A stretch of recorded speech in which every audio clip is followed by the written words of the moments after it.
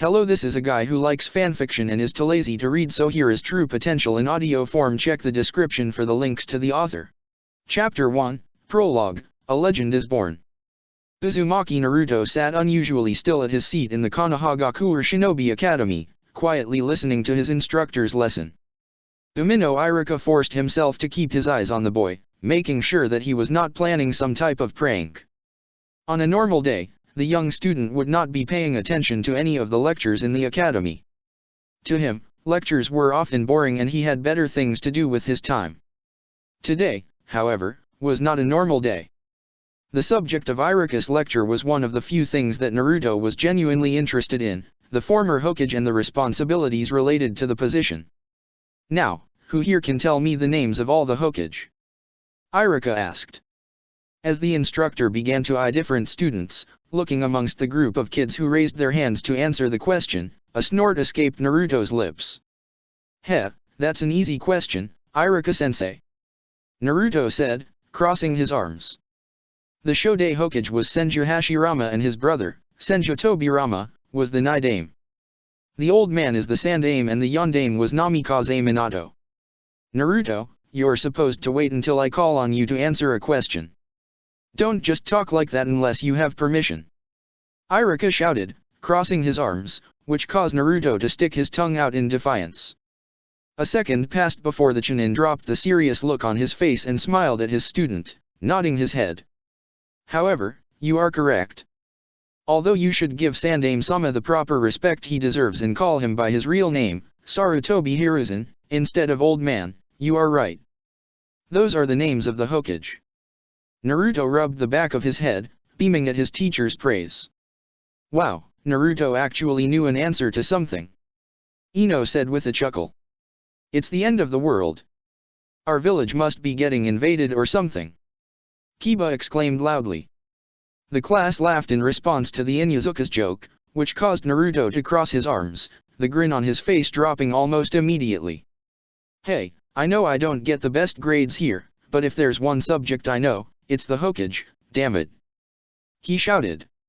I have to know about my predecessors, after all. All right, no fooling around, everyone. We got more to get into with the lesson. Iruka shouted loudly. The academy students quieted down, looking sheepishly at their instructor.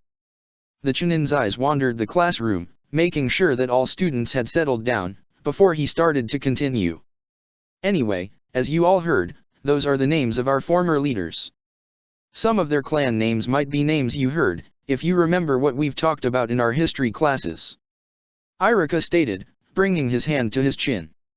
Senju Hashirama and his clan helped found Konoha, after all. And the Sarutobi clan was also instrumental in helping establish our village in the early days after the Warring Clans period. So basically, the Hokage are all from famous historical ninja clans, huh? One of the students, a brown-haired boy with glasses, said with a frown. So does that mean you have to have the right family history to be a successful ninja? That's not necessarily true, Ken. Iruka said, frowning at the question. Being from a shinobi clan does help, yes, but dash. The Yondaime wasn't from a clan. Naruto spoke up, interrupting his instructor. Namikaze Minato's parents were just normal civilians, yet he ended up becoming the Hokage. Naruto. What did I say about interrupting and speaking out of turn? Iruka shouted. Naruto sunk back into his chair, rubbing the back of his head as he laughed quietly. Why you may need to repeat that lesson again, Iruka-sensei. Wasn't the Namikaze clan a shinobi clan, though? Kiba asked, turning in his desk to face Naruto. Didn't we just learn something about a Nami-kuni clan or something a few days ago? You're thinking of Nami no Kuni. And that's a country, not a shinobi clan. Sakura noted, frowning. Geez, Naruto even knew that and you didn't. You sure you aren't the dead last of the class, Kiba? Who asked you? Kiba snorted in response. Iruka grit his teeth as his class busted into another round of laughter. He was about to blow up on his students once more when he noticed a student raise his hand. Iruka-sensei. Ken spoke up. The class almost in unison stopped laughing, giving the normally quiet student a chance to speak. A sigh of contentment escaped Iruka, enjoying the silence once again, as he acknowledged his student. Yes. I'm just curious, but since the Yondaime was basically a nobody until he started his shinobi career, do you think any of us stand a chance of becoming Hokage? Ken asked. It would be really cool to know that I could become the Hokage or say that I graduated from the same class as the Hokage. Off-topic question. Iruka bit his lip, resisting the urge to ignore the question. But still, if this class is going to get off-topic with jokes, might as well let it get off-topic in a way that could do everyone some good. The Chunin took a moment to look at all of the students in the room, examining each of them for a moment. He then gave a smile as he turned back to Ken. There is a lot of potential in this year's class. You are all good students and I've seen some remarkable skills in all of you. If you all keep up with your determination and improve on the skills you all have, I could see any of you becoming the Hokage. Iruka told his students proudly. Most of the students in the room looked at their sensei and smiled back, gratefully accepting the compliment. Naruto had a large smirk on his face. Don't worry, Iruka-sensei. The blonde spoke confidently. I intend on getting better each and every day. You'll be seeing me as the Hokage in no time. The wholesome silence vanished as quickly as it had appeared, as a few scoffs were heard after Naruto finished his statement. Just because you know some basic facts about the Hokage doesn't mean you stand a chance at becoming one yourself, Naruto. Sakura stated, crossing her arms. She's right. If anyone here is going to be Hokage, it's going to be Sasuke-kun. Ino exclaimed before turning her attention away from Naruto and to the dark-haired boy sitting by the window. Isn't that right, Sasuke-kun? Sasuke gave no response to the blonde-haired girl, seemingly deep in thought. He was either unaware of what his class was talking about or he simply did not care. What's so great about him? Sasuke doesn't even care about being Hokage. Naruto grumbled, crossing his arms. He's nothing special, anyway. The Uzumaki's comment sparked an outrage from the self-proclaimed Sasuke fan club. Nearly every girl in the class was now glaring at Naruto with small traces of killing intent. He's more special than you ever will be. One of the girls shouted. Whatever. Naruto rolled his eyes, biting his tongue to avoid speaking more of his thoughts aloud. There's no point in arguing more about this. They're not gonna listen to me and I got no one here who will back me up. Might as well shut up and let them finish defending their precious Sasuke. Unfortunately for him, he had already irritated the Sasuke fan club enough. The room continued to get louder, with each girl vocalizing their opinions on Naruto and their support of Sasuke for Hokage. Sasuke-kun will make an amazing Hokage. Naruto will be lucky if even becomes a shinobi. Why does he even think he has a chance to be Hokage anyway? As if that would ever happen. Hey! Enough! Iruka shouted again at his class, who ignored their instructor once again. Ugh, they're all so loud. Shikamaru grumbled to himself. This increase in noise ended up disturbing the Nara, who had been trying to drown out the noise of his fellow classmates so he could fall asleep. With a loud yawn, he started to look around the room and at the girls in the class in irritation. You should seriously stop trying, Naruto. Sasuke will be Hokage in no time and he will be the greatest Hokage this village has ever had. Ino said proudly, a pink blush on her cheeks as she stared at the Uchiha. Naruto continued to grit his teeth at each and every response he received.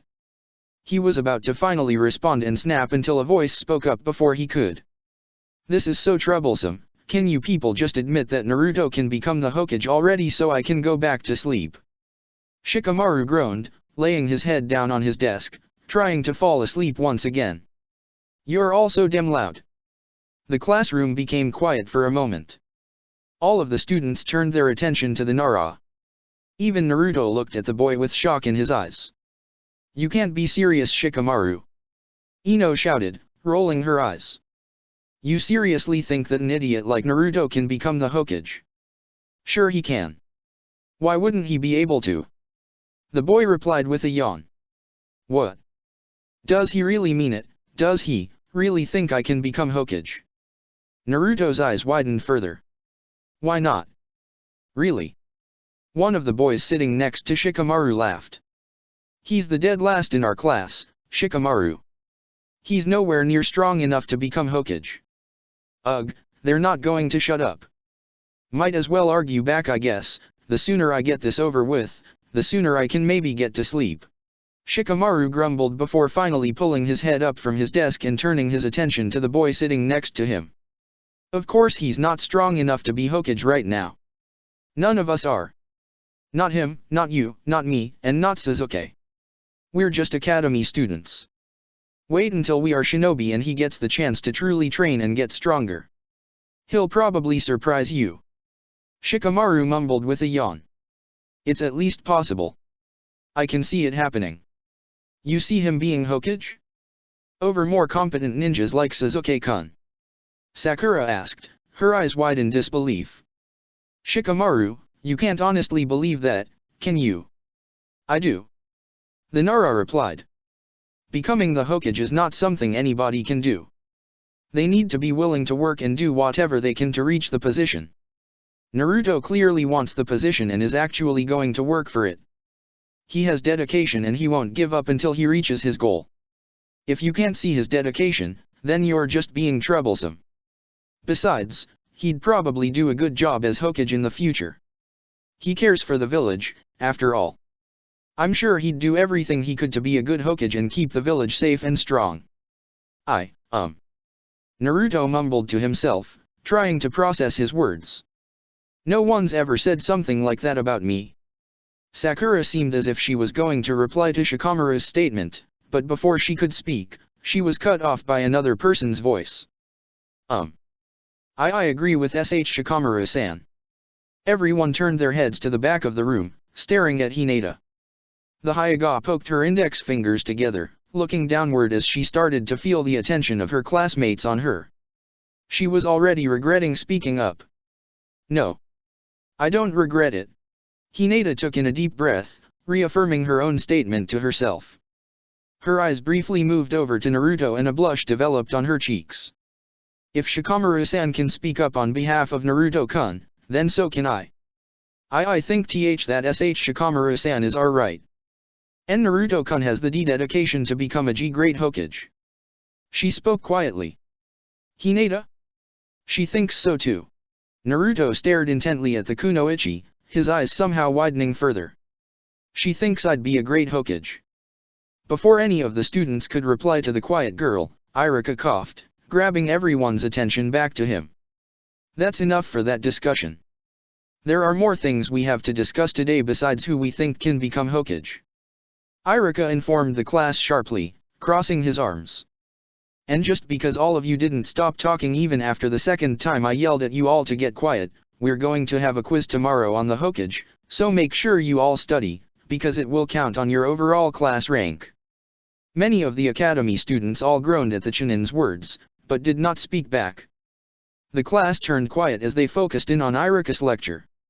Naruto stopped paying attention to class, focusing on his thoughts. His mind kept repeating Shikamaru's and Hinata's words of support for him and his dream. Naruto had never met anyone his age who actually believed in him. He spent the rest of the class thinking back to his two fellow classmates, wondering what they truly thought about him and his dream. Class is dismissed. I will see you all tomorrow. Iruka informed the students. Nearly all of the students in the room got out of their seats quickly and started rushing out of the classroom to head back to their homes. Naruto got up from his seat slowly and looked around for two of his classmates. Hey, Shikamaru. Hinata Naruto called out to them. Shikamaru, who was taking a nap, groaned at being awakened before turning to Naruto. He got out of his seat and walked up to him with a yawn. Hinata, who had gotten out of her seat and was walking towards the door, froze upon hearing his voice. Naruto-kun wants to talk to me. She walked slowly over to him, a blush forming on her cheeks. I just wanted to ask you guys. Back in class today, did you both mean it? Naruto asked softly, looking down. Mean what? Be a bit more specific. Shikamaru yawned in response. I don't remember much of class today. It dragged. Every class drags for you. Naruto looked up, scowling. The Nara shrugged his shoulders in response, and Hinata spoke up. She immediately looked away as both of her fellow classmates looked at her and began poking her fingers. Why you were asking us and Naruto-kun? The Uzumaki took in a deep breath. He looked them in the eye. Mean when you both said that I could become Hokage. Do you two actually believe that? Oh. Shikamaru responded. That what you meant? I am meant it. Hinata nodded her head in response. I think you will be a great Hokage in the future and Naruto-kun. I think so as well. If I thought otherwise, I wouldn't have said anything. It'd be too troublesome to lie about something like that. Shikamaru said with a shrug. Naruto stared at his fellow classmates for a few seconds in silence before he gave them a large smile. It was different than the grin he normally wore on a daily basis. This smile was more genuine than either had ever seen on his face. You guys are the first two to believe in me like that, and I promise you both that you will not regret it. Naruto stated, bringing his hand to his chest. Thank you both so much. You're welcome, and Naruto-kun. Hinata replied, looking down again as her blush reddened further. Despite that, however, a wide smile developed on her face as well. I was just saying the truth. You don't have to thank me for it. Shikamaru replied, a smirk on his face. But, whatever. It's no problem at all, Naruto. You two aren't busy right now, are you? He asked them. Shikamaru tilted his head slightly in response. I was planning on getting some sleep. Maybe go cloud watching. But I guess I'm not really busy. I have to be home in about 2 hours for tea training with my clan, but I'm free right and now. Hinata replied. Naruto did not fully process their words. All that process in his mind was that the two were free at the moment. He gave them a foxy grin. Since you guys are free, I'm taking you both to get ramen at the greatest place in Konoha, Ichiraku's Ramen. Consider it a treat from your future Hokage. The boy told them. Before his words could register in their heads, Naruto grabbed both Hinata's and Shikamaru's hands and started to rush out of the room, dragging them along with him. Hey! Slow down. I didn't agree to this. Shikamaru grumbled as he tried to loosen Naruto's grip on his hand. His attempts, unfortunately, failed. There goes my relaxing afternoon of sleep. What a drag. Naruto-kun's holding my hand. Naruto-kun's taking me to get ramen with him. Hinata shouted in her head, unaware of anything else in the world. It took only a few more seconds before the Hyuga heiress lost her grip on Naruto's hand and fell to the ground in unconsciousness, her smile seemingly widening on her face. Hinata. It took Hinata roughly 10 minutes before she regained consciousness. Upon waking up, she was immediately dragged out with Naruto, alongside with Shikamaru. The blonde rushed them through the streets of Konoha towards a ramen stand in the center of Konoha's streets. Yo, old man Ichiraku. I'm here. Naruto announced. Ichiraku Toki, the owner of Ichiraku Ramen, turned around as he noticed the young blonde sitting down at one of his chairs. A chuckle escaped his lips as he approached the boy, bowing his head. Good afternoon, Naruto. Long day at the academy? He asked. Yeah, it was kinda long, but it's no big deal. He shrugged in response before gesturing to his right. Hey, old man. Meet Hinata and Shikamaru. Hinata and Shikamaru, meet old man Ichiraku. And his daughter Ayame. Naruto then blinked as he looked around in the stand. Where's Ayame? She has the day off. I can't overwork my daughter too much. Toki said, his chuckling getting louder. He then turned his head towards Naruto's classmates, who were standing off to the side. Hinata and Shikamaru? Welcome. Any friends of Naruto are welcome here. Please, have a seat. Oh. Okay. Hinata nodded her head quickly as she took the seat next to Naruto. It's a pleasure to meet Yu Ichiraku-san. Shikamaru shrugged his shoulders as he walked over to the seat next to Hinata's, nodding his head at the ramen chef. I assume you want your usual miso ramen, am I right, Naruto? Toki asked. The blonde nodded his head, which caused the chef to turn his attention to the other two academy students. And for you too. don't really have ramen much, so I don't know. I'll just order what Naruto-kun ordered, if that's okay. Hinata said, bowing her head slightly. Shikamaru brought his hand to his chin as he tried to think. Damn, it's been a while since I've had ramen. I guess Shio ramen? You make that here, right? I make all types of ramen, Shikamaru-san. Tuka laughed again as he nodded his head. So 2 bowls of miso and 1 shio. Coming right up. As the ramen chef turned around to start working on the ramen, Naruto turned his head to face his 2 classmates, looking at them in surprise.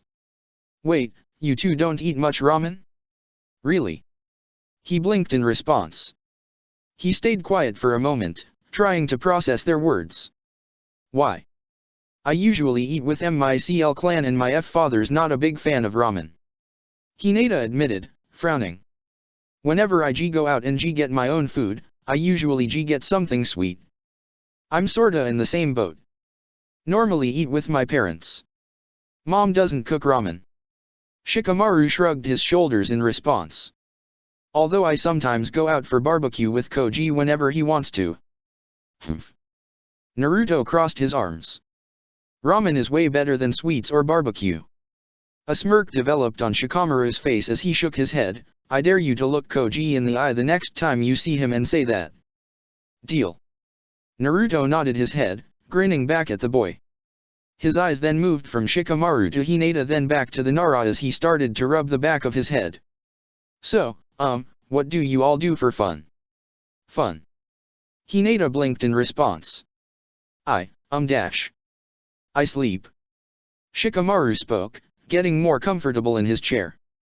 The hell? Naruto rolled his eyes. Then what do you do when you're awake? Try to sleep. The Nara replied, smirking once again. That's lame. The blonde frowned in response. He then turned his head towards Hinata. Well, what about you? Literally anything can be more exciting than that. In my free tea time, I usually train. I also press flowers and read and dash. Press flowers. Naruto tilted his head. What's that? Basically preserving flowers in a book. Or tea to make art. Hinata elaborated, a small smile developing on her lips. My mother showed me how to do so. Ah. That's cool. The Uzumaki nodded his head in understanding. So do you grow your own flowers then? Like do you garden? 'Cause I garden and that'd be super cool. I don't. Hinata shook her head. I use flowers from my clan's garden. Oh. That's cool. Naruto nodded his head again, smiling. Hey, would you want to use something from my garden to plant? The Uzumaki's eyes widened for a brief second as he started to rub the back of his head. I mean, I don't actually have anything with flowers, 'cause I normally just grow green plants and stuff, but I can try growing some flower-blooming plants if you'd be interested. I. Hinata's cheeks darkened, turning a bright red color. She managed to nod her head, however, as a large smile developed on her lips. I'd love to. Heh. Awesome. Then I'll grow something then. Naruto smiled back. He then quickly turned his head back to Shikamaru. See? That's something cool to do for fun, Shikamaru dash. The rest of Naruto's sentence faded as he noticed that the Nara was laying his head down at the counter, snoring peacefully to himself. Both Naruto and Hinata blinked at the sight of their classmate before a scowl developed on Naruto's face as he poked the boy's forehead, causing him to wince and open his eyes. Hey. What do you think you're doing? He asked. Sleeping. You know. What I said I like to do for fun. Shikamaru grumbled in reply as he closed his eyes. Just wake me up when the ramen gets here. Oi. Naruto shouted, poking Shikamaru's forehead again. Hinata giggled to herself as she watched Naruto continue to pester Shikamaru. It's been a while since I've seen Naruto bring anyone with him. And they seem like they're having fun. Tuka thought to himself as he continued preparing their ramen.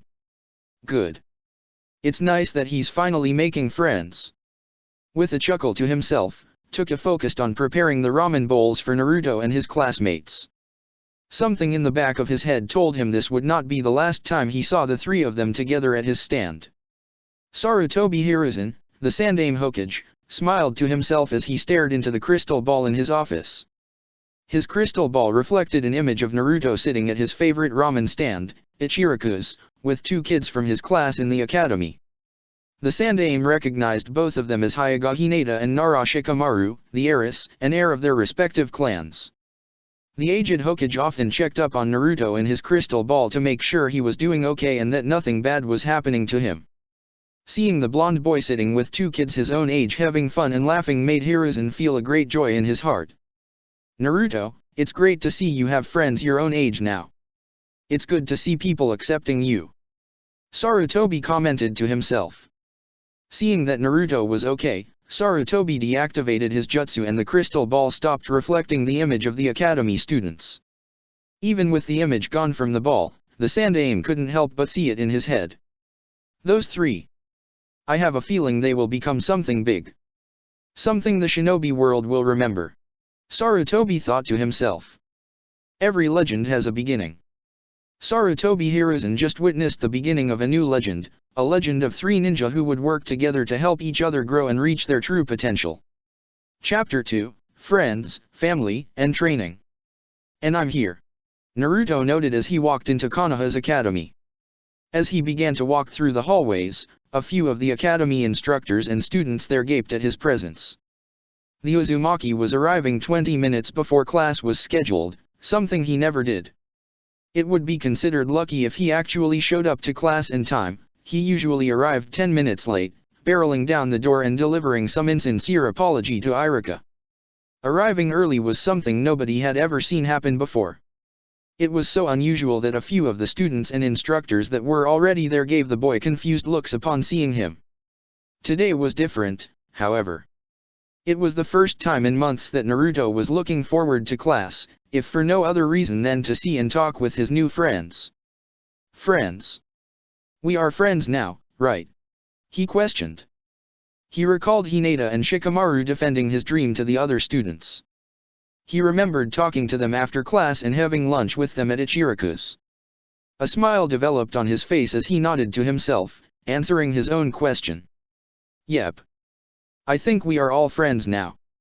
Upon entering the classroom, Naruto looked around the classroom to see if he could spot either Shikamaru or Hinata. While Shikamaru was nowhere to be seen yet, he found Hinata in her usual spot at a table in the back. Naruto's smile widened into a grin as he walked up to her. Hey Hinata! He called out to her. What's up? The Hyuga turned her attention toward him, her eyes widening in surprise at his appearance. A blush developed on her cheeks as she smiled at him, bowing her head slightly. Hello Naruto-kun. She greeted. Why Yuri here earlier than usual? You usually show up later. Naruto shrugged his shoulders, just felt like showing up early today. Anyway, how are you doing? Mind if I sit next to you? Naruto-kun wants to sit next to me? Next to me. Hinata's blush darkened in color as her mind started to race faster and faster. Why yes, of course. She said aloud. Naruto smiled in response as he sat down in the chair next to her. To answer why your question, I'm doing good. The Hyuga heiress noted, poking her fingers together. Thank you, by the way. F for the ramen. Don't thank me. Naruto said as he started to chuckle. I need to thank you and Shikamaru.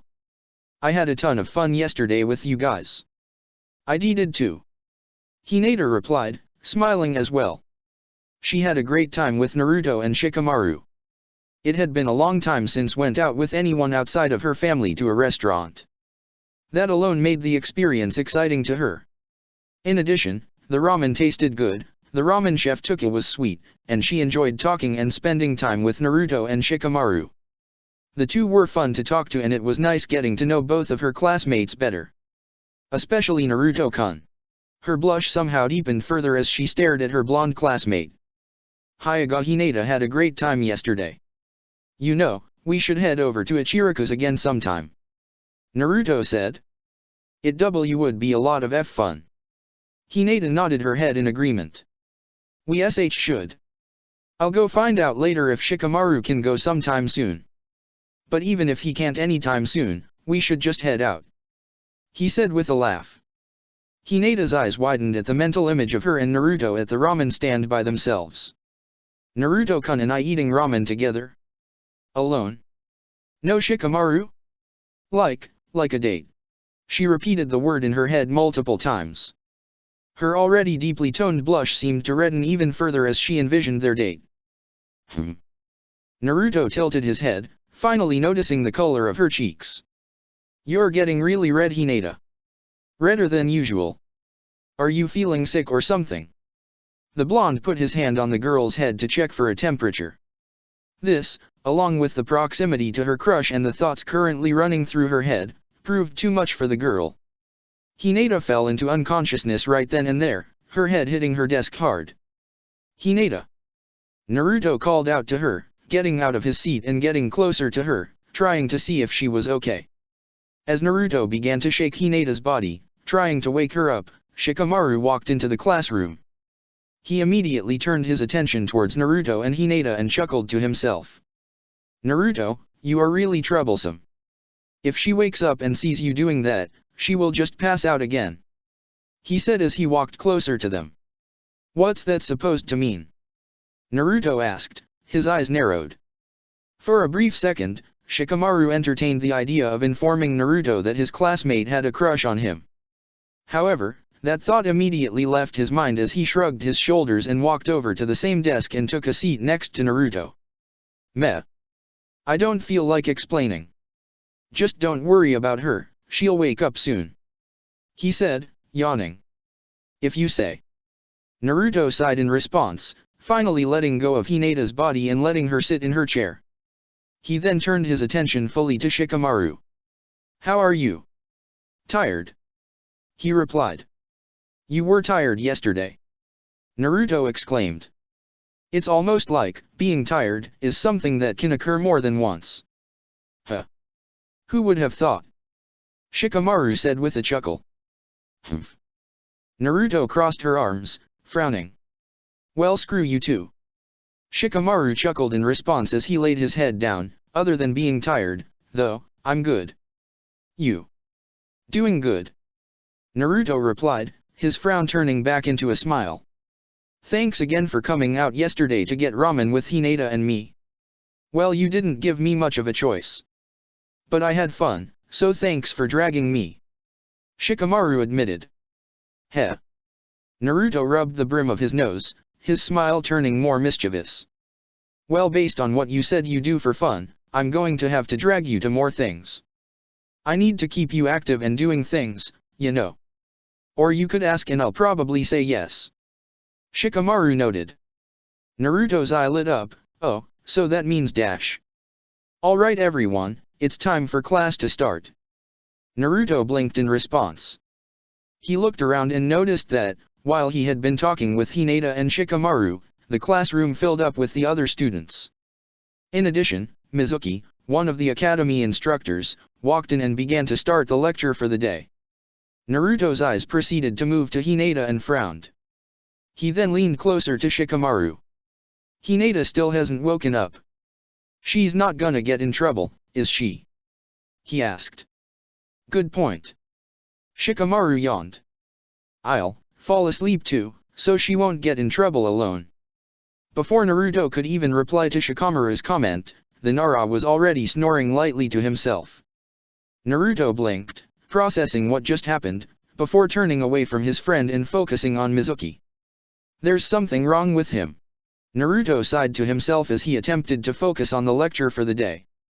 Unfortunately for Naruto, Mizuki's lecture on the fundamentals of Genjutsu was boring and long, causing him to quickly lose interest in the subject. He proceeded to pull out a piece of paper and began working on something of much more value to him, a new prank. Imagine paint bombs that go off in Iruka-sensei's face. That's not a bad idea. But the question is, how do I go about it? Naruto rubbed his chin in thought. Probably could ask old man Hokage to make a scroll for me with paint sealed in it. But how do I get Iruka-sensei to read it? Maybe Irk. Naruto turned his attention to his right. Hinata was pulled her head from the table and was currently looking around the classroom, gauging what was going on. "Hey, you're awake," Naruto whispered to her, grinning. "Ah." Hinata looked over at Naruto. Memories of why she fainted came back to her and her blush returned to her face. Sorry about that, that was so embarrassing." "Don't be sorry. You're fine. At least you woke up, unlike lazy ass over there," Naruto replied, pointing to his left to Shikamaru. Hinata giggled in response. The two then became quiet as Hinata started to pay attention to Mizuki's lecture while Naruto returned to brainstorming his next big prank. An hour passed by and Mizuki's lecture finally finished. He then started to walk towards the door to the classroom. "Alright class, head on outside. Let's go meet up with Iruka-sensei to work on your weapons training," he stated. The students at the academy all nodded at their teacher's words before getting up and starting to walk out. Naruto and Hinata got out of their chairs and were about to walk out together when they noticed that Shikamaru was still asleep in his chair. Naruto rolled his eyes and immediately shook the Nara's body, waking him up instantly. "Oi, you're going to be late for weapons training. Hurry up," Naruto told him. "You woke me up for weapons training?" "Ugh." Shikamaru grumbled, stretching as he let out a yawn. "Weapons training is always the same as it is every day. It's too much work and way too troublesome." "Everything's too troublesome for you," Naruto said. "Exactly," he replied simply with a yawn. Shikamaru-kun, you are really should hurry. We wouldn't want to get Mizuki-sensei or Iruka-sensei mad," Hinata told him. With a loud, dramatic sigh, Shikamaru finally pulled himself out of his chair and followed Naruto and Hinata out of the classroom. The three were the only students in their class in the hallway, everyone else had already made it outside. As the trio finally approached the door to the training ground outside, the door opened up, revealing Mizuki.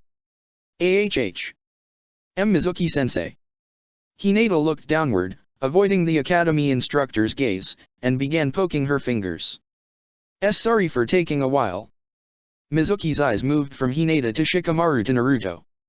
A frown developed on his face as he shook his head.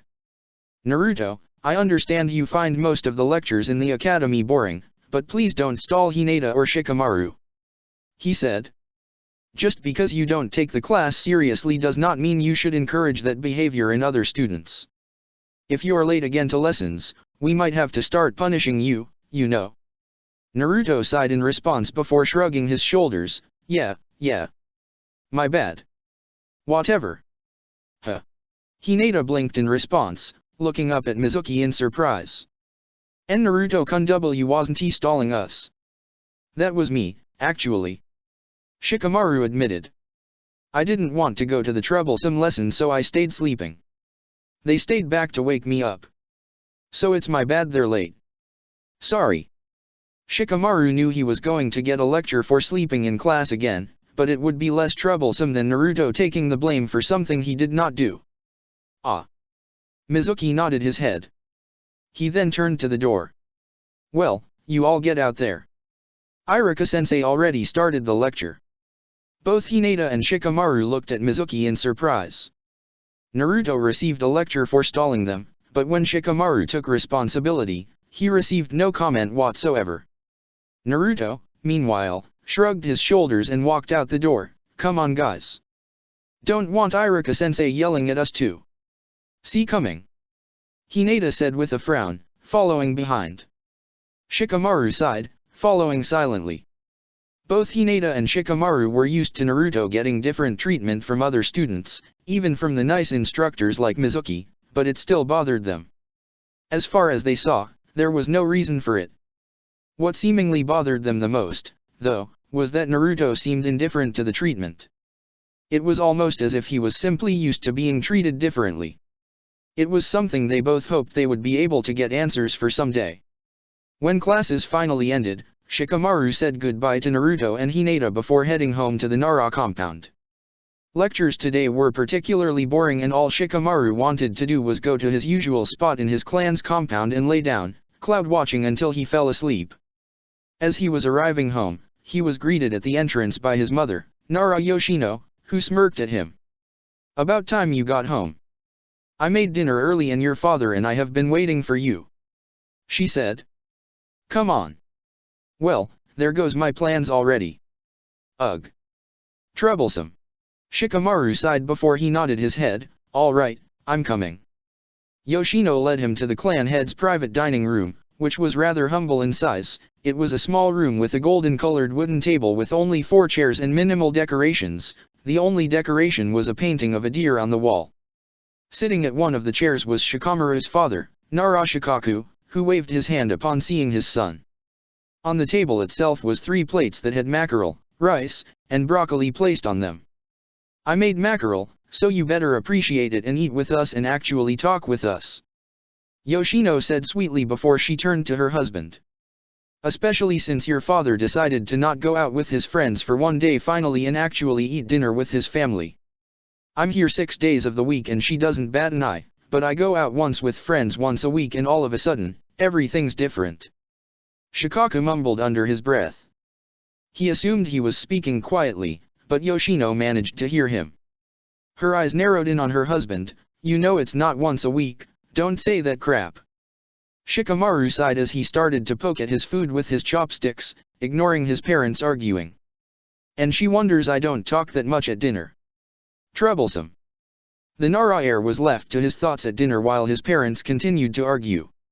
As he was eating, his mind returned to his day at the academy. His thoughts returned to the conversation with Mizuki prior to weapons training. A frown developed on his lips as he took a bite of his fish. "That's not the first time I've seen Naruto get treated unfairly, but that was so blatant. Why did he get a lecture about responsibility and I didn't? That's just completely inconsistent," he thought with a sigh. And it's not just Mizuki-sensei, either. Some of the other academy instructors are the same way. And I've definitely caught that in the streets of Konoha. Shikamaru. Shikamaru looked up from his food and noticed that his parents had stopped arguing. His parents were both now looking at him. "You look upset. Is the fish bad?" she asked. "Nah, it's fine, Mom." He shook his head. The Nara heir bit his lip for a second, debating about whether he should vocalize his thoughts about the Mizuki situation. He noticed his parents still staring at him with frowns of their own. With a sigh, he shrugged his shoulders. "You both have heard about Naruto, right? Uzumaki Naruto?" he asked. "Naruto?" Shikaku chuckled at the name, crossing his arms. "That boy gives so many of the Jonin here a headache with his pranks. It's honestly amazing how he's able to get away from them for the most part." "Okay, so you know him then." "Good." Shikamaru nodded his head before he let out a sigh. "Do you know why people here seem to treat him differently?" Both Shikaku and Yoshino stared at each other for a second. Shikamaru noticed the slight tension that developed in his parents, causing his eyebrows to raise.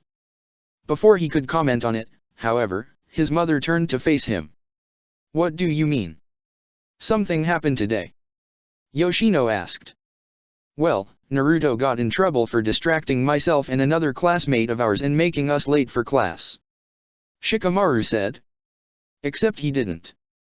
I actually got both of them late cause they had to wake me up dash." "Nara Shikamaru, you're still sleeping in class?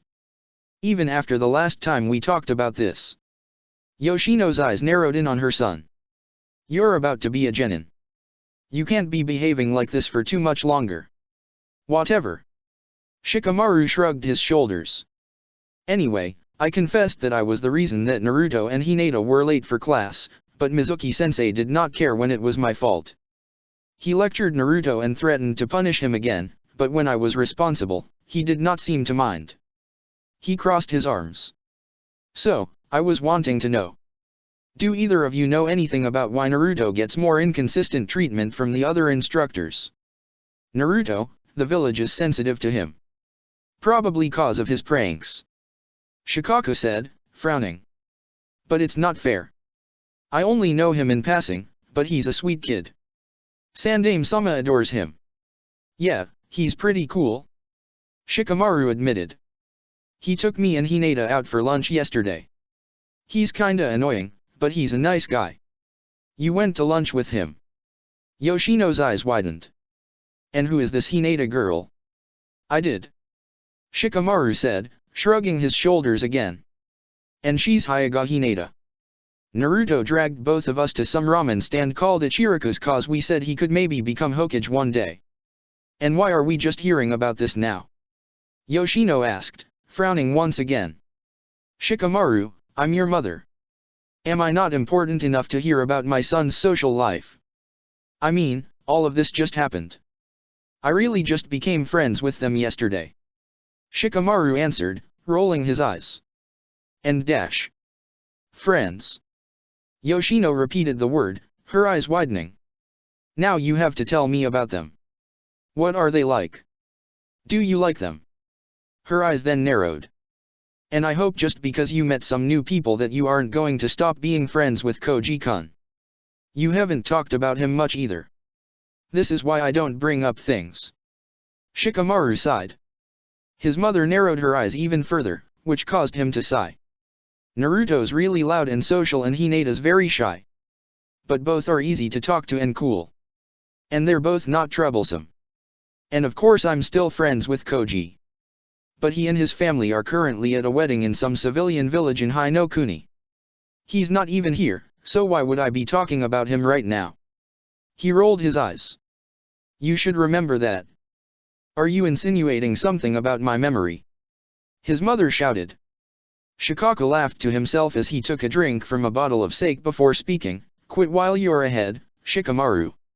You should know now not to fight with your mom. Troublesome. Shikamaru grumbled as he turned his attention back to his food. The table turned quiet as the family started to focus back on their food. The silence lasted for only a moment, however, as Yoshino's eyes widened as an idea entered her head. You know, Shikamaru, I'd like to meet your new friends. You should invite them over. She declared. Her son rolled his eyes, why? Why shouldn't I? I'm your mother. I need to be involved in my son's life. I should be able to meet his friends. The Nara mother huffed at her son's words. And why not? Kids your age should like having friends over. And do what though? Shikamaru asked. I normally just cloud watch here.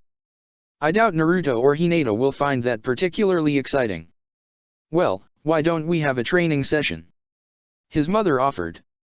Your father can arrange a training session for you all. The Nara clan head, upon hearing his wife's words, immediately chalked on his sake. When he stopped coughing and regained his composure, he turned his attention to his wife. And what if I were to say I already had plans for tomorrow? He asked her. Well, I'm certain whatever you were planning is not nearly as important as training your son and his friends, right? I mean, he is your son after all. He should take priority over everything else, especially your old teammates that you already go out drinking with each every week. Don't you agree, Shikaka-kun? Yoshino asked sweetly in a way that dared her husband to oppose her request. Nara Shikaku, among his fellow shinobi, was considered a beyond brilliant man. He was an excellent shinobi who could easily fight and outwit nearly any enemy ninja that dared to take him on.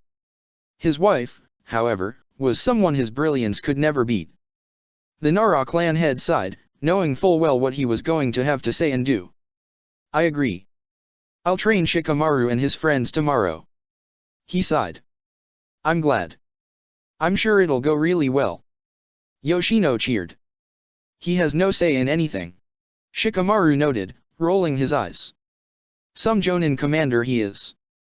The Nara clan head's wife then turned her attention back to her son, a smirk on her face. Then it's settled. You'll invite your new friends over tomorrow for training. Shikaka will help train them with you and we can see if they want to stay for dinner. Understood. Then again, I'm not any better. Shikamaru sighed as he wordlessly nodded his head in agreement. Nara Yoshino seemed pleased with her work. She was excited to get to meet more of her son's friends at school. She was also quite curious with Uzumaki Naruto. The Nara woman, unlike her husband, had never seen the boy and had only negative things about the boy, things that she knew were biased misinformation. She was interested in the boy and wanted to see what he was like. Nara Shikaku, unlike his wife, was dreading the next day. He had no qualms with training Shikamaru, since he had already started training Shikamaru. He also had no problems with working with Naruto or Hinata either. However, I'm going to have to cancel my plans with Inoichi. And he's going to bitch about it for a while probably, especially cause Choza isn't here to go with him. Troublesome, the Nara clan head groaned, not looking forward to dealing with his former teammate tomorrow and having to cancel their plans. When morning came and classes were about to begin at the academy, Shikamaru looked for Naruto and Hinata. He found them in the same seats they were in yesterday, chatting with each other. So Hinata's conscious this time, Naruto didn't say something stupid and knock her out again. That's a relief. Means I don't have to ask this twice. He chuckled to himself as he started to walk to their desk. Hey, Naruto. Hinata. Shikamaru called out as he took the other seat next to Naruto. Yo, Shikamaru. Naruto greeted, grinning. What's up? Okay, I know this is last minute and stuff so you both can say no, but my mom invited you both to come over to my clan's compound for some training after class. Shikamaru told them with a sigh. No pressure or anything, of course. I'm game, I got nothing to do today. What kind of training? And what time? Naruto asked, his grin growing. I don't know. My dad's going to oversee the training but he never said what he was going to work on. As for what time, well, sometime after classes. Shikamaru told him with a yawn. Maybe 2 hours after class. Works for me. Naruto nodded his head, giving the Nara thumbs up. I'd love to hang out anyway. Training just sounds awesome to me. The Nara heir gave the blonde a smirk back before he turned his attention to the Hyuga heiress. The girl was looking down on the ground, poking her index fingers together. And need tea to ask my father if I can come. He usually likes tea to train after C class, so I'll need tea to see if it's okay. Hinata said, frowning. Sorry. How about we all meet up in front of my clan's compound house in 2 hours after classes end? Shikamaru suggested to them both. He then turned his head directly at Hinata. If you don't show we will just assume your father said no. Again, no pressure or anything. Oh okay. She replied. Fine with me. Hope you can come as well Hinata. Naruto told her, which caused her to blush. I'm really excited though. I can't wait to see what your dad has planned for us. Mom may make us dinner after, too. Shikamaru noted with a shrug. Just letting you know. Sweet. Naruto exclaimed, grinning. Class began shortly after, but Naruto did not even bother trying to listen. He was way too excited for his plans after class. When classes ended, Hinata told her friends farewell before she hurried off to her clan's compound, hoping to convince her father to let her attend the training session with her friends. Hyuga Hayashi sat at a desk in his study, reading reports on an incident that had occurred within his clan. As the clan head, Hayashi had many responsibilities and duties he needed to perform. As such, he needed to keep up to date on everything going on within the clan to prevent any problems from developing. The incident was a father in the branch clan was refusing to allow his son be marked with the caged bird seal. The issue would have to be dealt with soon, if the father continued his protests. The elders are going to get on me soon if I don't enforce the seal. Hayashi sighed, bringing his hands to his head. I understand his concerns though. I need to have another conversation with him. Father. The Hyuga clan head looked up. He noticed the door to his office opening. He immediately composed himself, setting the report to the side, as his eldest daughter walked into the room. Hinata. Her father greeted, nodding his head at her. Is there something you want to discuss? Father. She started, trying to get out the request she wanted to ask her father. I was asked about, Hinata, we have talked about this before. Please, work on your stuttering. Hayashi's eyes narrowed on the girl. It is unbecoming for a Hyuga of the main house. Hinata looked downward, away from her father. She took a deep breath, working up some resolve, before speaking again. I was invited to attend a training session with the Nara clan. I request permission to accept the invitation. Hinata told her father as confidently as possible.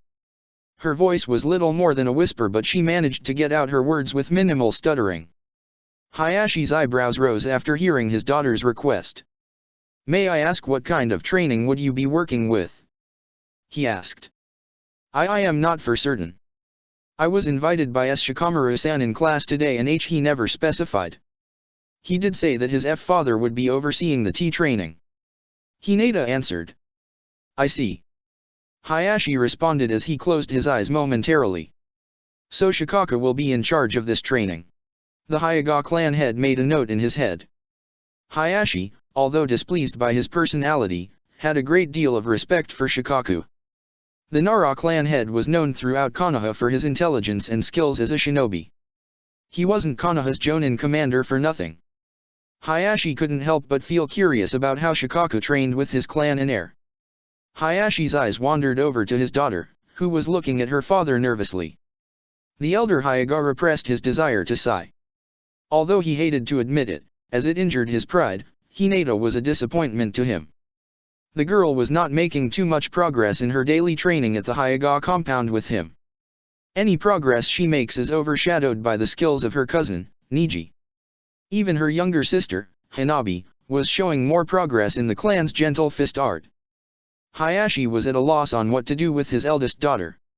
If she couldn't find a way to improve her skills, she would soon be replaced as the heiress of the clan. Perhaps training with Shikaka would be beneficial for her. Maybe he could show her something to help. Hayashi thought, thinking back to the request his daughter made. He turned his head back to his daughter, who was still nervously waiting for his response. Clearly my style alone is not helping her make progress. Perhaps this would be beneficial for her. Very well. I will allow you to attend this training with the Nara clan. He informed his daughter. Hinata's eyes widened at his approval. I expect you to not be a burden to Shikaka-san and the others at his training. Hinata looked downward at her father's final words, but she still smiled at obtaining his approval. I won't, father. She told him. If that's all you had to ask me, then you are dismissed. The Hyuga clan head stated. Hinata nodded in response. She bowed her head and left her father's study, getting ready for training. Hayashi turned back to his report and his work as if the conversation had never happened. 2 hours had passed quickly. Hinata rushed over to the Nara clan compound. As she arrived at the entrance, she noticed Naruto and Shikamaru were already there. Ah. I am sorry for keeping you guys waiting. She mumbled, bowing her head at her 2 classmates. She quickly shook her head, resisting the urge to tear up. I'm really sorry. Don't worry about it, Hinata. We are all actually early anyway. Naruto told her, smiling at his classmate. Hinata blushed in response, starting to calm down slightly. Yeah, you're not late at all. Shikamaru informed her. She took a deep breath, finally feeling relaxed again completely. The Nara then turned his attention towards the front doors to the compound. But since we're all here now, we should probably head inside and meet up with my parents. With those words, the 3 academy students walked into the compound. Naruto and Hinata followed Shikamaru as he led them towards where his parents were waiting. Shikamaru, your place is huge. I can't believe you live here. Naruto exclaimed as he took in the sights of the compound. Well, it kind of has to be. My clan has a lot of members in it. Probably not as big as yours, though, Hinata. Shikamaru asked the Hyuga heiress. I think they are similar in size. Maybe the Hyuga compound is a little bigger, but I like yours a lot. Hinata informed him with a smile. No need to be humble, Hinata. I know your clan has a bigger compound. You got the main and branch clans, after all. Shikamaru said with a chuckle. Wait, yours is bigger. Naruto turned his head to face Hinata. She blushed in response, but nodded her head. Naruto whistled in approval. Geez, I need to see that place too. The blonde knew that his friends belonged to notable clans in Konoha, but he never really thought about it too much. As he looked around the Nara clan compound however, noting the fine wooden floors, the various branching hallways, and the various scroll decorations hanging on the wall, he began to fully understand what big deals the Nara and Hyuga clan were. Conversation stopped for a moment as the 3 academy students walked through the hallway until they reached a glass door. They walked out into a small courtyard in the back of the compound. The courtyard was filled with large trees and had a table sitting out underneath the tallest tree. Sitting at the table were Shikamaru's parents. The two immediately noticed the presence of Shikamaru and his friends and smiled. "There you are. I take it these are your friends, Shikamaru?" Yoshino asked. Shikamaru nodded in response before turning to his classmates. "Mom, Dad, these two are Uzumaki Naruto and Hyuga Hinata. Naruto, Hinata, these are my parents. It's an honor to meet you both." Hinata bowed to the Nara clan head and his wife. "Nice to meet you both," Naruto stated, grinning. "Your son's really lazy, but he's pretty cool." "The hell?" Shikamaru grumbled. Shikaku snorted in response while Yoshino started to laugh loudly.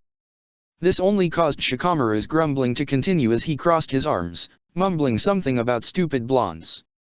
"I already like them, especially Naruto," she declared, a smirk on her face. "Perhaps we can pound some responsibility into him and get him less lazy." Naruto laughed as well, joining his parents. Even Hinata was unable to prevent herself from giggling. "Troublesome."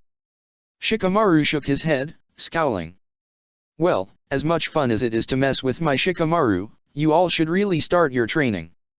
Best of luck," the Nara mother told the students before she walked off to the side to watch the training. The students turned their attention to Shikaku, who had been quietly observing the conversation. With attention drawn to him, he sighed as he pulled himself out of his chair. "Okay, you guys ready?" Shikaku asked the 3 students.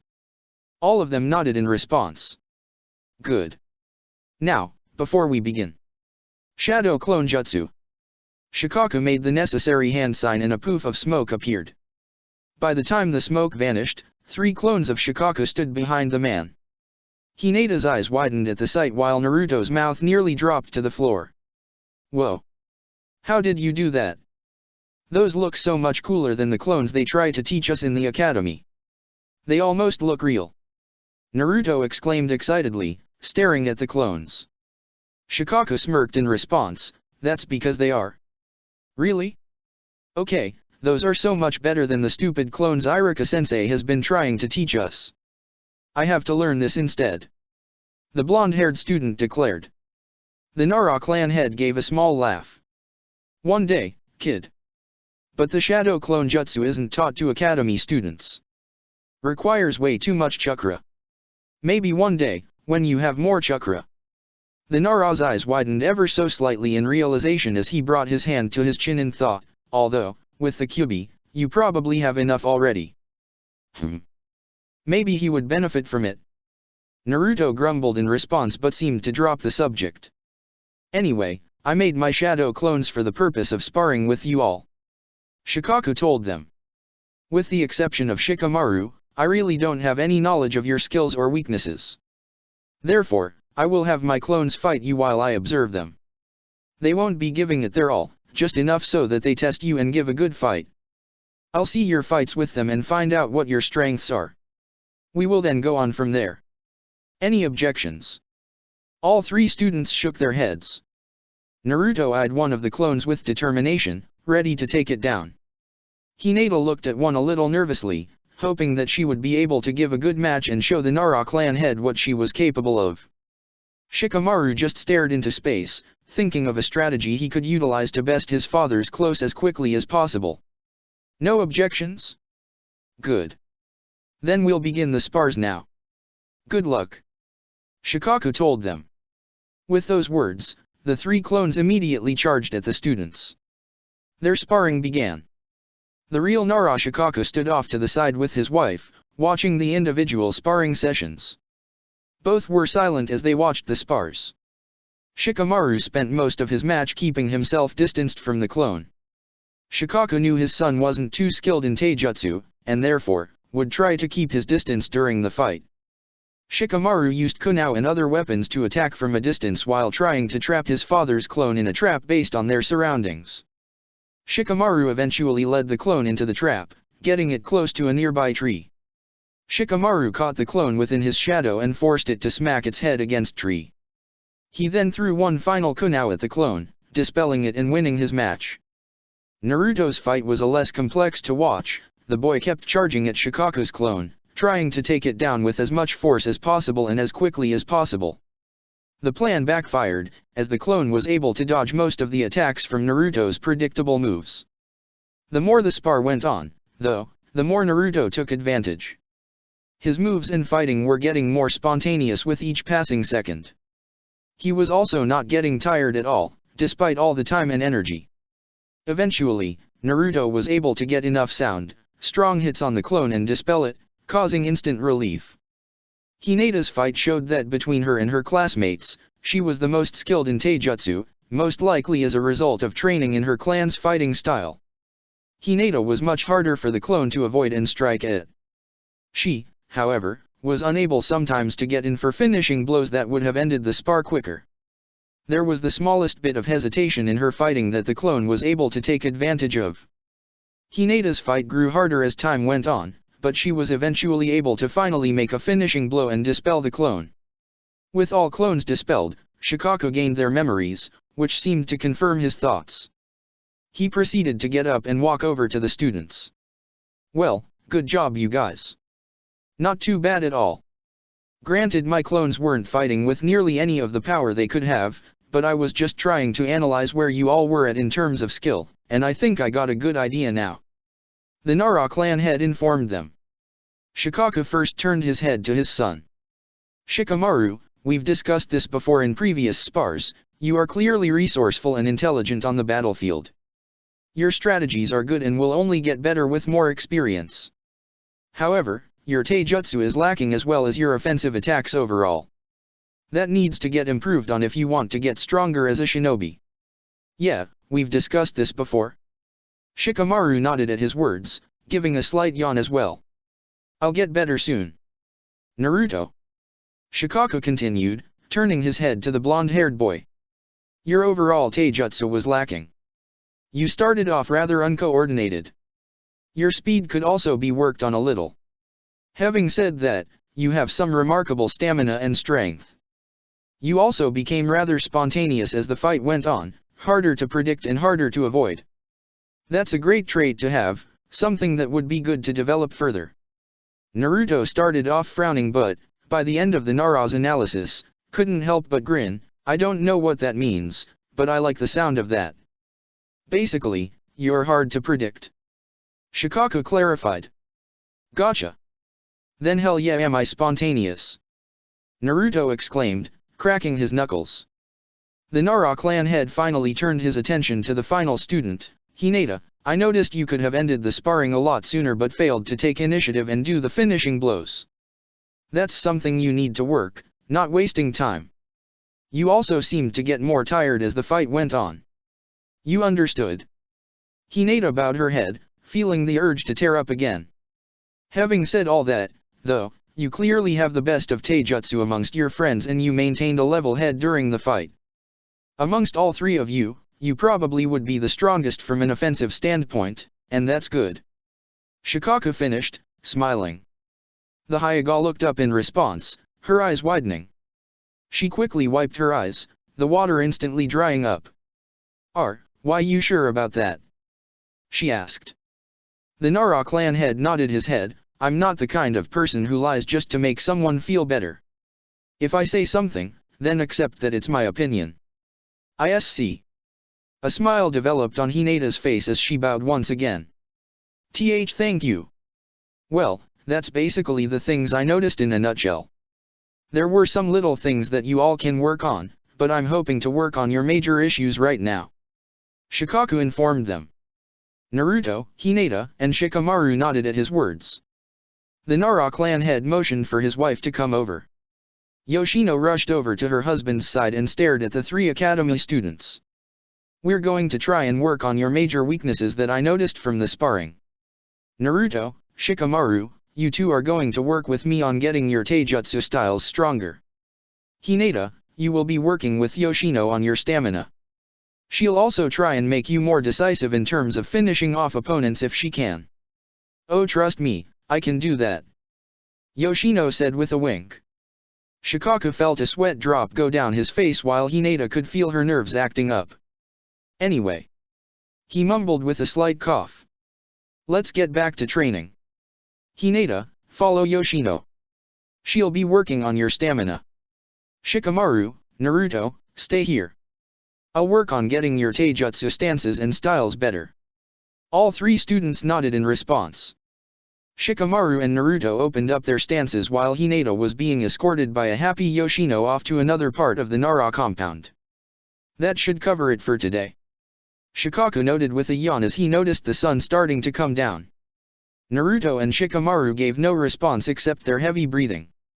Shikaku spent their time working on taijutsu non-stop.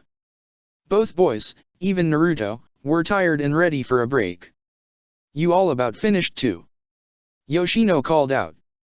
The Nara matriarch was coming back to the courtyard with an equally tired Hinata.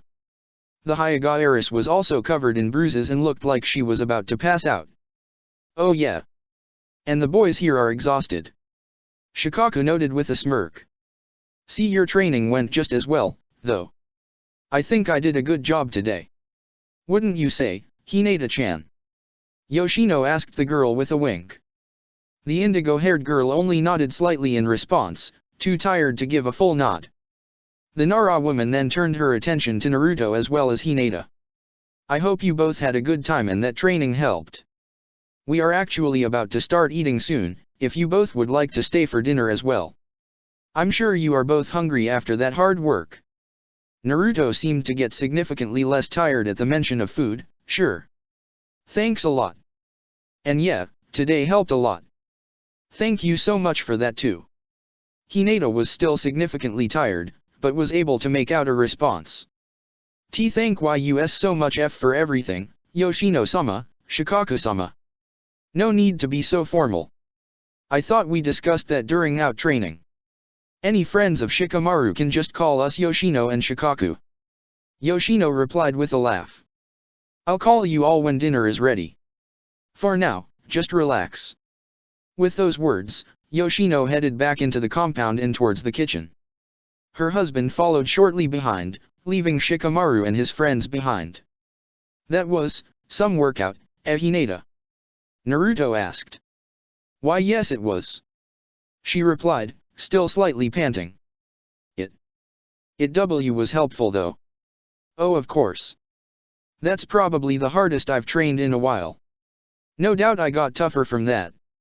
If I could keep training here like that all the time, I'd be strong enough to be Hokage in no time, you know. Naruto declared excitedly before turning to Shikamaru. You're pretty lucky, you know that, Shikamaru? Getting to train like that all the time. The Nara gave no response. He was laying on his back on the ground and did not seem to have any reaction. Oi, Shikamaru. Did you seriously fall asleep? Naruto asked. No. I'm relaxing and trying to get my energy back. He replied tiredly. Oh. Naruto said. I'm cloud watching. The Nara said as he pat the ground next to him. You two should try it. Huh. Hinata blinked. You're both tired, still. It helps. Trust me. Shikamaru said nonchalantly. Naruto and Hinata looked at each other for a second before they both nodded in response. They then laid down on the ground by Shikamaru and stared at the clouds in the sky. The three academy students were quiet for a moment as they stared at the clouds passing by. Then, the Uzumaki noticed one cloud float by. You know, that one looks like a bowl of ramen. Naruto said with a chuckle. You would notice something like that. Shikamaru shook his head, trying to hide his smirk. Hinata giggled in response, feeling a little less tired and more at ease. Why, you have to admit, Shikamaru-kun, that Naruto-kun is right. It does look like our ramen. I guess. The Nara mumbled in reply. The three academy students remained in the same spot, watching the clouds. They didn't speak much, except to mention whenever a certain cloud looked like something bizarre. Instead, they spent the remaining few minutes in peaceful silence. This is actually relaxing. Who would have thought? Naruto mentally noted, chuckling to himself. Guess Shikamaru is right about this. This has been an amazing day. Hinata sighed in contentment. Shikamaru glanced over at his friends, noting the relaxed looks on their faces. He did not bother hiding his smirk this time as he shook his head, chuckling, heh. Guess these two can appreciate a good cloud watching session too. He leaned back more in his spot, putting his hands underneath his head. They're making things much more interesting around here. The three friends continued to relax under the clouds, unaware of anything else going on in the world. Chapter 3, Changes and Improvements. Okay class, I am going to hand out scrolls for you to all read about the Second Shinobi World War. We're going to read and discuss them in class today. Pay attention everyone, you will be tested on it. Iruka stated sharply. Nearly the entire class groaned almost in unison, seemingly uninterested in a boring history lesson and even less enthused with the idea of a test. Only a handful of students did not appear to be fazed by the instructor's words. Naruto, surprisingly, was one of them. The boy had a mischievous smirk on his face as he watched Iruka reach into his desk and pull out a collection of scrolls. Iruka walked around the class, handing a scroll to each student. As he passed by the desk of Naruto, Hinata, and Shikamaru, his eyes narrowed slightly. Shikamaru, wake up! He shouted at the Nara. Shikamaru pulled his head from the desk and nodded dumbly as he reached out for the scroll. Iruka frowned as he gave the boy the scroll, then handed one to his friends. He then moved on to the next table and Shikamaru immediately laid his head back down. How tired are you today? Naruto asked, chuckling. Same as I always am. Shikamaru said with a yawn. Never enough hours in the day for a good night's sleep. Naruto shook his head, mumbling under his breath about lazy friend while Hinata giggled to herself.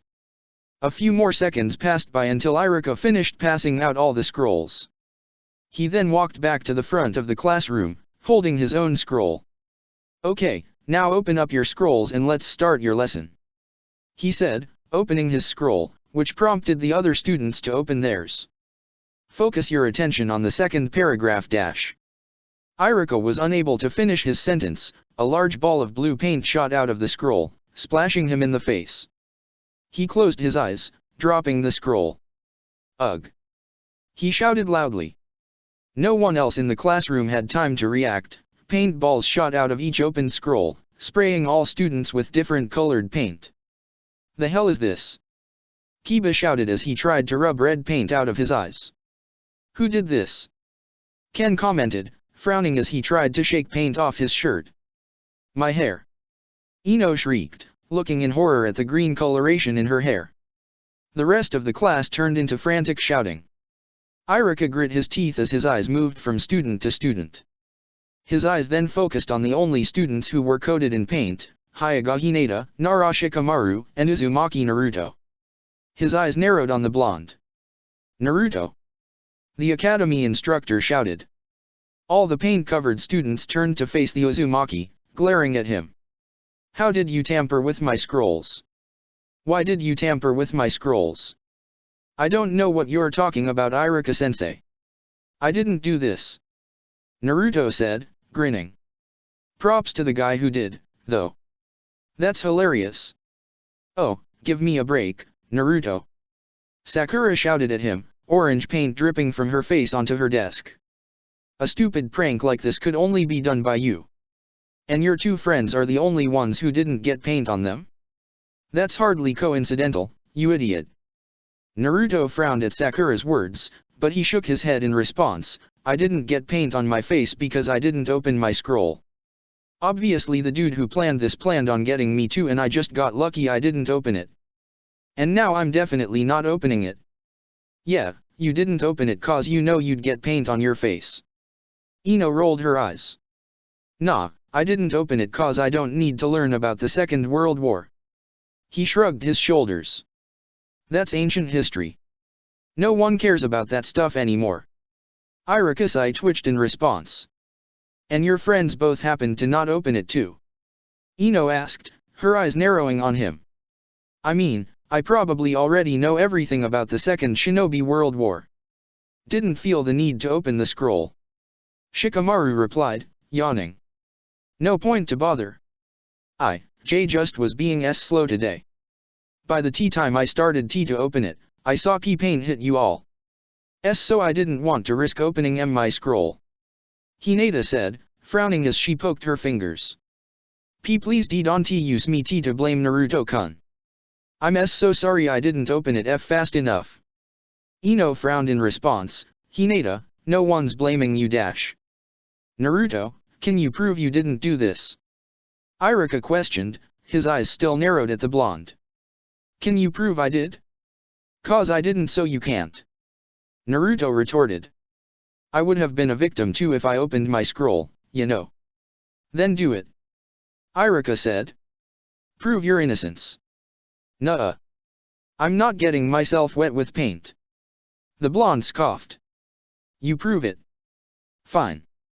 The academy instructor sighed as he walked up to Naruto's desk and grabbed the scroll. This will be the proof. Iruka, in his anger, forgot he passed out the scrolls. In this moment, he expected a blank scroll. Instead, he was met with another ball of paint that smacked him in the face, painting his already blue face a lighter shade of blue. Naruto! He roared. Well, there's your proof. Naruto declared, grinning triumphantly. Class continued from there, with Iruka drawing attention back to the subject at hand. Still, the instructor continued to keep his eye on Naruto suspiciously. While he technically had no proof, he was still suspicious. He could not shake the feeling that it was his fault. When class ended, Naruto brought Shikamaru and Hinata to Ichiraku's once more in order to celebrate. Oh man, old man Ichiraku, Ayamne, you should have seen the looks on their faces. Naruto said, grinning. There was paint everywhere and I just know it's gonna take a long time to get everything cleaned up. Everyone was so angry, but they couldn't prove it was me so I got away with it. Good work then. Ayam, the daughter of Tuke, said, chuckling. I'm impressed you were able to pull something like that off. I mean, you had to pull a fast one on your academy instructor too. Well, in order to pull it off right, I did need some help. He admitted, elbowing both Hinata and Shikamaru. Hinata looked down slightly, blushing in response while Shikamaru simply waved his hand in acknowledgement of his guilt. Shikamaru-san. Hinata-san. Tuke gasped dramatically, bringing his hands to his face in fake shock. You both helped? Is Naruto that much a bad influence on you two? Bad influence? Hey. Naruto frowned. He's not. A giggle escaped Hinata's lips. We just offered to help. And Naruto-kun managed to get to the reading scrolls yesterday and I just had one of my Sea Clansman's seal paint in them. Hinata was still uncertain how she managed to convince her former caretaker, Hayagakeo, to actually go along with her request. He was normally so stoic and followed the rules all the time. She could even tell that he disapproved of the prank. Still, though, he went along with it. She would need to thank him somehow. They actually did stuff. I did nothing, unless you count giving Naruto some solid advice and arguments on how to avoid getting blamed. Shikamaru said, shrugging his shoulders. Hey, that helped a ton. I'd probably be cleaning everything up right now if it wasn't for you. Naruto said, his arm swinging around Shikamaru's shoulder. Thanks a lot. No need to thank me. Shikamaru said, chuckling. It was fun. It was interesting. Well, I got your ramen ready. Tuki announced as he finished pouring 3 bowls of miso ramen.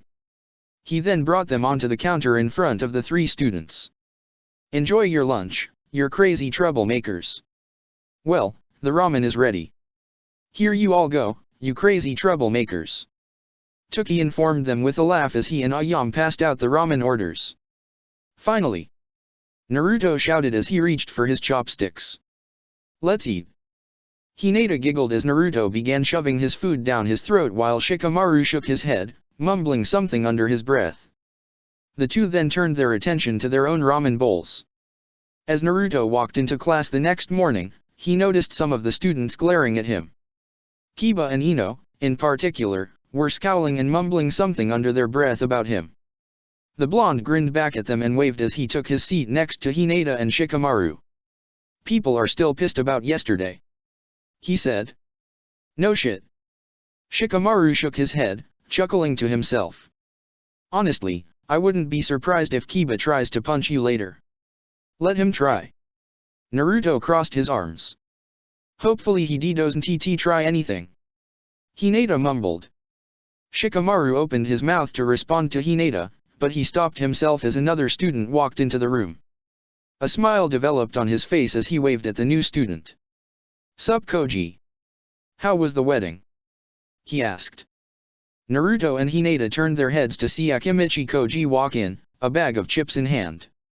He waved to the Nara, a smile on his face. "It was nice. The village was nice. And my cousin's new family were really nice," he said in between bites of chips. "Plus her dad's a great cook. The wedding feast was amazing." Shikamaru nodded his head, "Cool." Koji's eyes moved to Naruto and Hinata. He waved at them. "How's it going, Naruto?" Hinata. "Gee, good. It's nice to see you again, Koji-san," Hinata said, smiling back at him. "Hey Koji, Shikamaru told me you think barbecue is the best food." Naruto noted, crossing his arms as he grinned at him. "I just wanted to let you know that ramen is infinitely better than barbecue place." Shikamaru brought the palm of his hand straight to his forehead. "You actually were serious when you said you'd do that, Naruto?" The Akimichi blinked in response as he stared at the blonde. He was silent for a moment before he started to chuckle, shaking his head. "Ramen's good and all, but trust me, if you had good barbecue, you'd know barbecue is better," he said as he started to eat his chips again. "And if you had good ramen, you'd know what I mean," Naruto defended. "What are you doing after class today?" "I'll show you what I mean. I got nothing planned." "Sure, take me wherever you want and I'll see. And then I'll take you to Yakiniku-Q and show you a better barbecue place," Koji said, still chuckling. He then held out his bag of chips to Naruto. "Want one?" Naruto smiled in response as reached in and grabbed a chip. "Thanks." Koji then wordlessly moved the bag towards Hinata, extending the same offer. She bowed her head as she reached in and grabbed a chip of her own. He then walked over to the seat next to Shikamaru and sat down. Uzumaki Naruto felt, for the first time he could remember, that time was going by quickly. Lessons at the academy no longer seemed to drag and he felt himself more invested in what was going on. Days quickly turned to weeks. He greatly enjoyed going to the academy now and spending as much time as he could with Hinata, Shikamaru, and Koji whenever the boy was available. He was having more fun than he could ever remember having. In addition to enjoying his time more, the Uzumaki began to slowly improve in his grades and practical skills at the academy, as did his friends. Iruka began to notice Naruto paying more attention to class and he caught him questioning his classmates whenever he had any questions about topics of a lesson. Slowly, Naruto began to improve his grades in class to the point where he could no longer be considered the dead last of his class. Naruto was not alone in his improvements. Hinata could be seen as becoming ever so slightly more confident in herself, which translated into better focus in lessons on taijutsu or weapons training. Shikamaru, also, would get encouraged by his friends to participate more in class and try for some of the lessons, allowing him to receive marks fitting his actual skills. These improvements were further amplified by training sessions with Shikamaru's parents. Twice a week, Naruto, Hinata, and Koji were invited over to the Nara clan compound. Shikaku and Yoshino proved to be strict teachers, but were effective and respectful, only pushing the students in ways that would benefit them. They showed the students the tree walking exercise and worked on improving their chakra control. They also worked to improve their endurance through sparring session and prolonged tree climbing exercises. Naruto could feel a great difference after all of his time spent with Shikamaru, Hinata, Koji, and the Nara parents. He found himself stronger than ever before, found himself happier, and was looking forward to moving on with his shinobi career now more than ever. He finally had something he had been looking for years for, acceptance. Naruto adjusted the goggles on his forehead, grinning as he looked at himself in the mirror. It was only one more week until the academy graduation exam. He was ready to go in, crush the exam, and move on with his career as a shinobi with Shikamaru and Hinata by his side. Things really have been going amazing, he told himself. With a nod of his head, he rushed away from the mirror, grabbed his belongings and headed towards class. Alright everyone, let's begin our review of the material that will be featured in the graduation exam. Irika spoke as students stared to quiet down. We have only 1 week left before the exam, so it is important that you all take this seriously. I'd hate to see even one of you fail because you slacked off at the last second. Hear that, Shikamaru? Naruto questioned, elbowing his friend. He's calling you out. He can get in line. The Nara mumbled, rolling his eyes. It's weird to think it's almost over, huh? Koji noted, eating from another bag of chips. Pretty soon, we'll all be ninja. I know, right? Naruto grinned in response. It's so cool. I'm a little nervous, but I'm excited. Hinata noted, smiling. I'm hoping we end up on the same genin team. Same here. His grin widened. I'd bet money that me, Koji, and Ino are going to be a team to recreate that Ino-Shikacho trio our dads are famous for, so hopefully you two end up together. Shikamaru added. Naruto was about to respond, but he was interrupted by a cough from Irika. He turned his attention to the academy instructor, who had a frown on his face. Well, if everyone is so ready to get out of the academy and move on to discussing genin teams, we can move on to the review and hopefully help you all actually pass. He said sharply. The Uzumaki grumbled something under his breath in response, but stayed quiet as he gave the academy instructor his attention. Irika spent the first hour going over information about Konoha, its history, and its famous ninja that had been discussed during the years in the academy. When he finally finished, he led the class outside to a field with lots of logs.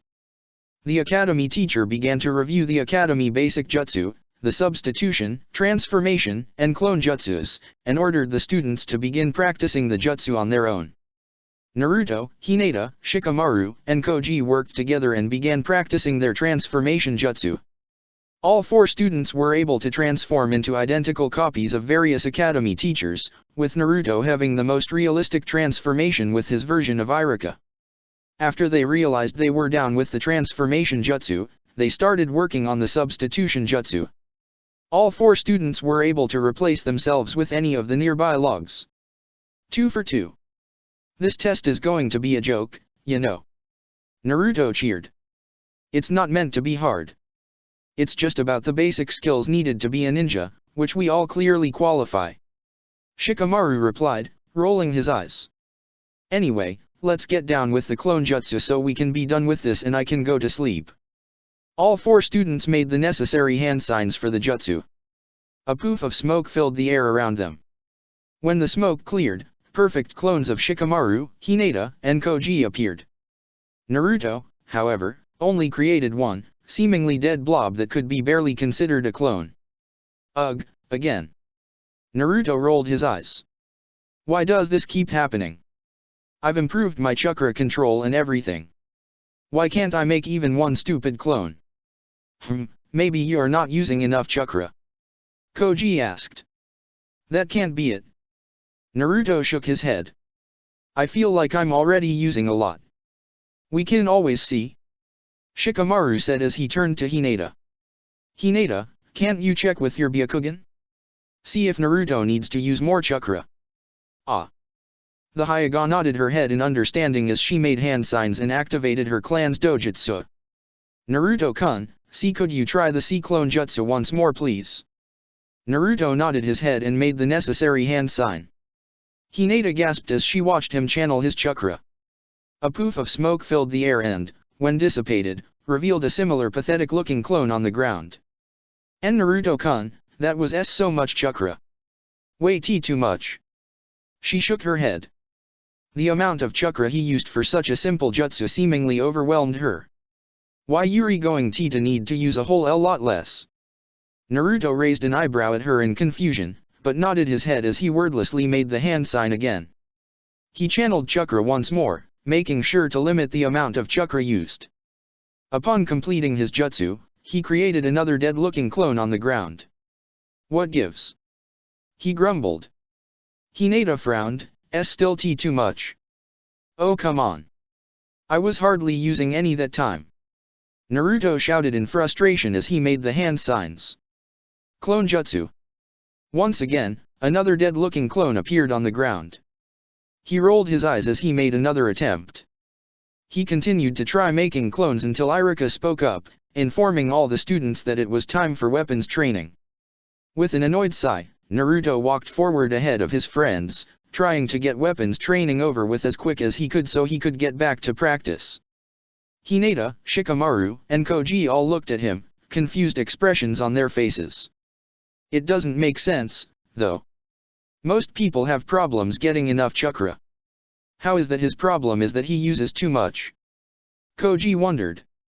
And Naruto-kun has one of the largest chakra supplies I've ever seen. Hinata admitted, shaking her head. It's even larger than my father's chakra supply. That's unreal. Koji whistled in approval. That's going to make him an amazing ninja later, though. He's never going to have problems with chakra exhaustion. Yeah, but it's a problem right now. A troublesome problem. Shikamaru mumbled. The Nara knew that, due to technicalities, Naruto could fail the test if he was unable to produce a single clone, which caused him to scowl. That would be idiotic to fail him for that. Punishing him for a large chakra supply? When that's actively going to help him as a ninja. Hey. Dad. Shikaku sighed. He had only just gotten him from a long day of work with paperwork for the Shinobi Council and a late meeting with the Sandaime.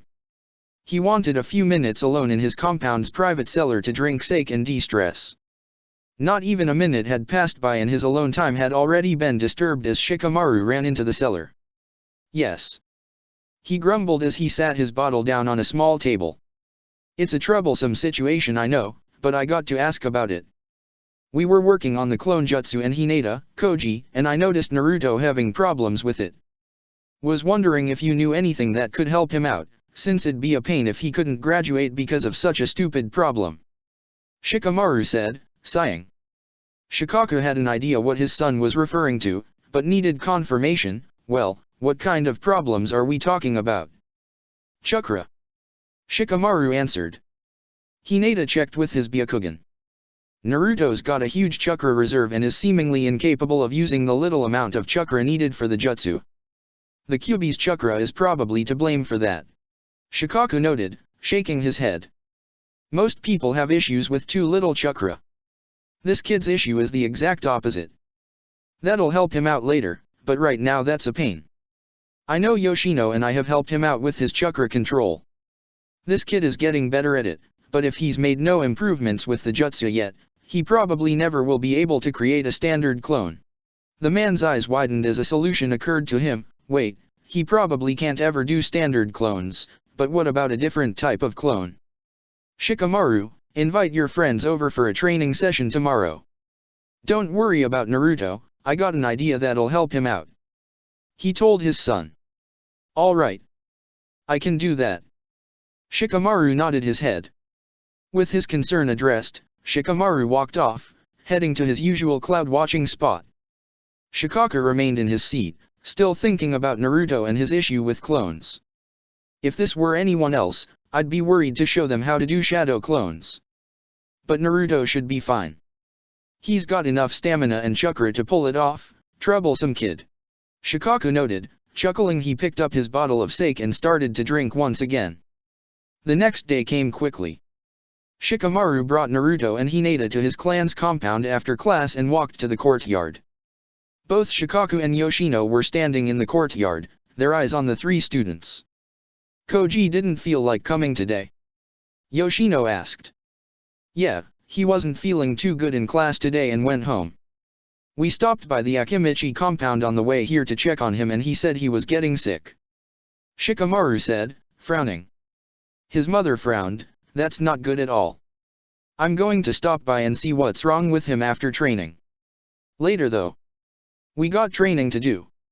Shikaku stated, getting everyone's attention. Today, Yoshino will be working on improving your chakra control further. Yoshino's sadness went away in seconds and was replaced with a sadistic grin on her face. She instinctively reached for a blunted kunai and pointed it at the group of academy students, who all instinctively backed away. "What do you intend on doing with those, Mom?" Shikamaru asked. "If you all are quick on your feet, you won't have to find out," she replied, her grin widening. Hinata turned to look at her classmate. "Shikamaru-kun, your mother is terrifying." As if reading her mind, Shikamaru shook his head, "At least you don't have to live with her." The Nara clan head chuckled before he continued to speak. "Anyway, she'll work on chakra control today for about an hour. I'll tell you what we will do when you are done and recovered." His eyes then moved over to Naruto. "However, Naruto, can I borrow you for a little bit before you join your friends with chakra control training?" "Huh?" Naruto blinked in response, pointing to himself, before he shrugged his shoulders. "Sure. Why not? Then join up when done. Anyway, Hinata, Shikamaru. Follow me." Yoshino shouted excitedly as she walked towards some of the large trees in the back of the compound, reaching for a second dulled kunai. "Wish us luck, and Naruto-kun." Hinata mumbled as she and Shikamaru both followed his mother. A few seconds passed until they were out of sight. Now along with Naruto, Shikaku crossed his arms.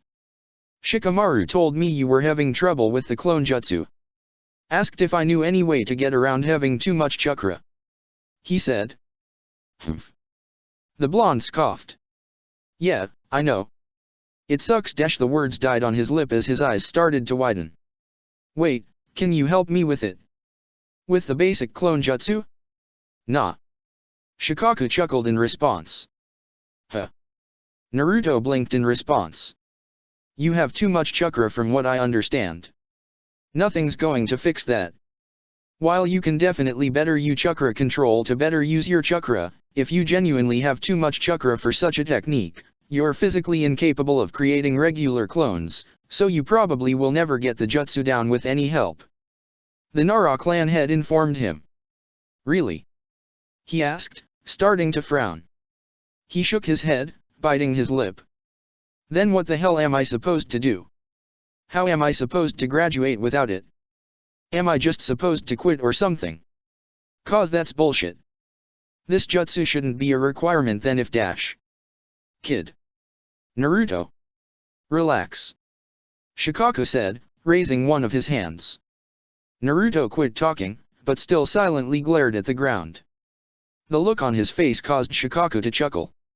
"I said you probably would never be able to do a basic clone. That doesn't mean you can't graduate. How about you learn how to use a different kind of clone technique?" Before Naruto had the chance to respond, Shikaku made a hand sign. After channeling chakra, a poof of smoke filled the area. When it dissipated, a second Shikaku stood side by side with him. Both smirked at Naruto. "If you have too much chakra for simple clones, then we'll just use your chakra for a more powerful technique that needs more chakra," Shikaku stated. "You still interested in learning shadow clones?" the clone asked. Naruto's eyes widened once again as he started to grin. "No way. Are you serious?" "Hell yeah!" Naruto shouted loudly. "I get to learn this epic jutsu that's way more useful and pass the test. This is awesome." "Kid, calm down. You still have to learn it," Shikaku told him with a chuckle. "Of course I'll learn it. I'm way too awesome not to learn it," the Uzumaki replied. This earned a snort of laughter from the Nara clan head. "I swear, no kid should get me to laugh this much. Uzumaki Naruto, you have way too much energy and excitement. You are troublesome, but in a good way. Well, if you're so awesome then you best be ready. I can promise you it won't be easy," Shikaku noted. "I'm going to show you how to do the jutsu one more time. Watch carefully. We'll then work on your execution." Naruto calmed himself down and nodded at the man's words. "All right, let's do this." Shikaku in turn made the hand sign for the jutsu. An hour had passed by since the training began. Naruto was standing with tired, wobbling legs as he panted heavily. "You need to take a break soon?" Get yourself more energized. Shikaku asked Naruto. Might do you some good dash. No, I got this. Naruto replied, still breathing heavily. Just, give me a moment. As Naruto brought his hands together into the same hand sign, Yoshino walked back to the courtyard. Shikamaru and Hinata followed behind, both panting heavily with bruises on their bodies. How did your training go? Shikaku asked his wife. They're getting better. They lasted a long time on the trees and were able to avoid most of the kunai I threw at them. I was impressed. Yoshino said, grinning. I think next session, I'll use actual kunai. Maybe the fear of getting hit in a real wound will incentivize them more dash. Mom, I kinda would like it if Naruto and Hinata actually wanted to come over here again, so please don't. Shikamaru pleaded, scowling. You're so strict with your tea training. Hinata noted. Who tea taught you? My sensei was a no-nonsense woman. Someone who would not tolerate any slacking off. Which was good, because it helped shape me and my team into the amazing shinobi we are. Yoshino declared, flexing slightly as she chuckled. She then turned her attention to Shikaku. How's your session with Naruto-kun? Is he still working on it? Shadow Clone Jutsu. Naruto shouted as a poof of smoke filled the air only to reveal nothing.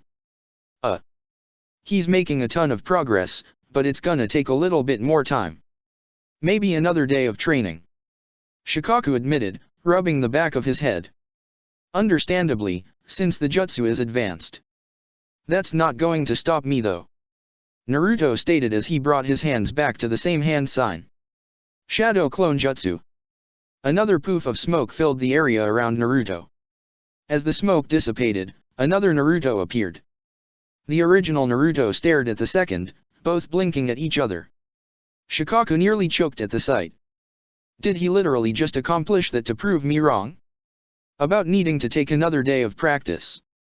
I did it. Naruto asked. I think you did.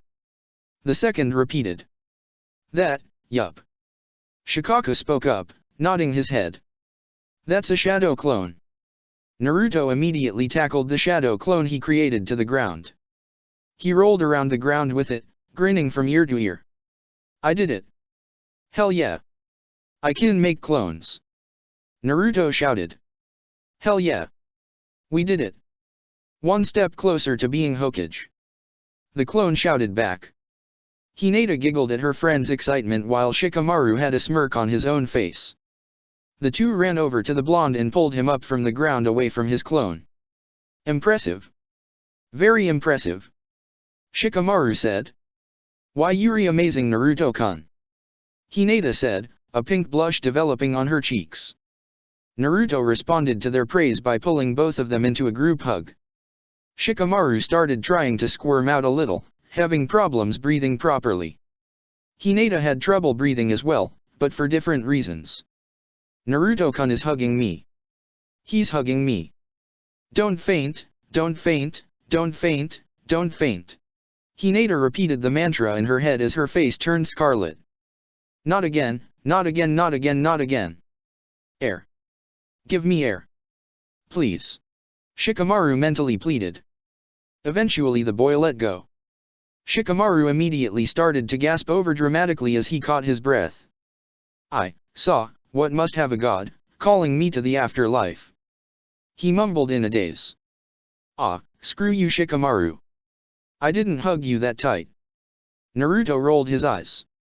Hinata still seemed to be in some dreamy daze, but was inwardly cheering herself for not fainting from her crush's embrace. Well, from what I understand, you all deserve a break for a little bit. I know Naruto probably does at least. Shikaku spoke, getting the attention of all the students again. Take about 20 or 30-minute break and head back here. We'll work on improving your resistances to genjutsu when you are back. The three shinobi nodded their heads in unison before they walked off together, heading towards a tree. Shikamaru immediately collapsed upon arriving, which caused Naruto to roll his eyes and Hinata to giggle in response. The two then joined the Nara clan heir on the ground as they laid down, staring up at the clouds. Just what we needed, more cloud watchers. Yoshino noted, rolling her eyes. Our son's a bad influence. Perhaps. Shikaku chucked in response. But that might not be a thing. And they are rubbing off on him as well. That's true. I like that they are and wished they would rub off on him more. Maybe that would get rid of his laziness. The Nara woman told her husband with a smirk of her own. They really work well together, you know? They just seem to have a desire to help the other improve. They probably would work well together as a genin team. Maybe even better than you and your old teammates. The Nara clan head was about to give a sarcastic reply, but one glare from his wife told him it would be troublesome to say otherwise. Instead, he remained quiet and watched his son lay down with his friends. You know, she has a point. They really are all rubbing off on each other in a good way. They'd probably make a great team. Shikaku rubbed the chin of his head. Chapter 4, Tests and Revelations. A knock on the door sounded throughout the Hokage's office. Hiruzen looked up from a stack of papers on his desk. Come in. The door to his office opened and Nara Shikaku walked in. The Jonin commander bowed his head. Sandaime-sama. I hope you are well. He greeted. Shikaku, no need to be so formal. Hiruzen chuckled as he gestured forward. Have a seat. How are you today? Doing well. Shikaku said as he took a seat in the chair in front of the Hokage's desk. He eyed the stack of paperwork on the Hokage's desk before he shook his head. I can see you're busy today, so I'll keep this brief. I just had one thing I wanted to talk about.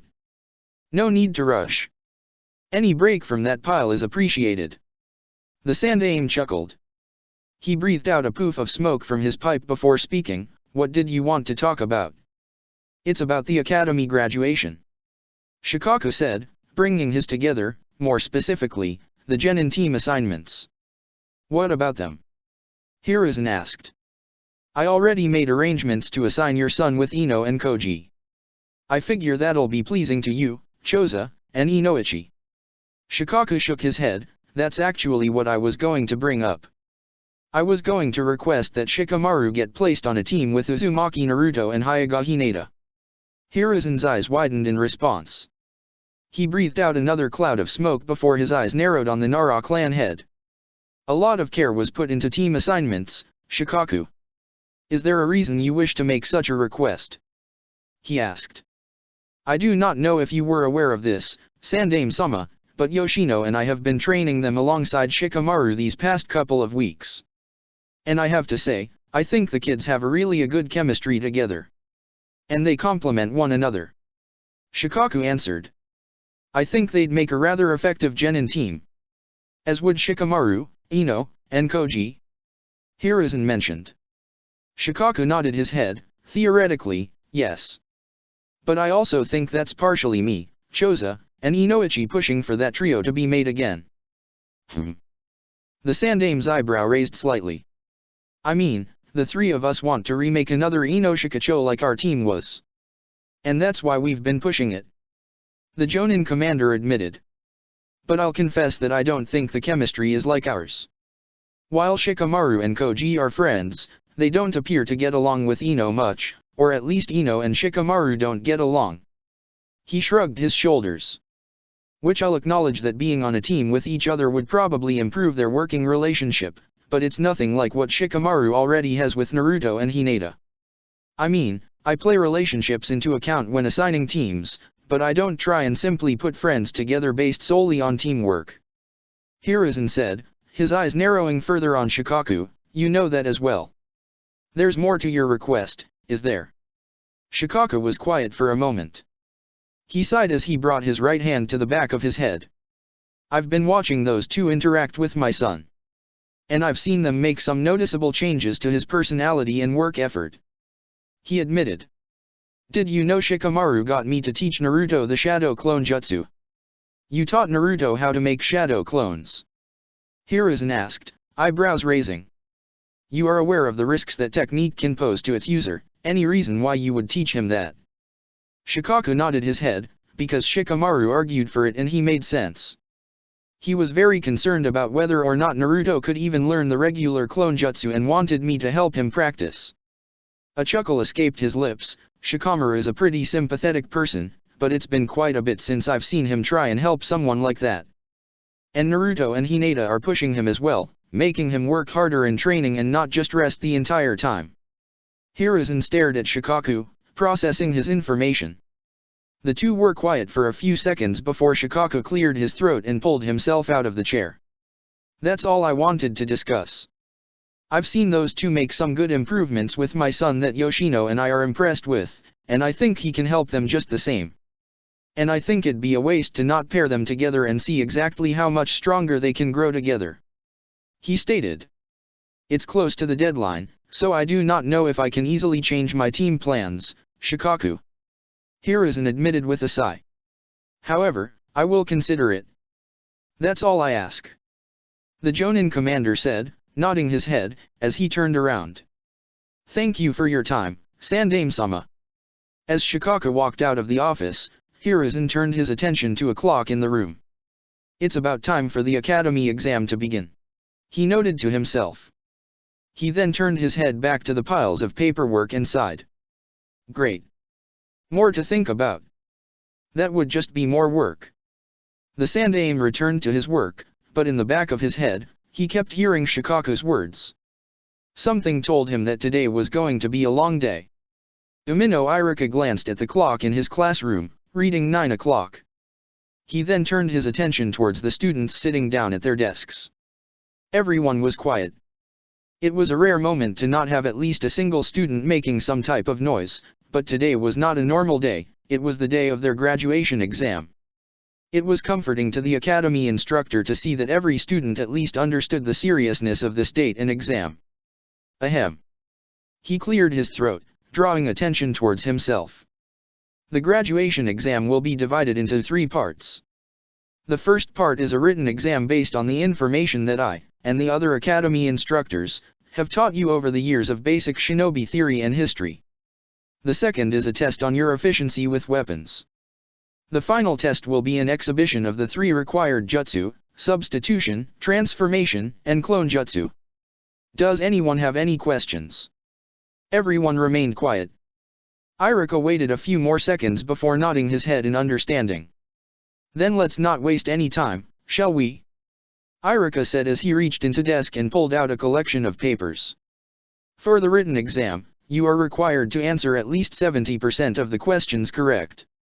You will have 1 hour.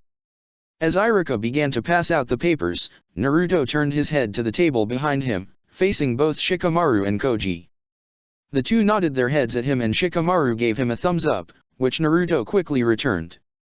He then turned his attention to Hinata, who was sitting in the chair to his left. Good luck, Hinata. He whispered, a large grin on his face. Why you as well, Naruto-kun? She whispered back with a smile of her own. A few more seconds passed as Iruka finished passing out the papers. The Chunin moved back to the desk at the front of the room and turned his attention to all the students. His eyes then focused on Naruto, who was staring intently at one of the first questions. You don't need to get 100%, Naruto. Just do your best.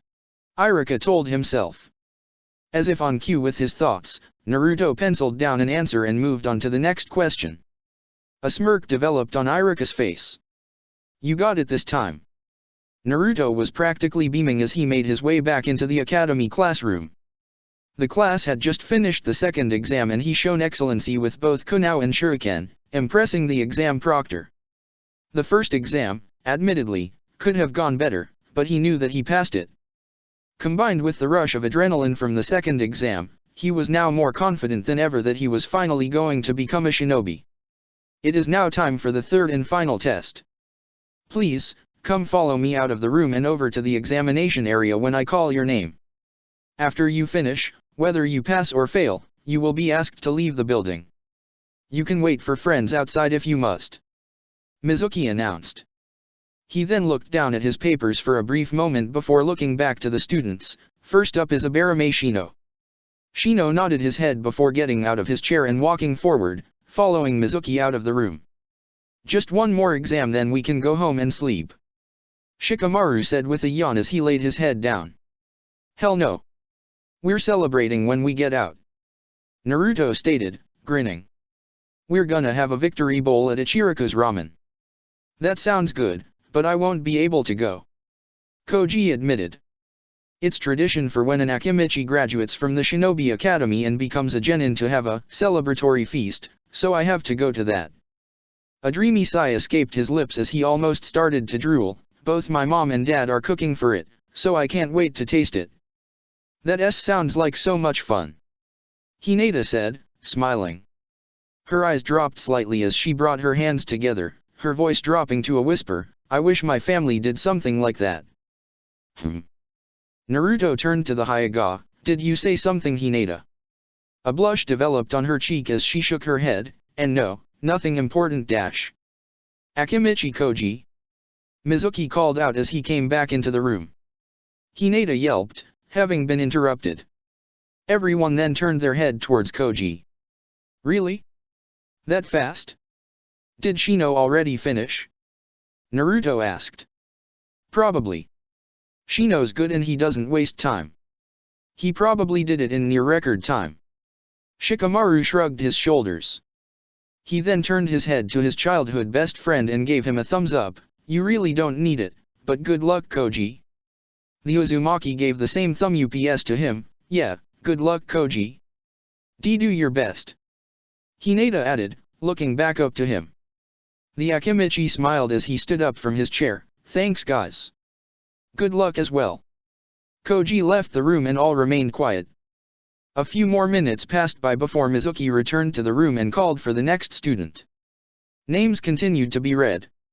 More and more students continued to head to the examination room. A certain tension and nervous feeling seemed to grow in the room with the various students. Amongst her friends, Hinata was the only one to seemingly feel it. As Naruto looked towards the examination room with confidence and Shikamaru continued to try and take a nap, the Hyuga heiress sat quietly looking down at the ground, fiddling with her fingers. Hyuga Hinata. Mizuki read off. Eep. She gasped, pulling her head up. Naruto turned his attention back to his friend. A smile developed on his face. Don't worry, Hinata. You're gonna do great, you know. Hinata blushed in response. Before she could reply, Shikamaru spoke up, he's right. You're a great ninja and you know the 3 jutsu. Thank you. Hinata finally looked at her two friends, smiling at both of them as her blush reddened. I'll do my best. Good luck to you two too. Hinata walked back, following Mizuki. Before too long, the academy instructor was back, reading off a new name. That was quick. Naruto grinned. She must have done great. Naturally. She knows her stuff. Shikamaru said with a yawn. You're the one I'm worried about. Huh. Naruto blinked in response, why? A snort escaped the Nara's lips, because you're an idiot. Oi. Naruto nearly yelled. I'm not. And you can bet on me passing, damn it. I'm kidding. I'm kidding. Shikamaru shook his head, chuckling. I know you're gonna pass. You're probably gonna do a better job than me, to be honest. Naruto's eyes widened for a moment before he shook his head, grinning back, yeah, only cause you'll be lazy. If you put the effort into it, you'd get the best grade in class. Shikamaru snorted in response. The two friends remained quiet as more students continued to get called back. After more waiting, Mizuki returned to the room to read off the next name, Nara Shikamaru. Alright, let's get this troublesome exam over with. Shikamaru groaned as he forced himself out of his chair. Good luck, Shikamaru. Naruto said. Shikamaru waved back in response as he walked out of the room. Sitting alone now, Naruto began to finally feel the pressure of the exam. A sigh escaped his lips as his eyes moved back and forth between the clock in the room to the examination door, watching as Mizuki came back in to call back more and more students. I did fail it 2 times before. I could fail this thing again. Naruto shook his head, forcing that thought to the side, hell no. After all the work I've put into this, I can't fail. Not this time, damn it. His mind then flashed images of Hinata's, Shikamaru's, Koji's, Shikaku's, and Yoshino's faces, all of whom were looking at him with confidence. He tightened his fists. They all believe in me, so I know I can do this at this time. Uzumaki Naruto. Mizuki finally called back, a smile on his face as he looked at the blonde. About damn time. Naruto grumbled to himself as he pulled himself out of his chair. A grin developed on his face as he rushed over to Mizuki's side. Let's do this. Naruto followed the instructor as he led him into a small, open room with a large, wooden table in the center. Sitting out the chair was Iruka, alongside 2 other academy instructors. Mizuki walked over to the table, standing next to it. Uzumaki Naruto, please perform the 3 academy jutsus. First, the substitution jutsu. Trade places with a log that's placed in the corner of the room. Iruka requested. The blonde turned his head to the corner. His eyes focused on a small stack of logs in the corner before he turned back to the academy instructor. He gave them a smirk and vanished in a poof of smoke. A log was seen in his place while the boy was currently in the corner of the room, sitting on a different log. Without hand signs. As an academy student? Impressive Naruto. Iruka smiled in response. The other academy instructors wrote down on their papers, no seeming reaction on their faces. Very good. Now, the second jutsu, the transformation jutsu. Please turn into a copy of one of the teachers in the room. And please, do not use that stupid, sexy jutsu of yours. Iruka requested, glaring slightly. Yeah. Naruto rolled his eyes as he walked back to the center of the room. I'm not an idiot. The boy made the necessary hand sign and soon vanished in a poof of smoke. In his place stood Umino Iruka. The man was an identical version of the academy teacher in every way, height, body structure, and clothes were all spot on. He even got my scar just right as well. Iruka noticed, rubbing his nose slightly on instinct. He coughed a little before speaking. Great job once again, Naruto. Considering that it is me, I can tell that you did an excellent job and could probably pass off as me. I did my best. Naruto spoke in his best imitation of Iruka's voice before dispelling the jutsu, returning to his original appearance. Now, the final jutsu. Mizuki spoke up, a slight smirk on his face. The clone jutsu. Please, make as many clones as you can in the room. Naruto took the second to look at the teachers in front of them before nodding his head. A smug grin developed on his face as made the hand sign for his newly acquired jutsu. Mizuki frowned. What's he doing? Before any of the teachers could verbally react to the different hand sign, the room filled with smoke. When it cleared up, 10 clones of Naruto surrounded the boy. Each of them were all staring at the shocked faces of the teachers, grinning smugly just like the original. So, what do you think? One of the clones asked proudly. Shadow clone jutsu? Impossible. You are an academy student. There's no way you could pull that off. I can't even do that jutsu. One of the academy instructors shouted in disbelief. No, they're real. The second instruct said, shaking his head. To see a genin use the shadow clone here, unbelievable.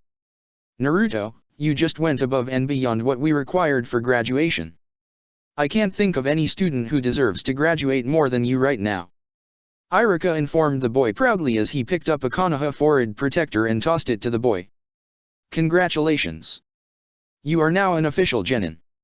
Naruto caught it and did not waste any second putting it on his head, replacing his goggles with the forehead protector. He ran his hand over the forehead protector, his finger tracing the Konoha insignia. Tears developed in his eyes as he looked back at the academy instructors. I'm finally a ninja. Thank you all. Just watch me, you'll see me become the greatest ninja Konoha has ever seen. Naruto declared. Iruka grinned as he watched Naruto rush out of the room. Naruto, I'll treat you to ramen when you're free. You finally did it. I'm so proud of you. Mizuki, likewise, watched Naruto leave the room with a look of disbelief on his face. He took in a deep breath, resisting the urge to shout. I knew he was improving, but he should never have been able to pass. He can't produce a single clone. But no, he had to learn the shadow clone jutsu somehow. Mizuki mentally snarled. He took in another deep breath as he tried to calm himself down. So what if he passed? That doesn't ruin my plans. It just means I have to change them a little. It doesn't matter though. In the end, I will get my scroll. Mizuki, I believe there's one final student waiting. Let her know it's her turn. Iruka requested. Ah. Understood.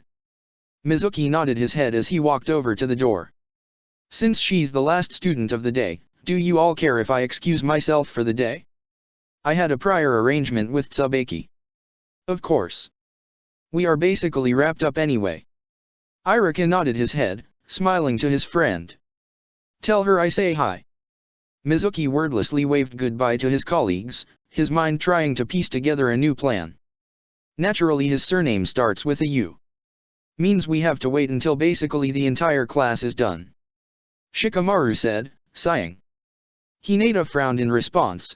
Don't complain too much, Shikamaru-kun. Suzuki-san just left, so Naruto-kun must be close to done. The two friends stood outside the academy entrance, waiting as patiently as they could for Naruto to finish his exam. Both were wearing their new Konoha forehead protectors, Hinata around her neck and Shikamaru tied around his left arm. The majority of the students had long gone, having left with family, friends, or on their own accord. Even Koji had left, as just as the Akimichi had mentioned, his mother and father had met him to pick him up and bring him to his graduation feast. Only a few students were still there, waiting for their family to come and meet with them. Minutes continued to pass as Shikamaru and Hinata continued to wait together. Shikamaru yawned and laid his head down to take a nap. Hinata continued to stand still, watching the door, before she too got tired and started to lay down on the ground. Hey! Guess who's a genin now?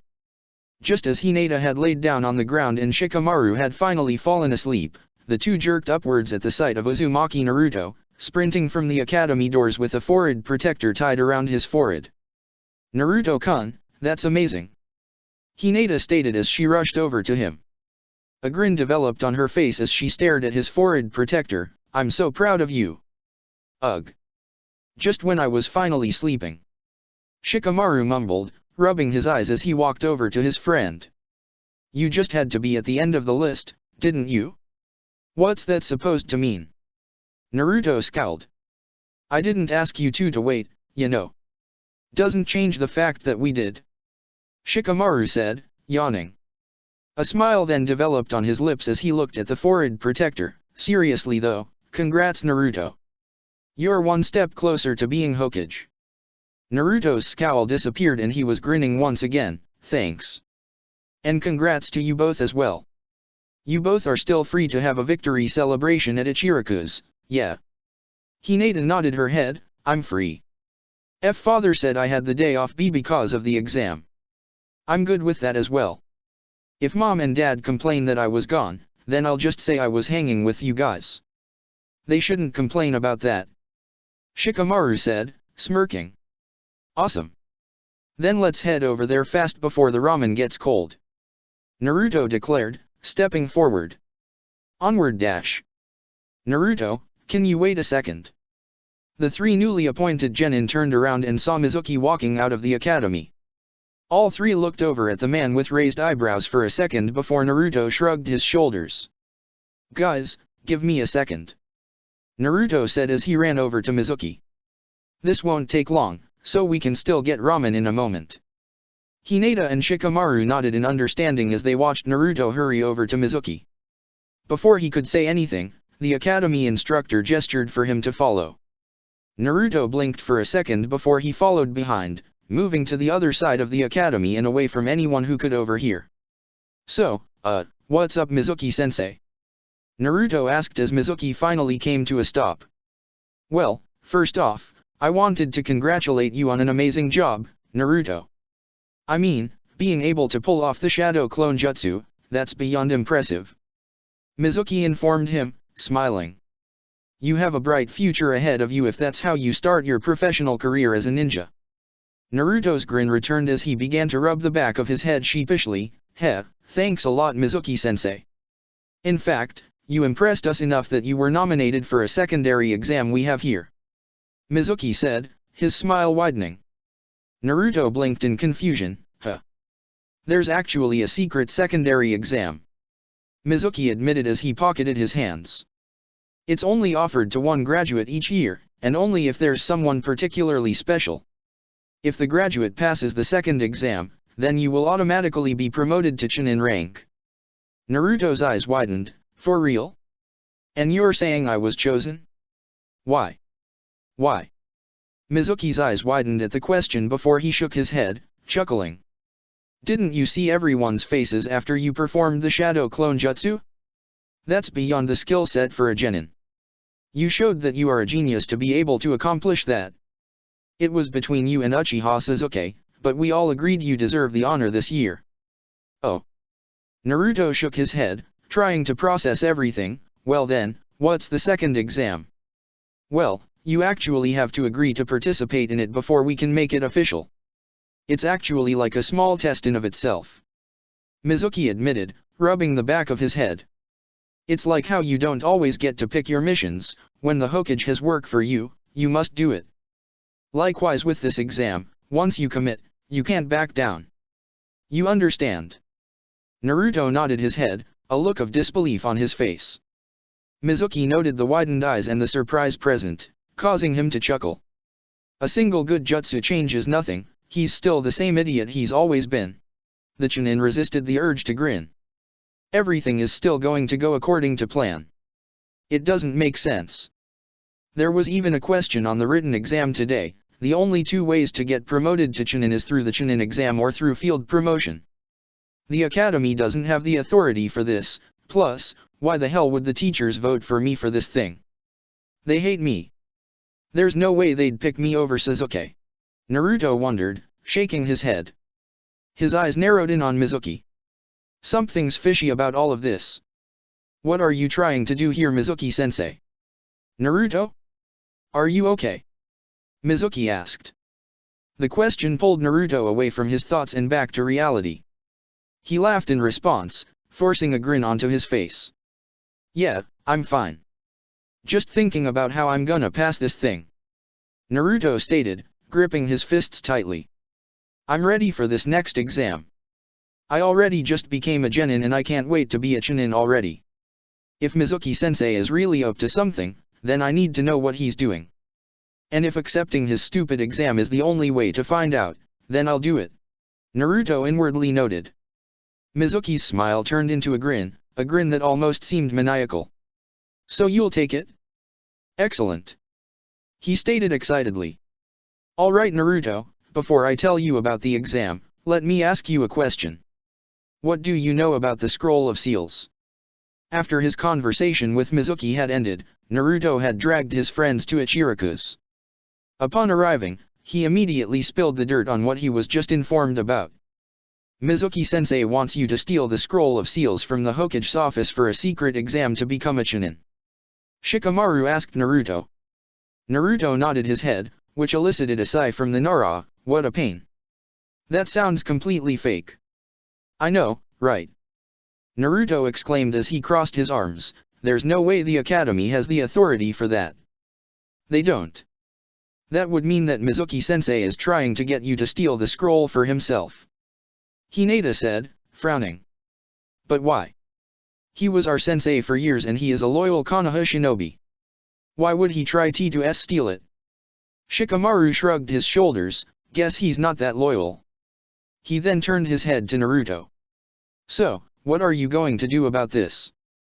At this moment, Tuka came forward and delivered 3 bowls of ramen for the new graduates. Naruto immediately started to dig into his bowl rapidly. Hinata giggled in response while Shikamaru proceeded to shake his head. Only when the Uzumaki was finished did he continue to speak again. Well, I plan on telling Old Man Hokage about it. After that, I plan on taking down Mizuki personally. He admitted, a scowl developing on his face. He thought he could trick me into stealing the scroll for him, so I feel like I should be the one to take him down. But Naruto-kun, that would be dangerous. Hinata spoke up, her frown deepening. Why you shouldn't go alone? She's right, Mizuki's a chunin. You may be a ninja now, but on paper, he should be able to defeat you easily if you fought on your own. Shikamaru added. Naruto rubbed the back of his head, his scowl shifting into a frown. I guess I could ask the old man if he has anyone willing to assist me. But I personally want to take down the guy, so hopefully they won't interfere too much. Why not let us help? The Hyuga asked. Naruto blinked, staring blankly at Hinata. Hinata blushed a little at having her crush's attention so focused directly on her. She tried to speak, but no words came out. She then looked downward, her ramen bowl seeming more interesting than ever before. Why do you want to help out, Hinata? You said it yourself, it's going to be dangerous. Naruto asked. After his question, she pulled her eyes away from her food and looked up at him. She took a deep breath before she looked at him with determination present in her eyes. Mizuki-sensei may be a Chunin and stronger than us individually, but if we all fought him together, we could take him out ourselves. We would just need to use teamwork. She answered. She then clapped her hands together. Please Naruto-kun, don't fight him on your own. We can help you. Naruto continued to stare at his friend in surprise for a few seconds, which only caused her to frown. After 30 seconds passed, Naruto stopped staring and smiled widely at her. Thank you Hinata. Sure, you can tag along. We can take down him together with no problem. He told her. Hinata smiled back in response, her blush getting a little darker. Naruto, you realize she said we right? That would also include me as well. Shikamaru pointed out, finally speaking up as he put his bowl of ramen to the side. Naruto turned to the Nara and smirked at him. You've been quiet for a bit, so didn't know if you were listening to us. Sure it's not too troublesome for you Shikamaru? Naruto asked. Shikamaru snorted in response, I mean, this whole situation is troublesome, but Hinata's right. Teamwork's the best option and I'm not going to let you two do something like that without me being there to help. Thanks. Naruto's smirk turned back into a smile, I appreciate it. And you're both right, teamwork's the best option. And together, we're going to kick his ass and personally drag Mizuki-sensei's ass right back to the old man. Speaking of the Hokage, we should really discuss this with him first though, like you said originally. The Nara noted. The blonde genin nodded, yeah. Well, we can't waste any time. We have to hurry and talk with him, cause it's going to get closer to time for me to meet up with that lying sensei. The three new graduates paid for their meal, thanked Toki, and hurried over to the Hokage Tower, ready to talk to the Hokage about their plan. Mizuki could not hide his grin as he rushed through the forests around Konohagakure, looking for the meeting point. Everything was going according to plan and he was one step closer to being done with Konoha. In the end, it really didn't matter if the brat passed or not, I still convinced him to steal the scroll. In the end, that demon brat is still too naive to be a proper shinobi. He noted, chuckling to himself. I still convinced him to steal the scroll for me. Now, to collect my prize.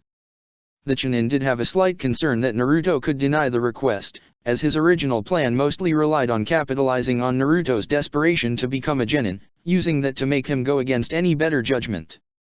He was relieved to hear the boy still stupidly believed his lie about promoting him to a Chunin. Everything was going according to plan. All that was left to do was meet up with Naruto, take the scroll from him, possibly kill him, and head off to Otagakure. Mizuki continued to move through the forests around Konoha, searching for the clearing he told the boy earlier. After a few minutes of searching, the white-haired Chunin found him at the meeting spot, holding a large scroll. Hey! Naruto! Mizuki shouted to him as he jumped down into the clearing. Naruto tensed up in response. You really did it, you got the scroll. I knew you would be able to do it. Heh, what can I say? I'm going to be Hokage after all Databia. And now I'm one step closer to getting there. Naruto informed with a large grin. That is true, and you're going to make a great Hokage. Mizuki chuckled as he held out his hand. Now, hand over the scroll to me. I can test you on one of the jutsus then. The Uzumaki shook his head, his grin widening further, no need for that sensei. Watch this, Shadow Clone Jutsu. 3 shadow clones appeared in a poof of smoke standing right behind Naruto. This is crazy, I know, but the Shadow Clone Jutsu was actually one of the jutsu in the scroll. So technically, I already passed the second test when I did the first one. Pretty awesome, sensei. Naruto informed the man in front of him. Mizuki blinked in response. He stood still for a moment, his brain taking a few extra seconds to process Naruto's words, before he chuckled again in response as he shook his head. I see. That's pretty lucky. And maybe just a little bit too convenient. Mizuki noted as he extended his hand outward further. As a matter of fact, I'm going to have to see if that jutsu is actually in the scroll to confirm that. Sure thing, Mizuki-sensei. I'll show you when we get back to Konoha, though. Naruto responded, bringing his hands behind his head. It's getting kind of late and any longer and the Hokage might actually start to need his scroll back, you know. Mizuki's eye twitched. He took in a deep breath, trying to think of an appropriate response to the boy's statement. The response he chose was to reach for the Fuma Shuriken attached to his back. Hand the scroll over to me now. Mizuki shouted. Yep, we were right about all of this. Naruto bit his lip, resisting the urge to smirk. Instead, he brought his hands directly in front of his face defensively. What's going on, Mizuki-sensei? Let's just get back to Konoha, and I'll show you the scroll there. Haven't figured it out yet, Naruto? Well, then let me spell it out to you. There is no Chunin graduation exam. Mizuki shouted, spinning the shuriken in his hand in a clockwise fashion. What you did was help me steal the scroll. And now, you are going to hand it over, or else you are going to die right here. Before Naruto could even reply to his threat, Mizuki chucked the shuriken forward, causing it to fly directly at Naruto's body. Say goodbye, brat. To his surprise, the scared, nervous Naruto steadied himself and jumped out of the way of the giant shuriken. He then tossed his own, smaller shuriken at the Chunin. What? Mizuki's eyes widened as he jumped away, avoiding the blonde's weapons. That reaction time makes no sense. He should have been too shocked and scared to react. What the hell? Once again, to the Chunin's surprise, more shuriken flew at him at different angles from the forest. The white-haired man jumped out as quickly as he could but managed to still get hit by one shuriken in his side. He winced in pain for a second as his hand went to his wound. His eyes were darting all around the area while he grit his teeth. That bastard, he brought company. Mizuki's teeth grinding grew louder and louder until he turned his head back to face Naruto. Who else did you bring out here with you, brat? Naruto smirked in response, just a few friends that were looking forward to kicking your ass with me. On cue with his words, Hinata and Shikamaru came out of hiding. They jumped down from their positions in nearby trees and landed side by side to Naruto. Hinata landed with her Byakugan activated while Shikamaru looked noticeably focused. So that's how you went about this, huh? The traitor mumbled in anger. You've been playing with me this whole time, haven't you? This is all some game to you? This is how you treat someone who said they'd promote you. Just drop it, Mizuki. Naruto shouted back, his eyes narrowing on the Chunin. There was something fishy with your offer and you even admitted that you had no intention of promoting me. This was a setup for me, so I'm just turning the tables on you. And I have some backup with me to make sure you get rightfully taken down. Mizuki's eyes moved from Naruto to Hinata to Shikamaru. He continued to grind his teeth while he tried to take a deep breath. Relax, Mizuki. It's just 3 genin. You can easily kill all 3 of them. Just calm down and focus. As he took another deep breath, his eyes widened as an idea came across to them. Or, why don't I try and have some fun when I kill them? Turn them against one another and then pick them off. Brought your best friends with you, I see. Your best friends in the whole village, huh? Your only friends. Mizuki noted, chuckling. The genin's eyes narrowed in response, but before they could react, he continued to speak, but maybe they wouldn't be your friend if they knew the full truth about everything. He then brought his hand to his chin in exaggerated thought. Wonder if I should tell them. Truth. Shikamaru's eyes narrowed further. What are you talking about? Ever wonder why everyone hates your little blonde bestie? Mizuki asked, his chuckling turning into laughter. Because no one hates a kid for no reason, there has to be one. It's your generation doesn't know the truth, since the Sandaime made the law 13 years ago. You don't even know. But if you all did know. Law? What law? Hinata bit her lip in response. What nonsense is he going to say? What is he going to say about Naruto-kun? He's trying to psych Naruto out. Shikamaru noticed, a scowl forming on his face, get him distracted or disturbed and somehow turn myself and Hinata against him. But how? Unlike his two friends, Naruto ended up dropping his guard. He could not help himself, despite Mizuki trying to set him up for stealing, he was offering information that the boy always wondered about. Why am I hated?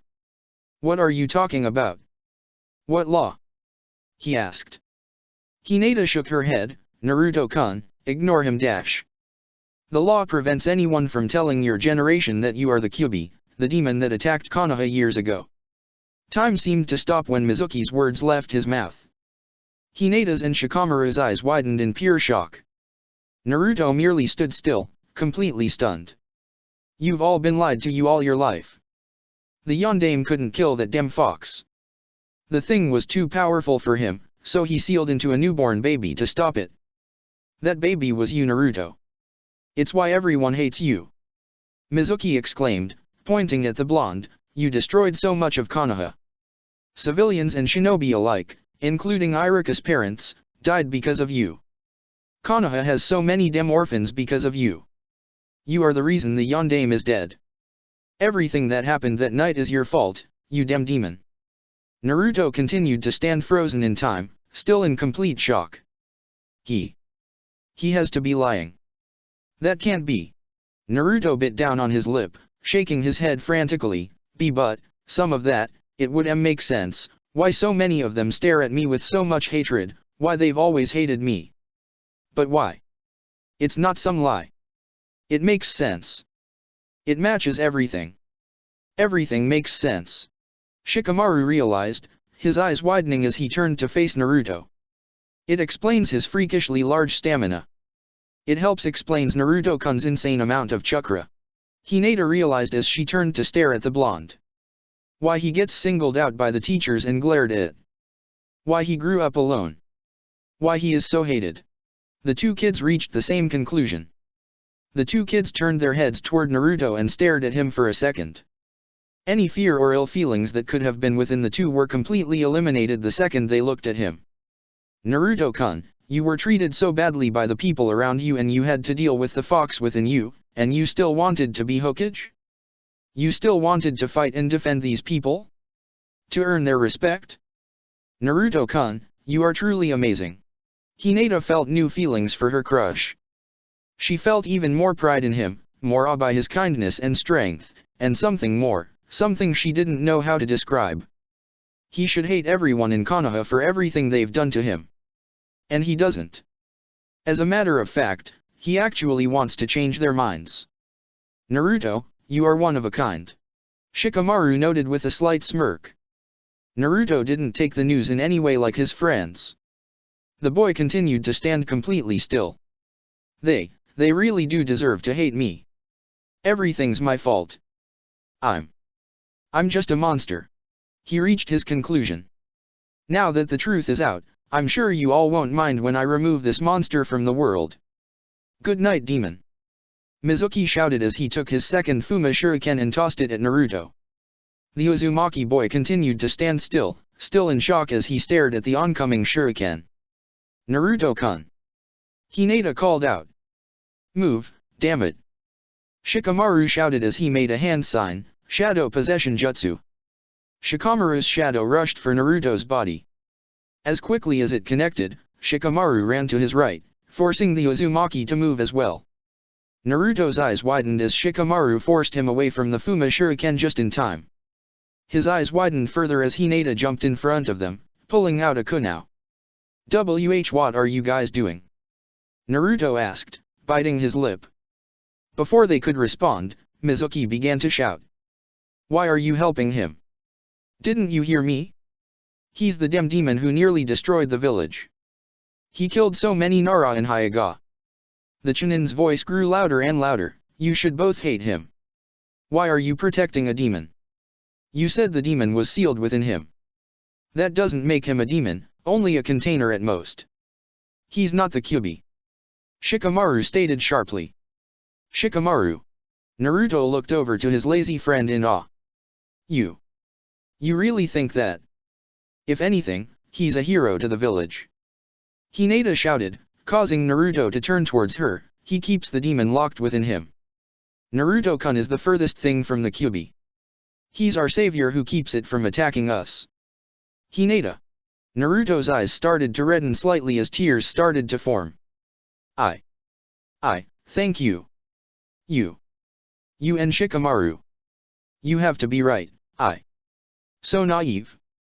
Mizuki snorted, don't think too much into this, he's the demon. And it would be wise to get away from him before you get hurt while I kill him. Immediately, Naruto turned his attention back towards Mizuki, a scowl on his face as he made a hand sign. Don't you fucking dare. He growled in response, I won't allow you touch them. Hinata and Shikamaru looked back to Naruto and gave a warm smile towards him. They then turned back to Mizuki, ready to strike. TCH, whatever. You're all dead. Mizuki roared as he tossed smaller shuriken at the academy graduates. Mizuki blinked when he saw what exactly his shuriken hit, though. Instead of the 3 individual genin, the shuriken made contact with the 3 shadow clones Naruto made earlier. In seconds, all 3 clones disappeared in a poof of smoke. All 3 genin were nowhere to be seen. They used substitution with the clones the demon made earlier, back when he was showing me the scroll. He noted. The academy instructor inside him was actually a little impressed with the skilled use of the jutsu and the quick, unnoticeable exchange. That did not change the fact that he was also extremely pissed. It's pointless to hide, brats, cause I'm going to find and kill you all. He shouted. Mizuki made the necessary hand signs before turning his attention to the forest around him. Fire style, Phoenix Fire Jutsu. The Chunin breathed out a barrage of fireballs into the forest. Nearby trees caught on fire. Some trees were completely burnt in seconds while others collapsed from the damage. Mizuki watched as he cleared the area around him, looking for the first sign of one of the genin. Within seconds, a group of 20 Naruto clones shot out and charged directly at the Chunin. More shadow clones. Is it seriously all you can do? You're screwed, demon brat. The traitor taunted as he dropped into his personal taijutsu stance. All Naruto clones attempted to assault the Chunin at once. He immediately went on the defensive, blocking them to the best of his abilities. Mizuki was able to avoid too many direct hits while striking back. He was able to destroy 6 of the clones after a few blows. The Konoha traitor noticed that one of the clones was not disappearing. It would keep getting up after each hit and would charge back, ready to strike with its palms. Guess that's the original demon. Weird fighting style for him, but whatever. It's not helping him any. The assault by the clones continued. As time passed, Mizuki was getting more physically tired. He started to take a few more hits than usual from the clones, including the Naruto that was striking him with his palms. Despite his weakening state, Mizuki was able to bring down the number of clones to 6. It was at this point that the Chunin noticed something very wrong with himself. What is happening to my chakra? Why can't I use it? I haven't used any since my fire jutsu. The demon shouldn't be able to do this. Mizuki groaned on the inside. He was getting slightly nervous at this new development. Then, an idea hit him of what was happening. Then, that means. Before Mizuki could continue his train of thought, he found himself completely immobilized. He couldn't move, no matter how hard he tried or struggled. Caught you. The Chiryunin found his head turning around on its own accord. He saw his shadow mixed with the shadow of one of the Naruto clones. At this moment, the clone dropped its transformation, revealing a smirking Shikamaru. You. The traitor hissed. Didn't notice me, did you? Or Hinata, I'm guessing. The Nara asked as he turned his head, forcing Mizuki to turn his head as well. They were now facing the Naruto that Mizuki originally thought was the original. This Naruto dropped the transformation and revealed itself as Hinata. You knew that Naruto was skilled with the Shadow Clone Jutsu, so you assumed that all 20 clones of Naruto were simply clones. It never occurred to you that 2 of those clones could have been Hinata and myself under the transformation jutsu. Shikamaru explained the tactic to the traitor. Therefore, you failed to notice that Hinata, under the guise of one of the clones, was sealing your Tenketsu, and therefore sealing your chakra, with the gentle fist with each attack. You also never watched the shadows, since I was nowhere to be seen. Because of that, you are caught in my shadow possession jutsu, and you have so little usable chakra that you can't break through. Damn you! Damn you all! He hissed once again. You tried to mess with me, and then mess with my friends as well. Naruto stated as he walked forward, his remaining clones following close behind. They all cracked their knuckles simultaneously. Time to show you what happens when you try and mess with us. Mizuki's screams could be heard for miles throughout the forest. Might have gotten a little carried away. Naruto laughed sheepishly, rubbing the back of his head. Mizuki was lying face down on the floor of the forest, unconscious in a pile of blood. Naruto and his clones beat down on the traitor hard. The man, while still alive, would not be waking up anytime soon. He would wake up in a few hours later probably, locked up in a cell or in a room alone with Marino Ibiki. If Mizuki was conscious, he would be praying for the former. You might have, but he deserved it. Shikamaru shrugged in response. Right. Hinata nodded her head, looking away from the traitor's battered body. Silence filled the air for a moment as Hinata and Shikamaru stared at their friend, who seemed as if he was trying to come up with some words. After a minute, he finally broke the silence. So, about what Mizuki told us. Naruto started, looking downward slightly. Naruto, if you think we are going to think any differently of you just because of the Kyuubi, then you are stupid enough that you should have been the dead last. Shikamaru told the boy bluntly. Naruto immediately looked upwards once more, glaring at the Nara. Look, we aren't stupid. We know you aren't the Kyuubi. You are just the container, and there is a major difference. You are definitely not a demon. You are way too troublesome, but also too nice to be one. Shikamaru-kun's right. And what I said earlier was true as well. You are the savior of Konoha, who keeps it back. If anything, Naruto-kun, knowing about it only makes me respect you more. Hinata said, a wide smile on her face and a slightly reddish blush on her cheeks. Naruto's eyes reddened once again as tears fell. He had finally found out the reason why everyone hated him, and it was overwhelming to him. He, himself, was starting to accept the demon label until his two friends spoke up for him. Just like before during that lecture. His fears of being rejected by them were gone. Naruto almost did not care if he ever earned the respect of the village or not right now. For right now, all that mattered was that he had two friends who he would protect with his life, two friends who knew why he was hated and didn't think anything different of him. Hinata-chan. Shikamaru, thank you. Naruto nearly shouted amongst tears as he charged forth and tackled his friends in a hug. Thank you. Under normal circumstances, Hinata would have flipped out that Naruto had used the Chan honorific with her and would be blushing beyond red at the physical contact. She probably would have passed out. Under normal circumstances, Shikamaru would be complaining that he was having trouble breathing in Naruto's hold. He would struggle to get out and complain about his friend being troublesome. These were not normal circumstances, however, the two simply returned their friend's hug, giving him a warm smile. It was almost ironic. Mizuki's attempts to divide the group apart ended up bringing them closer to each other than ever before. Sarutobi Hiruzen smiled as he stared into his crystal ball. After Naruto and his friends came in and told about Mizuki's plan, he had kept careful observation of the three.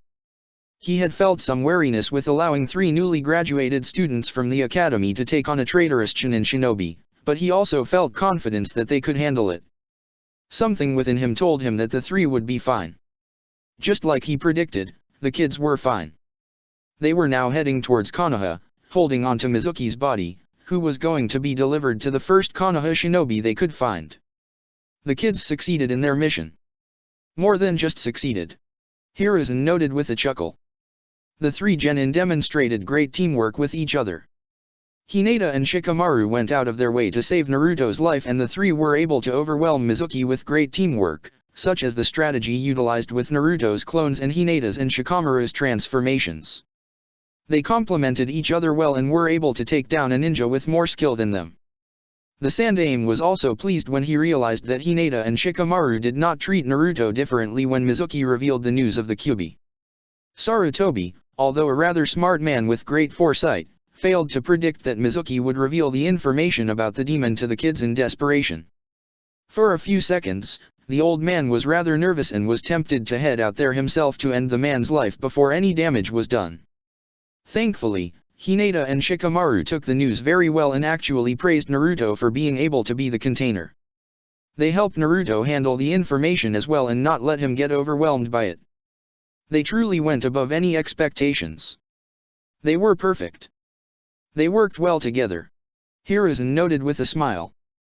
They really should be a genin team. The three of them together, teamwork like that is so rare to find in kids so young. It could only get better and stronger as they grow older. I can't separate them. Hiruzen thought. Perhaps Shikaka was right after all.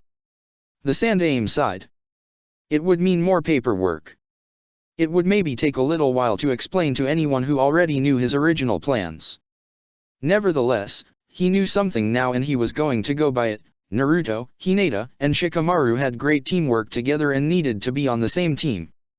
Although, now I have to think of a sensei for them too. Hiruzen realized with a frown as well. Hiruzen started making notes of the jonin available to be a sensei. Kakashi would probably be an excellent choice, due to his love for teamwork. However, the Hokage felt that Kakashi should train Sasuke in order to work with the Sharingan once it becomes activated. Asuma and Kurane would also be perfect senseis for Shikamaru and Hinata respectively, but not for the other. Asuma's bluntness and his overall behavior would probably intimidate Hinata while Kurane would not have the patience to effectively train Shikamaru. I suppose none of those three. The Hokage thought to himself. Who is currently available? Maybe. A knock sounded on his door. A sigh escaped Hiruzen's lips as he shelved his thinking and turned his attention to his door. Yes. Hokage-sama, sorry for coming so late. I have just returned from my mission and I know you wanted my mission report immediately. Said the voice from the other side. Now. Hiruzen's eyebrow raised in response, your mission wasn't critical enough that I'd need a report this late at night. Sarutobi. Hiruzen's eyes widened as an idea came to his mind. An idea started to form into the aged man's mind. An idea that he played over multiple times to make sure how it would work. A smirk then developed on his face. It's perfect. They're perfect for them. Hiruzen chuckled to himself, well, it's official, I have a sensei now. I mean, if you want me to come back tomorrow, I can. The voice on the other side of the door spoke. Hiruzen could almost imagine the person shrugging, I'll stop by first thing. Actually, why don't you come in now? The Hokage said, shaking his head, I actually have something else we can discuss after your report. The room was quiet for a moment until the doorknob began to shake. The door opened and a single shinobi walked through the doors before taking the seat in front of Hiruzen's desk. Way-ay-ay-ay-ay-ay-ay. A loud scream awakened many people living in Konoha. Anyone with good ears could piece out that the scream came from the Hokage's tower. All of them had to wonder though, who could have caused such a scream and why were they screaming? Chapter 5, Team Formation. From this day forward, you are all genin of Konoha. As one of your academy teachers, I just want to let you all know how proud I am of you. Iruka admitted to the class with a smile on his face. You've all done excellent in your studies and training. I believe with all my heart that this may be one of the finest classes Konoha has ever produced, and I can't wait to see what extraordinary shinobi you all become. Nearly every student in the classroom smiled at their now former sensei's words. Naruto was grinning more than anyone else, however. Finally, I really am a ninja now. Finally. He thought to himself excitedly. Now, I'm going to start reading off the team names. Pay attention carefully, cause I will not repeat. Iruka informed everyone. Now, Team 1. Everyone tried hard to pay attention to Iruka's words. It proved too difficult, however, to listen to every name that was called. Everyone seemed to only notice when their name was called or when their friends were called. Now Team 3. Iruka continued reading. Uzumaki Naruto. Naruto lifted up his head and started to pay attention. Hyuga Hinata. The Chiryunin continued. Yes. Naruto cheered inwardly, grinning even larger. I at least got one of my friends on my team. And it's Hinata of all people. This is amazing Databia. Hinata's thoughts were less coherent, but even more excited. Naruto-kun and I are on the same team. Naruto-kun and I are on the same team. He's on my team. Her mind repeated the same words over and over again, each time getting faster and louder. Her thoughts were a strong contrast to her outward reaction, which was merely a silent, but large, smile and a rather red blush. And Nara Shikamaru. Iruka concluded. Hell yeah. Naruto couldn't hold in his thoughts any longer. The top 3 shinobi here. We are so going to kick ass. Naruto Baka, shut up. Some of us are trying to concentrate here. Sakura shouted, not trying to hide her annoyance. Naruto really didn't care that she insulted him, he was just too happy. He was on a team with Hinata and Shikamaru. This was everything he had hoped for. We really are going to be the best damn team in Konoha Databia. Hinata, too, was pleased at this revelation. Although she was still more excited about being partnered up with Naruto, she really did like Shikamaru. He became a great and important friend to her and their friendship was growing each day. She was excited to know that he would be joining her and Naruto on the same team. Shikamaru, although pleased, was very shocked at the team's reveal. I could have sworn they would have put me on a team with Chuji and Ino. Our parents' teamwork was legendary and our parents even mentioned talking to Hokage-sama about purposely recreating the team through us. Not that I'm going to complain, I work well with Naruto and Hinata. Just wondering, what could have changed his mind? When the classroom got quiet again, Iruka continued reading names. Naruto failed to pay attention until his sensei got to Team 7. Team 7, Inyazuka Kiba, Harano Sakura, Uchiha Sasuke. He read off. Sakura's scream of joy could have been heard a mile from the academy. Ino's roar in disapproval could be heard just as far. The prick and the fangirl. Just my frickin' luck. Kiba groaned loudly. Once again, Iruka waited for class to quiet down before he continued to read. Naruto, once again, failed to pay attention to his names. He only paid attention to the last team Iruka read off. Team 10, Yamanaka Ino, Akimichi Koji, and Abarame Shino. Iruka concluded. What the hell? Not only am I not with Sasuke-kun, but I'm put with Food Boy and Bug Boy. Ino complained loudly. She couldn't believe that these team assignments happened. Chuji. Shikamaru mumbled sadly, turning to face his best friend sitting next to him. Chuji gave his friend a sad smile. He was happy that Shikamaru got to be on a team with their other friends, but Chuji was a little upset he didn't get to be with him. He was also saddened that he didn't get to be with anyone he considered a friend with as well. It also hurt that Ino was complaining about being on the same team with him. I'm sorry Chuji-kun. Hinata apologized to him, noticing his discomfort. Yeah, I really wish we could be a 4-man squad. Naruto added, frowning as well. He was originally so happy about his team, but he felt bad now knowing that Chuji was left out and on a team that he wasn't going to like. No, it's okay. Chuji told them all. He stayed quiet for a second before coming up with a silver lining. You know, Shino's kind of quiet. He might be really nice when I get him to talk. He probably is. Maybe you can get him to join our group. Naruto declared, his frown turning upwards. Chuji was right, in his mind. Shino could be a pretty cool guy, and it would be nice to have another friend to hang with. Shino-san is polite. Hinata told him. And smart. He probably rivals you Shikamaru. The blonde added, taunting his friend. The Nara shrugged in response before turning his attention back to Chuji. You want to meet up after all of this? Cloud watching or something? He asked. Chuji's smile turned more genuine again. He knew that being separated from his friends wasn't going to end their friendship. Shikamaru's offer reminded him of that. The Akimichi heir nodded in response, accepting his friend's invitation. Iruka, after a verbal spar with Ino, quieted down the classroom with a cough. Well, now that you all know your teams, you are free to take an hour break for lunch. You will come back here to meet up with your Jonin sensei. You are dismissed for now. Iruka informed the students. All of the academy graduates nodded in response to their sensei's words. They all immediately got up and started to walk out of the room. "Don't leave just yet, you little brats," a voice called out to them. All students turned around and faced the front. They turned around in time to see a black banner fly through one of the academy windows. When the banner reached the center of the room, a figure jumped out and threw Kunao at its edges, pinning it to the floor and the ceiling. The entire banner could now be seen, and the words, "The sexiest and strongest sensei in all of Konoha," could be read on it. In front of the banner was the figure. She was a purple-haired woman who tied her hair up in a spiky ponytail. She was wearing a large tan coat over a fishnet undershirt and an orange skirt. She also had a pendant worn around her neck and was also wearing shin guards. "You're all looking at the sensei to Team 3, Mitarashi Anko."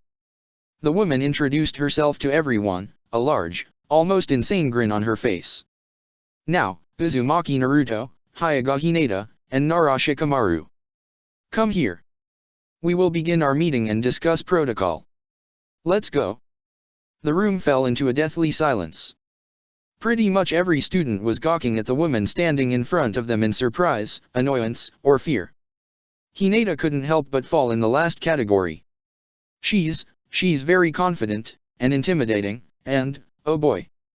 Naruto looked at the woman, unsure of what to think. She seems kind of weird. And annoying. But she's kind of cool and awesome, I guess. Naruto continued to wrestle down between the two ideas of the woman before he finally settled on one. Guess she is pretty cool. That was a flashy entrance, Databia. I'd probably do something like that if I had a genin team. Shikamaru's thoughts were extremely simple compared to the others. This woman, troublesome. Very, very, very troublesome. Anko-san. You do realize that the genin are allowed a lunch break of an hour, right? The meeting with their sensei isn't till that is over. Iruka mentioned nervously. The purple-haired woman immediately sweat dropped in response to Iruka's words. Well, I decided I was going to take my kids out to lunch instead. It would kill two birds with one stone, their lunch break and our meeting. And it would be a good way to get to know them. So yeah, heh. She laughed nervously. Iruka's sweat dropped as well in response to her statement. Very well. He told her. Team 3, you will go to lunch with your sensei. Everyone else, meet up here in an hour. Awesome. Anko cheered, relieved that she was off the hook for arriving early. Now, come here, brats. Lunch is waiting. The woman immediately ran out of the room, hurrying outside. Naruto, Hinata, and Shikamaru followed closely behind. The Uzumaki was excited at the offer of a free lunch and was excited that his sensei seemed awesome. The Hyuga heiress still felt nervous and intimidated by her sensei. And the Nara heir.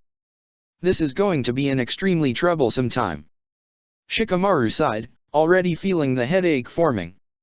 Mitarashi Anko dragged her new genin squad to Dangoya, a dango and sweets restaurant located near the academy. The second the four walked into the restaurant, a waiter escorted them to a spot that was reserved for Anko and any company she brings to the restaurant. After he took the orders of Anko and her squad, the four were left alone. The three genin were staring at their sensei in silence, waiting for her to begin the conversation about the team. Anko didn't notice the attention of her students, however. Her mind was too focused on the scent of the dango shop around her. I love the smell of dango in the afternoon. Anko thought, slight drool coming out of her mouth. Sensei. Naruto finally broke the silence. What? What do you want, brat? The woman snapped at him. Shouldn't you be going over team protocol and stuff now? I mean, that's what you said we'd be doing. Shikamaru pointed out to her with a yawn. I should be. Anko thought to herself with a sigh. Fine, let's begin already. Let's get this over with before our food gets out. The three genin nodded at her words, still staring at their sensei. So, let's start with introducing ourselves to each other. Anko stated excitedly. We already know each other. Very well, I might add. Shikamaru told her with a shrug. But I don't know you guys, smart ass. The purple-haired woman rolled her eyes in response. Introduce yourselves to me then. Tell me about yourselves. What do you want to know, sensei? Hinata asked nervously. She was still intimidated by her new sensei. Your life story. Every detail. Don't lie to me about anything in it. She deadpanned in response, getting into the heiress's face. Hinata's eyes widened in surprise and let out a quiet eep. Anko heard the noise and started to laugh loudly. No need to freak out or anything. Just messing with ya. She laughed. How about this, tell me your name, things you like and dislike, hobbies, dreams, that kind of stuff. Just your basic shit. Why not you go first? Oh okay. Hinata replied back, pointing her index fingers together. And my name is Hayaga Hinata. I'll like spending tea time with my friends. And, Hinata started. At this point, she grew a slight blush and turned her head slightly in Naruto's general direction. I also like cinnamon rolls. I dislike people who are rude to others and some of my clan's traditions. My hobbies are tea training and spending time with my friends and flower pressing. My dream, I wouldn't mind having a family one day. Hinata's blush grew exponentially at this comment as she took another look at Naruto. A few seconds after, her blush died down completely and her eyes gained more focus. But before that, I want to be a strong clan head and ninja tea that can fix the problems in the Hayaga clan. She's totally crushing on the Jinhiriki. But she seems to still be a capable kunoichi from her dream and stuff. Thank God she's not a fangirl. Anko silently praised. But she is different than most Hayaga members though. She has like zero confidence whatsoever. That'll need to get fixed ASAP if she wants to achieve her goal. Well, thanks a lot Stutters-chan. Anko told her with a smile. Stutters-chan. Hinata repeated the name. You were stuttering really badly, so that's what I'm going to call you from now on until you don't stutter. She explained, her smile not faltering. Hey. Don't make fun of Hinata-chan. She's just probably intimidated by how weird you are. Naruto shouted at the woman, defending his friend. Be quiet Whiskers. Anko shrugged. On second thought, keep talking. It's your turn. Whiskers. Naruto repeated with a scowl. Don't you know our names? I do, but I like giving nicknames, especially to little bratty genin who don't follow orders. She replied with a smirk. So, your turn Whiskers. Naruto scowled once again, but decided to just get his intro out of the way. My name's Uzumaki Naruto. I like spending time with my friends, training with the Nara clan, and learning new jutsu. I also like ramen, especially miso ramen. I hate the time it takes for ramen to cool down and arrogant bastards who think they are better than everyone else like Sasuke team. My hobbies are training, pranking people, and gardening. And my dream is to become the greatest Hokage. That way I can earn the people's respect in this village and not be looked down on like I'm something else. Earn the people's respect? Looked down as something else? Anko frowned as she remained in thought. She felt she could understand and relate to the boy. If she were to be completely honest, she might even say that he reminds her of himself to an extent. I'll probably have a one-on-one conversation with him at some point about some things if I end up becoming his sensei. Thanks. Anko replied after shaking herself from her thoughts. She then turned to the final kid. Now you. Shikamaru sighed in complaint, giving no response. Say something about yourself for my sake. Seriously. Anko shouted at him. Troublesome. The boy finally mumbled, giving another sigh. Name's Nara Shikamaru. I like being with my friends and doing things that don't require much effort. I don't like doing most things and things I find really troublesome. Hobbies are cloud watching, stargazing, playing shogi, and sleeping. My dream is to become an average ninja and have a wife that's neither pretty nor ugly and have 2 kids, a daughter and a son. I'll retire when my children become successful shinobi of their own and live the rest of my days playing shogi and watching clouds until the day I die, before my wife. Anko stared at the boy in shock. She stayed in silent thought for a few seconds before her eyes narrowed on him. Lazy ass. she declared. Shikamaru, who had expected to get the same thanks that Hinata and Naruto got, was shocked by her words. What? You complained about doing this intro for me, you hate doing things with effort, and your dream is one of the most boring and average things I've ever heard. I'm calling you as I see you, a lazy ass. Naruto couldn't help himself from falling over in his seat in laughter. Hinata barely stifled her giggles. Shikamaru only shrugged in response, mumbling something about a troublesome woman. Well, since you all introduced yourselves, it's only fair I do the same. Listen well, brats. Anko started. I'm Mitarashi Anko, a Takubetsu Jonin, the second in command in the Torture and Investigation Department, and your sensei. I like dango, tea, traveling, training, and working at the T&I department. I dislike spicy foods and the fangirl Kunoichi who give Kunoichi a bad name. I also hate a certain snake I've met in my life. My hobbies include hosting tea ceremonies, training my ass off, and torturing. And my dream, well, I have 3 actually. First is to kill that snake I mentioned. Second is to make sure I can keep my friends safe and protected. And third is just simply enjoy life. All 3 of the genin stared at their sensei. They all seemed to have different reactions to the parts in her introduction. They were curious about this snake and who he was. They thought she was pretty thoughtful with her other 2 dreams. They were also terrified that she admitted that torturing was one of her hobbies and that she was technically a professional in the art. Well, now that we know each other, let's get straight to the business part. The purple-haired woman broke them out of their thoughts. All 3 started to pay attention to her again. Now, I hate do this to you guys, but I have to break it to you, you aren't genin yet. What? That's a load of crap, Databia. Naruto shouted. We passed the stupid test, so that makes us genin. That test is bullshit. She laughed in response. It's like a pre-test to make sure you guys are good enough to be genin. Whatever. Basically, tomorrow you all have to take another test that has a 33% pass rate. Fail and get sent back to the academy. All 3 members of Team 3 had wide eyes at these words. Shikamaru was groaning about the thought of another test, Hinata was worried about failing and disappointing her father, and Naruto was scared of not being able to become a genin. Anko seemed completely oblivious to her students' frustrations. As soon as she informed them of the second test, the waiter came back with a plate of dango. The Takubetsu Jonin was currently drooling and giving nothing else a thought. Food's here. Yes. She shouted in joy as the plates were put on the table. Let's leave the test discussion until after we finish lunch.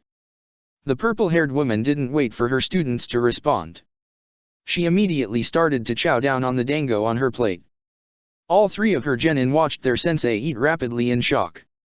That's just like me with ramen. Naruto noted with shock.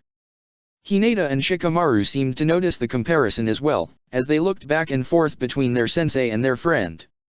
When lunch was over, Anko told the students to meet her at Training Ground 17 tomorrow at 8 o'clock for their second exam. After that, she left to go to work at the Torture and Interrogation Department. A couple of screaming victims later, Anko was brought a bar by the head of the department, her partner in crime, and good friend Marino Ibiki. The 2 made an effort to go out drinking once a week after work and both felt they deserved a drink or 2. I swear, sometimes the job isn't even fun anymore. They give in way too easily. Anko complained as she chugged down the rest of the sake in her bottle. Remember that Mizuki guy from a day ago? Gave all the dirt on the snake bastard he was working with in 20 minutes. There really has been no challenge. At least we get the information Konoha needs for its safety. Ibiki replied, simply staring at his drink. Although, I would like someone tougher to break. Anko gave a smirk in response. That was one thing that bonded her and Ibiki together, the 2 had a slight sadistic side to them. So, should I be expecting to handle more cases on my own though for the time being? The head of the department asked, still staring at his drink. The purple-haired woman, who was currently getting another bottle of sake, turned to her partner and gave him a quizzical look. What do you mean, Ibiki? I've heard you've been assigned a genin team.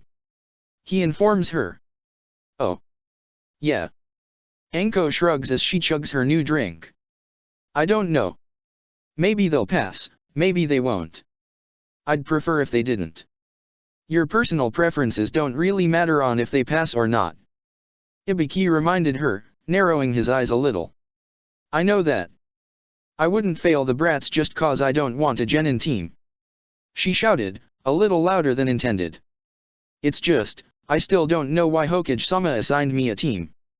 Anko thought back to the conversation she had with the Sandaime. At first, she was giving a simple mission report from a long-term mission she was on. He accepted it, but then changed the topic to the genin teams. He had informed her that he was planning on assigning her a team. Anko freaked out, stating that she would not be a good sensei to some random brats and that she'd be better off spending her talents elsewhere. Nevertheless, the Hokage was very adamant about his decision. Apparently, only she can accurately train each and every one of these students to their full potential. Yeah.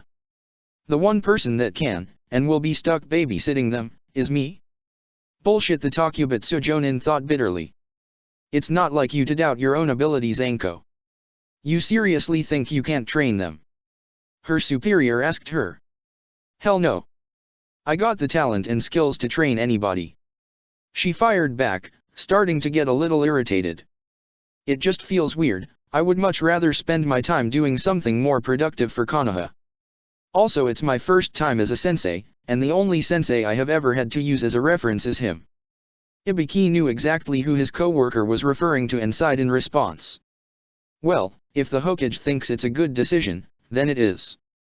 He must know more about them than you and must think you can help them become better shinobi for Konoha. Probably not a waste of time if that's right. Ibiki told her, finally taking a small sip from his bottle of sake. You won't make a bad team sensei either. Just teach them what you know and let them do the rest. Let them become Konoha shinobi. You know I'm not really upset or anything, right? I don't really need comforting. Anko mumbled in response as she took another chug of sake. Still, thanks. Appreciate it. Although it's weird to see you trying to help someone. Getting soft, Biki-kun. Ibiki scowled at the nickname and Anko's words. Not at all. I'm trying to get you to take the team. Perhaps if you aren't working at the department, I'll get more victims to myself and maybe I'll get one that'll be fun to break down. Ibiki informed her with a smirk. Heh, if that happens, I'll be joining you still. Can't leave me out of all the fun. She responded with a laugh before picking up her bottle. Anko downed the rest of her sake and got another bottle. She decided then and there to stop thinking about the genin team. She lied, she was frustrated about being assigned a team and was confused on what to do. Ibiki did help out a little though and she appreciated it. I'll deal with them later. If they pass, they pass. Then I'll just learn and be a kick-ass sensei. Anko declared mentally as she raised her new bottle, as if toasting to her idea. But for now, screw them. I'm just going to enjoy my sake. She enjoyed it indeed. After waking up, Hinata got ready for the day as quickly as she possibly could. She was actually surprised that she even got any sleep at all. Her mind was completely focused on the second exam that Anko mentioned. Sensei never said too much about it. Only the time and place of it. I wonder what it could be on. Hinata contemplated as she finished collecting all of the weapons she may need for a test. When Hinata finished, she was almost ready to leave. She had already gotten dressed, prepared for the day, and had eaten breakfast. All that was left was to let her father know she was going out. It didn't take long before the Hyaga heiress left and arrived at her father's private study. As usual, Hyaga Hayashi was sitting at his desk, performing clan duties and paperwork, as if he had been doing them all night. Hinata. Her father greeted, not even looking up. Do you have something you wish to talk about? Don't stutter, don't stutter. Hinata muttered to herself as she took a deep breath. Although she was getting better, she still stuttered a lot when she was intimidated. Her father could be very intimidating. I have to leave now. I have a secondary test I need to take to be a Genin. Hinata informed him. Oh yes. The second test the Jonin sensei gives. The clan head noted as he looked up from his work and at his daughter. This reminds me, you failed to tell me who your team was composed of. Hinata poked her index fingers together. I'm with Nara Shikamaru and Uzumaki and Naruto. Our sensei is Mitarashi Anko. She's with the Nara Air and the Kyuubi vessel? Hayashi thought to himself. A random match. I know Hinata has been training sometimes with them, but their skill sets shouldn't match up. It would have been better for her to be on a tracking team. What was Hokage-sama thinking with this team? And under Mitarashi Anko? She has no experience with training. I see. He said aloud, not voicing most of his negative thoughts. Our exam is soon. May I be dismissed?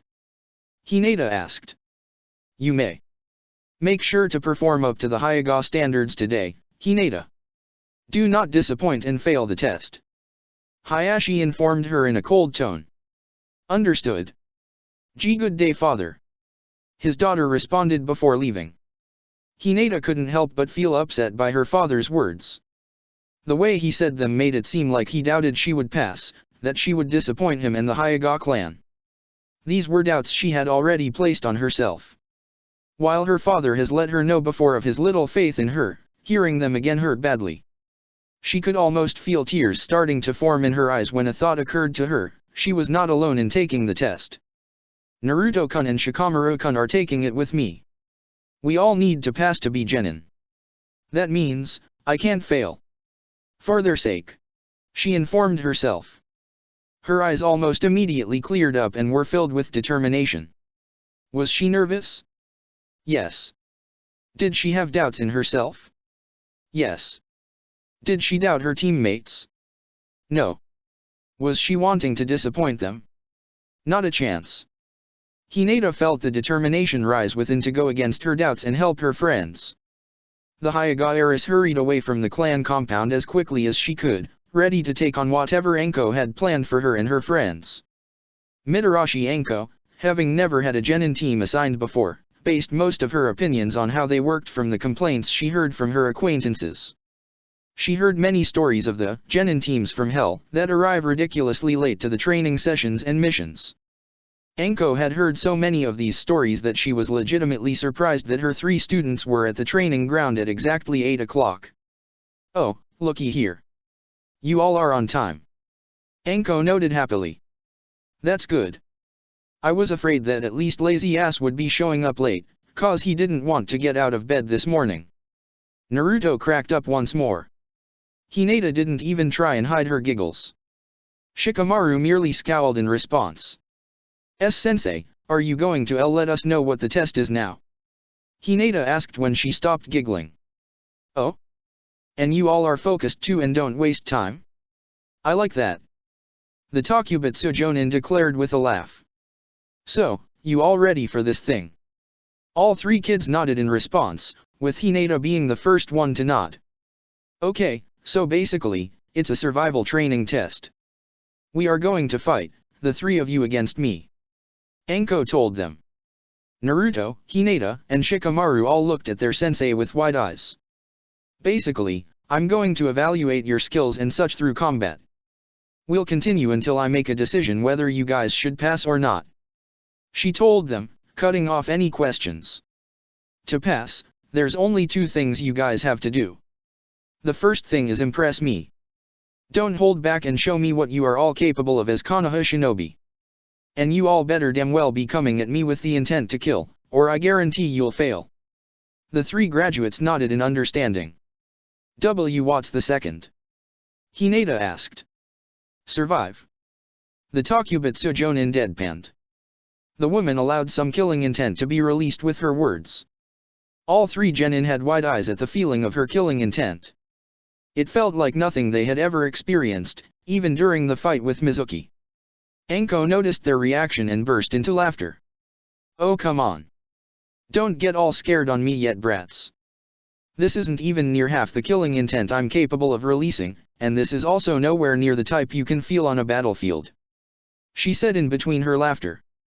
She took a few seconds trying to compose herself before she spoke again, this time with a much more serious tone. So, are you all ready to begin? The students started to focus once again. They each tried to calm themselves down. Hinata, to Anko's surprise, was the first to recover completely. Why yes. Let's do this, Anko-sensei. Naruto and Shikamaru nodded in agreement with her words, having recovered themselves. Yeah, enough talking. We get it. So let's do this thing, Databia. We're ready. The blonde-haired Jinhuriki exclaimed excitedly. Good. Very good. Anko grinned sadistically in response. She bit at her thumb, causing it to bleed, and started doing hand signs. Then let's get this over with. Your true graduation exam starts now. Anko immediately slammed her hand down on the ground, causing it to erupt in smoke. All three genin pulled out a kunao and stared attentively, waiting for their sensei's first move. When the smoke cleared, to their surprise, Anko was no longer in sight. In her place, a giant camouflage-colored snake was curled up. The second it saw the three genin, it hissed and attacked. The snake moved faster than the genin could react. It slammed its large tail straight into the stomachs of each genin, sending them backwards and knocking the breath out of them. Damn, that hurt like hell. Naruto groaned as he pulled himself up.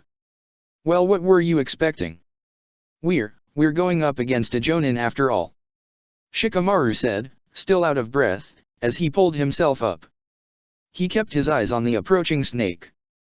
We need to be more careful. Hinata added quietly, getting up herself. The snake, seeing that the kids were starting to recover, struck again with its massive tail. This time, however, the genin had the chance to react. They activated the substitution jutsu in time, replacing themselves with nearby logs. They then moved further into the surrounding forest around the training ground, creating distance between them and the snake.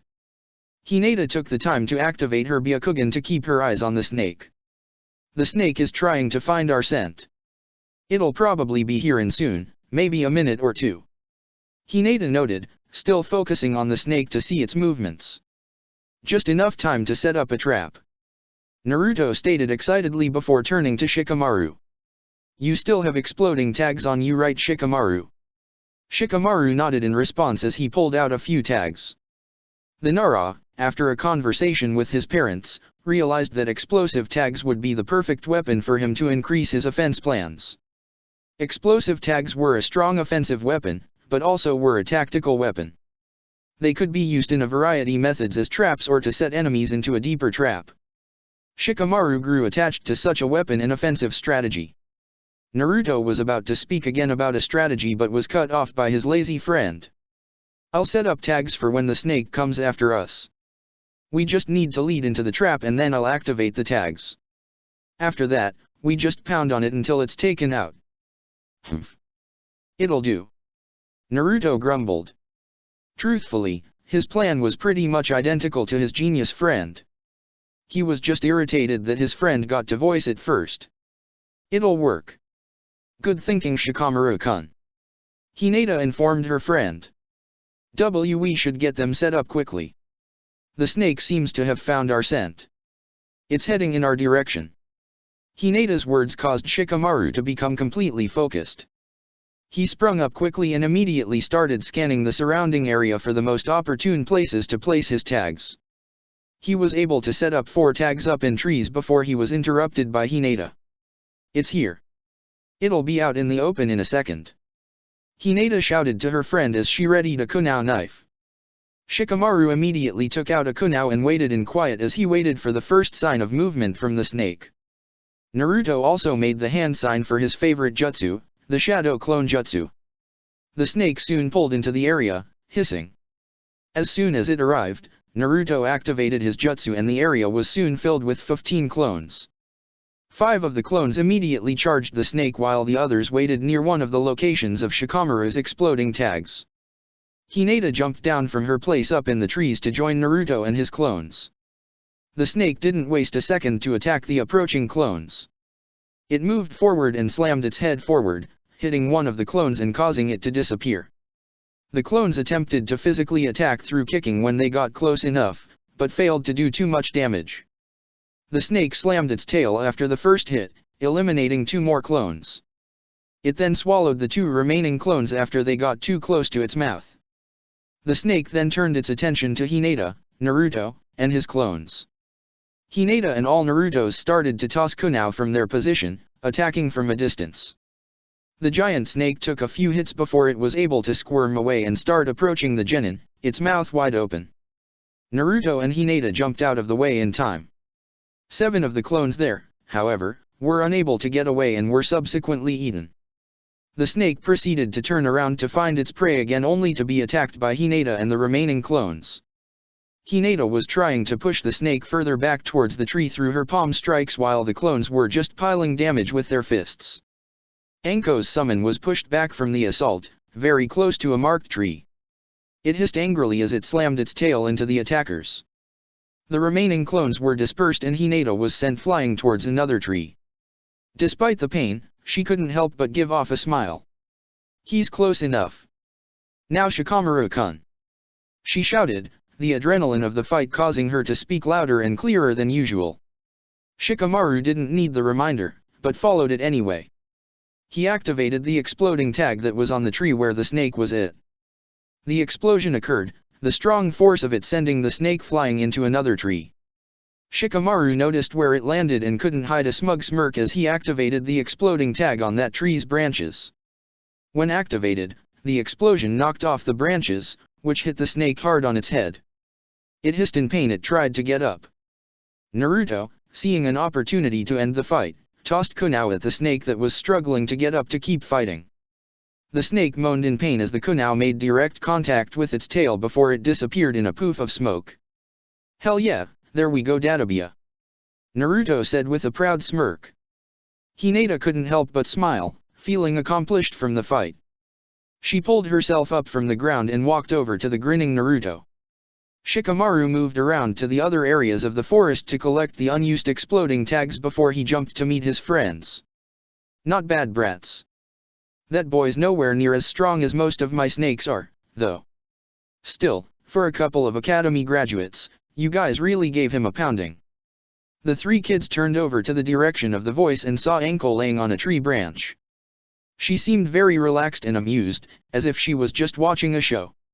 "How long have you been there, Anko-sensei? And shouldn't you be testing us yourself?" Naruto shouted to her. "I've been here the whole time. And I am testing you. If you couldn't tell, that snake was one of my summons. You were meant to fight it as part of the test." Anko fired back, giving off a slight yawn. "So do we pass then?" the blonde asked excitedly. "Not yet. You think that'd be enough to impress me?" The Takubetsu Jonin scoffs.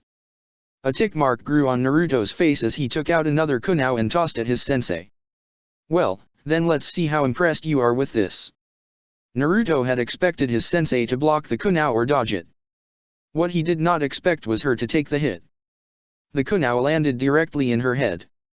Anko fell off the tree lifelessly, before disappearing in smoke. "Wait, was that a shadow clone?" Naruto asked in surprise as he started to scan the nearby area. "Makes sense she would know it. It is a Jonin-level jutsu after all," Shikamaru mindlessly mentioned as he scanned the area himself, prepared for any possible attack. "Gee guys!" Hinata gasped in shock, her Byakugan activated. "She's here." "Where?" Naruto asked frantically, getting even more prepared for an attack. Hinata gave no verbal response. She only tossed a Kunao in the direction opposite of where Naruto was facing. Her Kunao blocked a shuriken coming from that direction. "Does that answer your question?" Anko asked in a fake sweet tone as she started to appear into sight. She was charging at the kids, making hand signs. When she finished, she raised her left arm towards them. Hidden shadow snake hands. Snakes shot up from her coat sleeves and were sent forward towards the academy graduates. Before they had time to react, the snakes grabbed onto Naruto and sent him flying towards the Jonin sensei. "Naruto-kun!"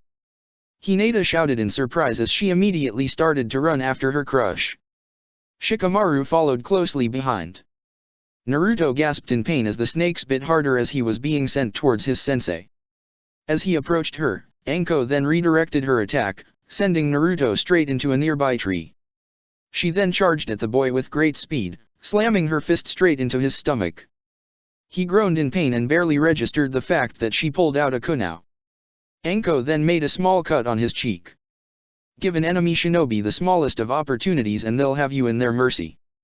You'll feel a hell of a lot of pain and know you can't make a mistake, even in your weakened state, cause you know you'll die if you do. Anko informed the boy as she licked the blood of the kunai. She released another wave of killing intent to show her point. So, how do you face this situation, Whiskers? He won't be facing the situation alone. Hinata shouted. Anko turned around at the sound of the noise and was met with the Hyuga Eris's assault. The Takubutsu Jonin fended off the girl's attacks, making sure that the girl wasn't hitting any of her tenketsu. After a while, Anko turned the tables on the girl, focusing on attacking back. The girl struggled to block the older woman's stronger blows and received many direct hits from her sensei. I admire the fact that you rushed in to save your ally, but that doesn't always cut it in the real world. You can't just rush in blindly to save a friend, cause you may just end up needing saving yourself. Anko informed the girl sharply as she dealt a punch to the girl's face. Hinata fell down in pain and immediately got up, breathing really hard. You need to be more careful next time or else you'll be dead. I was sensei. Hinata mumbled out in between her breaths. You should be more careful why yourself. Anko was about to respond but was cut off when she lost all feeling in her body. She couldn't move any muscle. Suddenly, she felt her head turning and saw Shikamaru standing behind her. Hey sensei. He replied lazily. Despite the fact that his head was turned so that she could see him, Anko knew the boy had a smug grin on his face.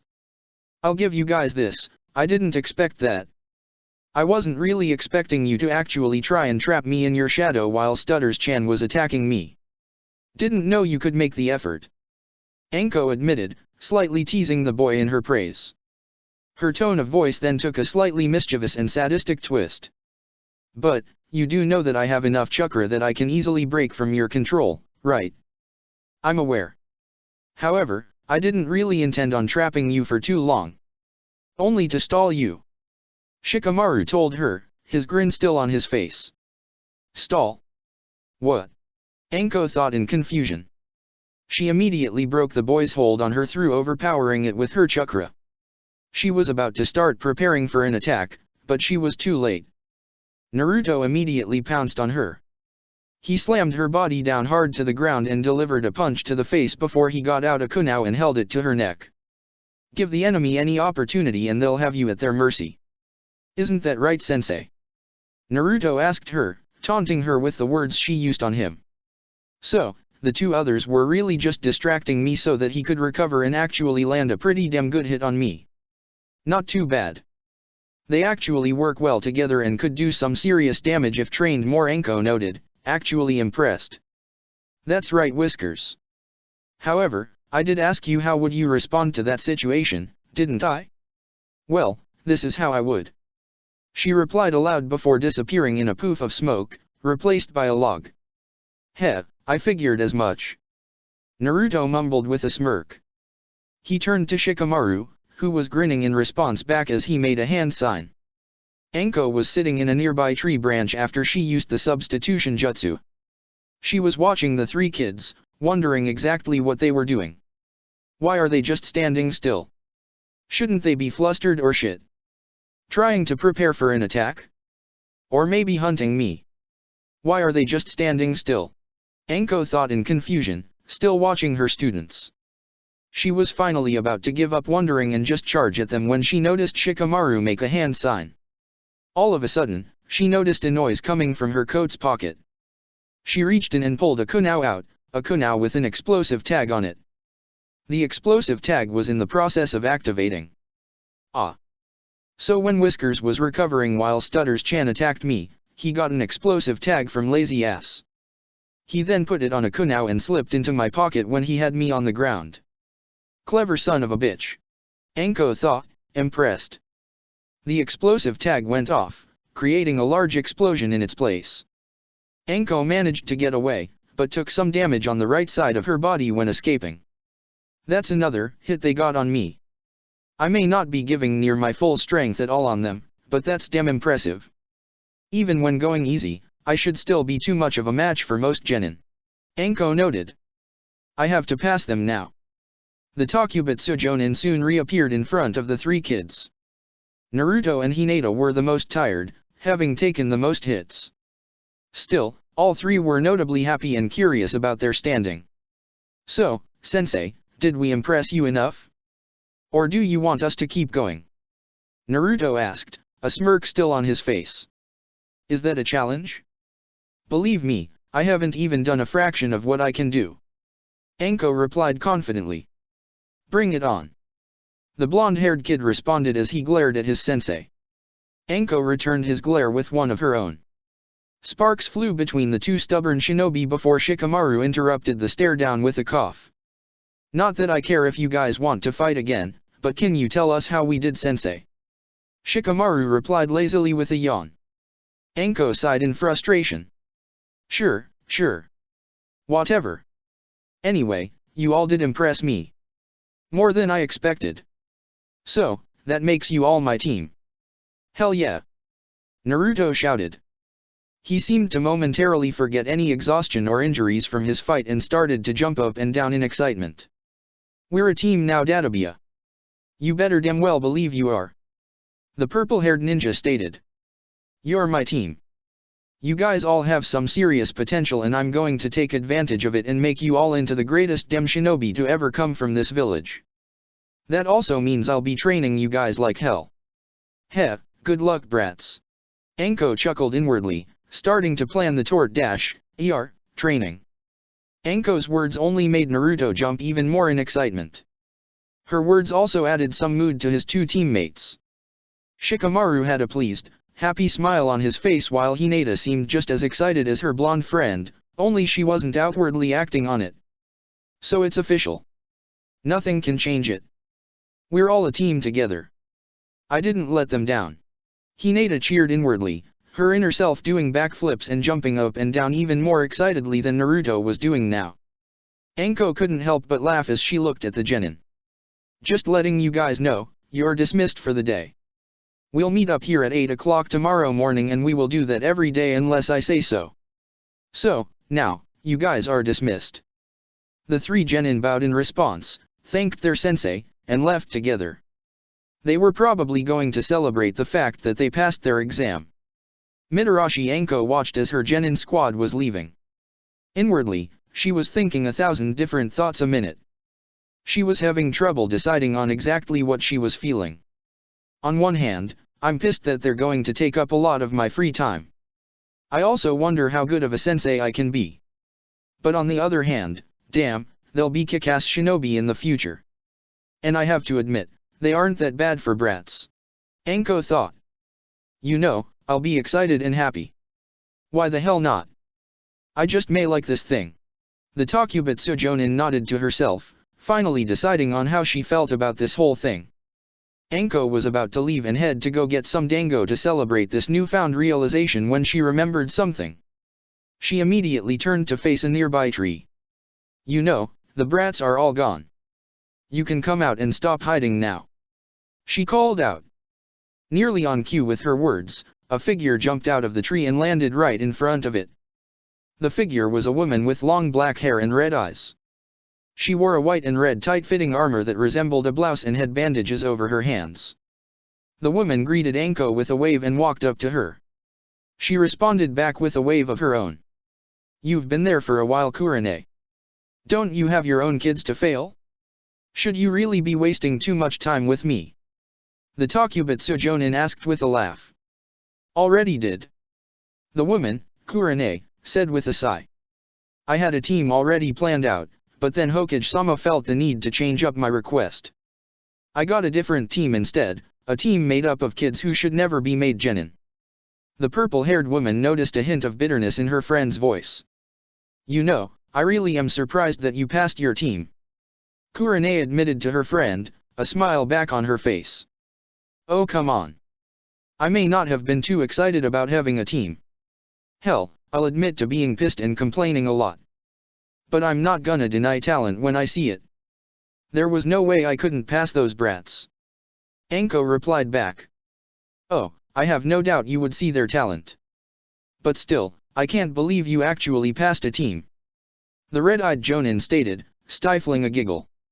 You know what that means, right? What? Her friend replied nervously.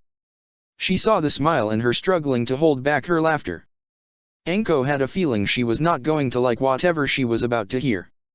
Well, you just took up a team. A team of new genin. Hope you have fun doing D-rank missions for a while. Kurane informed her friend cheerfully before making a hand sign and die-sapping through the shunshin. Anko blinked. She blinked twice. Memories starting to fill her mind. Horrible memories from her time as a genin. All those hours, those boring hours. The painting, the babysitting, the grocery shopping, that damn cat. Anko's mind replayed various mental images of menial tasks around the image. The image of her chasing after a cat replayed multiple times. It was too much for the Takubetsu Jonin. She lost her balance and fell to the ground, her eyes still filled with shock. No more meaningful missions. Less time for torture. No more fun. More lame chores. More hours boredom. More time with that damn cat. Anko fumed within her head. Damn it. This is the last time I take up a frickin' genin team. Chapter 6, Life as Genin. Naruto was grinning as he ran down the streets towards Training Ground 17. Today was his first day of training. Today would also be the day of his first mission. The blonde truly felt like a shinobi and he was happy about it. This is it, this is where my journey to become Hokage truly begins, Dadabia. He mentally declared to himself as he left the houses of Konoha and was reaching the outer areas where the training grounds were. It didn't take long for the Uzumaki to find the training grounds. The boy was cutting it close on time, however, which explained why his other two teammates and his sensei were already present. Last one here? I expected more from the future Hokage. Anko taunted the boy. Naruto's eyes narrowed on her. You be quiet, Anko-sensei. I'm on time, Dadabia. Lighten up, boy. Just a joke. For a prankster, you take things too seriously. The woman laughed in response. Naruto didn't say anything in response. He only slightly frowned as he made his way over to his two friends. He greeted both of them with a high five before he turned back to his sensei. It was at this time that Naruto noticed that the woman had a large, plain brown bag that she was carrying on her back.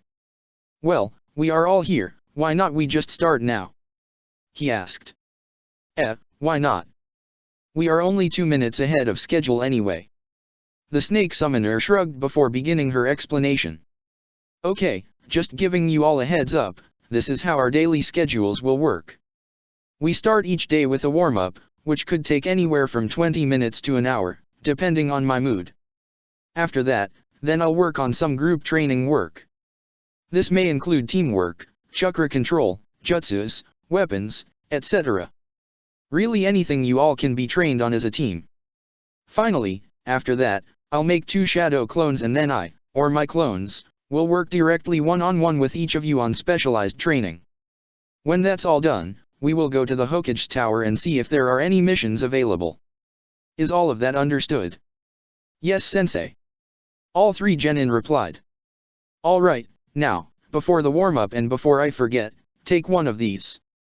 Anko informed her students as she gave them each a slip of paper. And what are these for, sensei?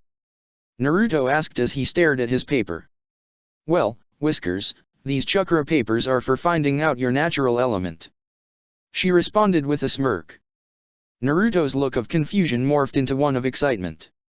Thanks to his last-minute paying attention to Iruka's lessons, he remembered the discussion on nature affinities. He knew exactly what they were and he was excited. Just a heads up, I won't really be teaching you brats nature manipulation just yet. Anko informed them. But, I still want to do this for 2 reasons. For one, I can have it for a reference for later on. And 2, when I start teaching you guys jutsu, I know what type of jutsus will be easier and more effective for you all to learn. The Takubetsu Jonin pulls out her own chakra paper and applies her chakra into. The paper immediately lights itself on fire and starts to burn. Whoa! Naruto gasps, staring wide-eyed at the fire. Pretty cool, huh? The purple-haired woman asks as she crushes the paper in her hand, putting out the fire. If it wasn't obvious, the burning and fire means I am a fire type. Naturally. But enough about me. This about you brats. Now, put some chakra into your papers and let's find out your affinities. The three genin nodded and followed their sensei's request. Hinata was the first to have her paper react. Her paper was soaked, causing water to drip down the girl's hand. Water element. Nice. Anko informed her. Probably the most flexible and versatile element of all five. Great offense and defense, and it's good with short and long range. You've got a lot of things you can do with it, especially if you actually get good with it. Yep, you got a pretty damn good element. Oh really? Hinata asked, a smile growing on her face. She seemed proud to hear she had an element that could be useful in multiple areas. Anko nodded, then turned her attention over to Naruto. His chakra paper was split in half. Wind element, huh? Very rare in Konoha. You're like, what, the second one we got? Anko noted. Nevertheless, great element. Single greatest attacking element in close and mid-range, and also great for support techniques. Very useful element indeed. Heh, awesome. Naruto cheered loudly. Anko didn't pay too much attention to his screaming. Instead, she was currently gaping at the sight of the Nara boy. The paper he was currently holding had lit on fire. Really? Really? Anko mumbled in disbelief. Of all three of you, Lazy Ass is the only one with my natural affinity? Really? Troublesome. Shikamaru simply stated as he stopped applying chakra and ended the fire. I'll just stick with my clan's shadow techniques. Oh no you don't boy. If you have a fire affinity, I'll be working on that thing. Who knows, maybe I'll get you to be more active or something. The Takubitsu Jonin informed him. She was now sporting a grin at how training with Shikamaru's fire affinity will go. The Nara was starting to grow nervous. Ahem, anyway, yeah, I just wanted to get that in for a reference for later. Anko stated, getting everyone's attention. Anyway, let's get to work with warm-ups. Let's begin. Yes Anko-sensei. The three genin said in unison as they faced their sensei, ready to do any warm-up she had planned. What started off as a harmless, normal warm-up turned into a training session from hell for the genin. Naruto, Hinata, and Shikamaru laid on the ground, tired and panting, while Anko stood above them, frowning. Ah, come on brats. It wasn't that bad. She replied. Not that bad? You call doing 100 sit-ups, 100 push-ups, and 50 laps around the training field not that bad? Naruto asked incredulously. That's also not mentioning the kunao you would throw at us whenever we stopped for a few seconds, or the times where you forced us to start over because of some troublesome reason. Shikamaru added, glaring at the woman in front of him. She's worse than my mom. Good lord, this is a pain. Seriously, it isn't bad. You should see what Guy does to his genin squad. Anko responded nonchalantly. Despite all of his rude remarks towards her, Hinata felt deep sympathy for her cousin, Niji, if Anko's words about his sensei were true. What could honestly be worse than this? Anyway, that concludes your warm-up for today. The Takubitsu Jonin told them with a smile. The three genin took this time to get up.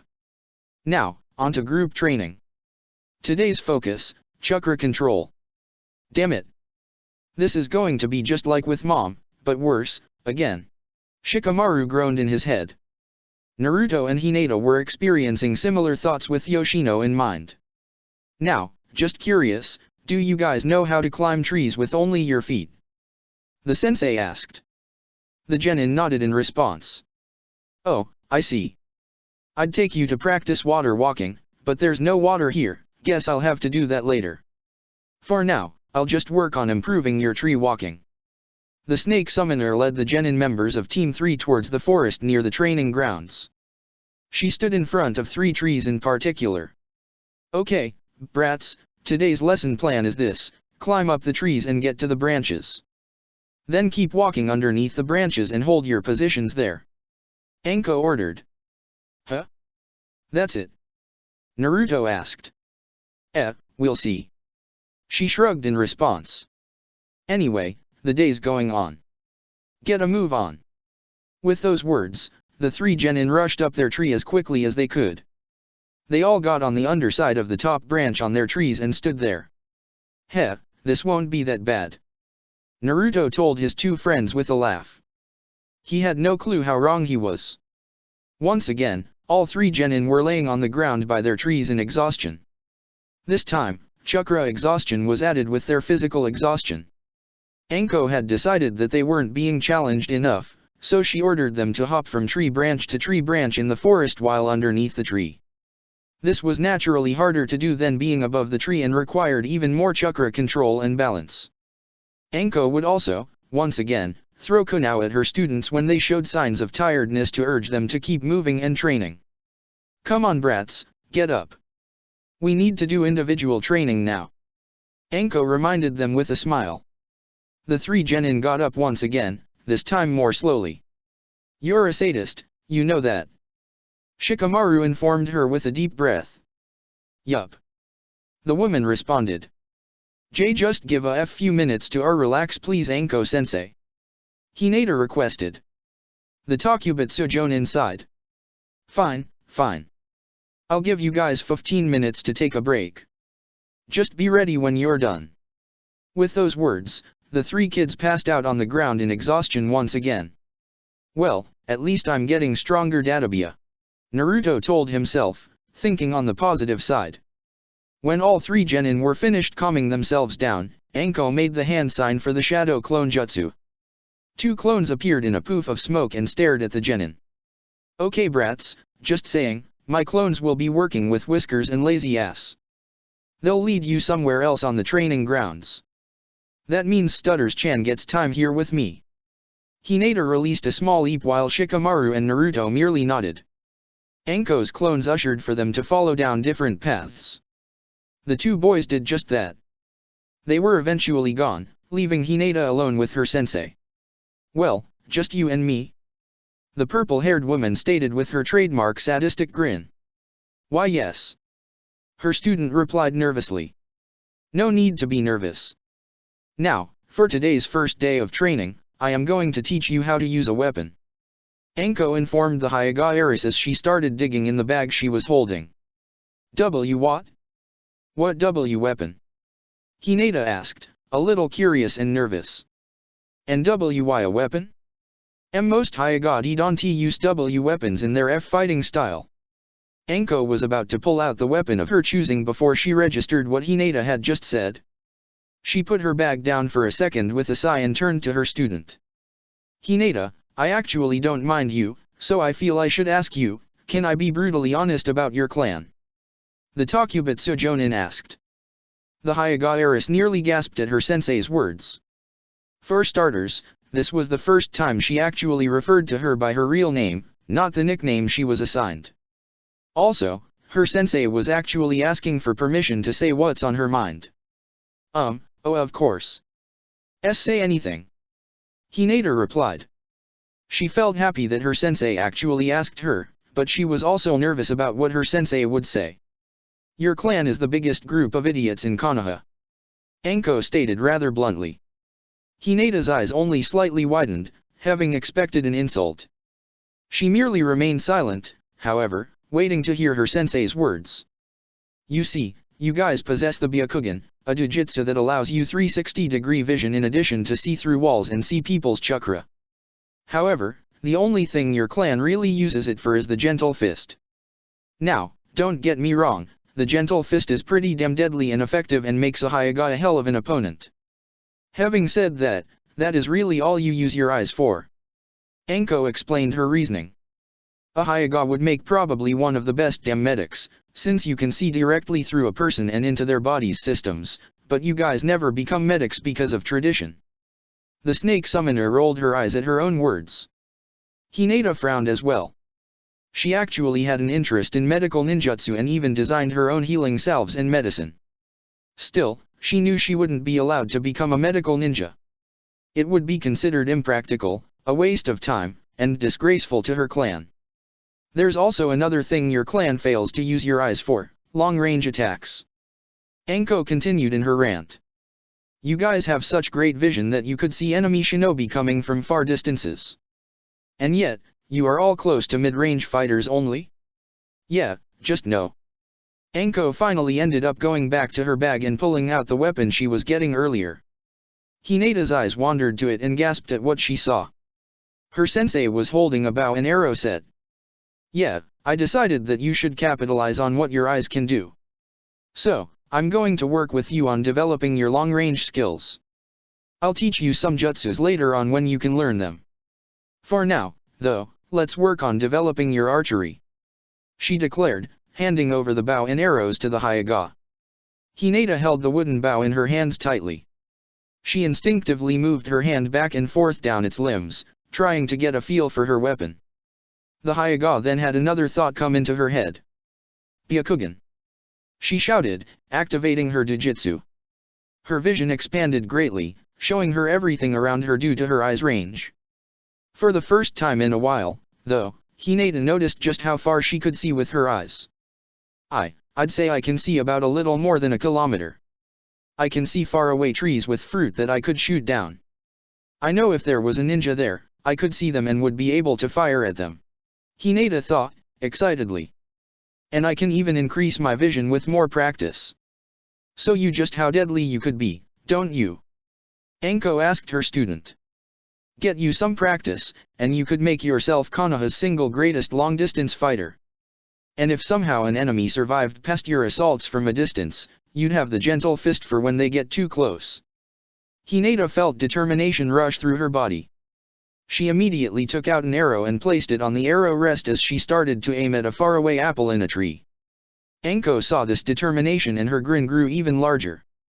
Now, I may not be good with a bow, but I have some scrolls and I know the basics. So, stutters Chan, let's work on your skill with a bow. The Takubetsu Jonin declared. Naruto was led by one of the Anko clones to a separate area of the training ground. They were near the edge and were surrounded by nearby trees with targets on them. Are we done walking? Can we begin now, Anko-sensei? Naruto asked in a bored tone. Can it, Whiskers? But yes, we are done. This'll do. The Anko clone replied as she came to a stop. Awesome. Then, what do you have to teach me? Huh? The blonde questioned, getting up in his sensei's face. Whoa. Back up there, brat. The purple-haired woman ordered with a sigh. Anyway, because of your large chakra supply, it's safe to say you're the ninjutsu type of shinobi. So, we're working on teaching you some wind-style ninjutsu. Naruto proceeded to jump up and down in place, excitement running through him. Hell yeah. Time to learn some kick-ass ninjutsu. He declared. Simmer down, kid. We aren't teaching you that good of ninjutsu yet. You got to learn and work your way up through practice. Anyway, I have a jutsu I think you might could learn now. The clone informed him. The Takubetsu Jonin stepped forward and made a 5-hand signs. After her last one, she took in a deep breath and faced a target. Futon, great breakthrough. The clone then released a gust of wind that blasted forwards. It cut into the nearby trees in front of her and obliterated the targets on them. Naruto stared in awe at the work of the ninjutsu. The blast of wind actually knocked him back a little bit and he could see just how much damage the jutsu did to the trees and the targets. He was very impressed and excited. That's the great breakthrough. It's C rank and primarily a short to mid-range offensive type. As you can see, it packs a pretty good punch. The Anko clone noted, impressed by her work. It can be made better with practice though, especially if the user actually is a wind type. Naruto's eyes gleamed at that. Hell yeah. I'll make that jutsu mine databia. Anko-sensei, can you show me the hand signs again? The boy asked, clearly ready and excited. After watching Anko make the hand signs one more time, Naruto turned to face the same trees that his sensei was in front. He made the same 5 hand signs before taking a deep breath himself. Futon, great breakthrough. Naruto released his breath and tried to release the wind. No wind shot forward, however. A tiny breeze of wind could be felt, but Naruto couldn't tell if that was cause of his jutsu or not. Anko's sweat dropped. To be honest, I was expecting him to fail at the first time cause of putting too much uncontrolled chakra. How the hell did he fail to create it? Damn it. The boy complained. Whatever, I'll get it down this databia. The Anko clone continued to watch Naruto practice the jutsu, ready to give any hints she could to help him learn. Naruto continued to practice, dead set on learning this jutsu. Shikamaru couldn't help but feel suspicious and slightly nervous as the Anko clone took him to his separate part of the training ground. Every few seconds, the clone would turn its head and stare at Shikamaru as if he was prey. The look would then go away as the purple-haired woman would pay attention to what way she was going. That didn't stop her from still looking at him like that though. The boy continued to watch with her suspicion. Finally, Anko stopped walking when they reached a small area in the training ground. Their location was a simple wide open field with nothing present, no trees, no practice dummies, nothing. It was in this area that Anko immediately charged at Shikamaru, readying her fist to punch him. The young Nara's eyes widened as he barely managed to get out of the way in time. He then put distance between him and the clone as fast as he could. "Anko-sensei, what are you doing?" he asked, his voice a little shaky from being caught off guard. "Training you," she replied as she charged at him again, this time going faster. Shikamaru was unable to avoid this blow. He took the fist straight in his face and fell to the ground in pain. He got up as quickly as he could and glared at his sensei as he made more distance. "You should have seriously been able to dodge that," Anko pointed out. "What's the point of this?" The Nara grumbled in response as he got into position to fight off another blow. Sure enough, the clone charged at him again. The boy was able to block this hit and began to engage his sensei's clone in a fight. "Well, basically, I noticed something about you lazy ass, your reflexes and physical strength suck," the purple-haired woman told him bluntly as she attempted to deliver a kick at him. She made contact and knocked him down after a strike to his stomach. "I noticed that in the test yesterday you didn't get involved really in the physical fighting, just all the planning and strategy. And according to the academy tests, you have one of the worst taijutsus. So, until we can work on your weaknesses and improve them, you are going to be stuck fighting me each day." Shikamaru groaned as he got himself up, both in pain and annoyance. He had heard the complaints about his taijutsu already too many times, from the academy teachers and his parents. This was nothing new to him. He couldn't help but get annoyed at his sensei's training. "Is that all?" he grumbled after he was finally up and ready to continue fighting. Yeah. Basically, I am going to force some physical strength skills into you lazy ass. So be prepared," she shouted as she charged again. Shikamaru sighed, mumbling something about pains in the ass before he got into position to fight off his sensei. After an hour of individual training, Anko ended the sessions and closed training for the day. All three genin seemed to be excited about this concept. Shikamaru was the most excited. He was completely exhausted having to deal with Anko's one-on-one physical training in addition to the previous sessions with his teammates. The boy was completely drained and he was surprised he was still standing. "I am taking the first chance I get to take a nap. I really need one." "Troublesome woman," he complained. Hinata was not nearly as tired as her lazy friend was, but she was sore in her hands and her eyes. She had been practicing her skill with the bow and arrow the entire time, attempting to hit faraway targets to make herself a skilled long-range fighter. At first, in the words of her sensei, she sucked horribly. Still, with each arrow fired, she was getting better. By the end of the session, the Hyuga was finally starting to get the concept. "If I can get it down perfectly, that'll make me even better of a ninja. It'll make me stronger for my team, for Naruto-kun," she mentally thought, creating more determination to learn to use the bow. Naruto was the least tired in the group. His endurance and stamina was finally starting to kick in and he was able to spend his entire time practicing his jutsu. After many failed attempts from using too much or too little chakra, Naruto finally was able to create a slightly strong gust of wind with the great breakthrough. Now, he only needed to perfect it and make it a stronger jutsu. "I just need to work on it. More practice, then I'll move on to the next," Naruto thought excitedly. "Well, I guess that's it for training. I'll admit, I was hard on you guys, but you all are doing a damn good job. Anko told them with a smile. All three genin, even Shikamaru, felt joy at their sensei's words. Anyway, now it's mission time. Anko told them with a sigh. Yes. Finally. First mission Databia. Naruto cheered loudly. Hopefully the mission won't upset Naruto-kun. Hinata thought to herself. She remembered Iruka's lesson on mission ranks and knew they were going to get a D rank. She knew it would be too easy for Naruto, and she was worried for his reaction. Damn it, I really wanted to get some rest. Shikamaru groaned. Well, let's go and get this over with. Anko mumbled with a sigh, leading the way for her genin squad to the Hokage Tower. Please don't be too easy, please don't be too easy. The young Uzumaki had many expectations for his first mission. He had wondered what great mission would he be able to say was his first. An assassination mission of a dangerous criminal? Protecting royalty from S-class invaders? Infiltration to learn enemy secrets? Naruto had many expectations and ideas for his first mission. None of them involved pulling weeds. Are you kidding me? Naruto screamed in complaint as he pulled up another weed. Hey, shut up, brat. Wasn't it you who said that gardening was one of his favorite hobbies? Anko sneered in response as she helped pick up weeds with her team. Yeah, but that's different.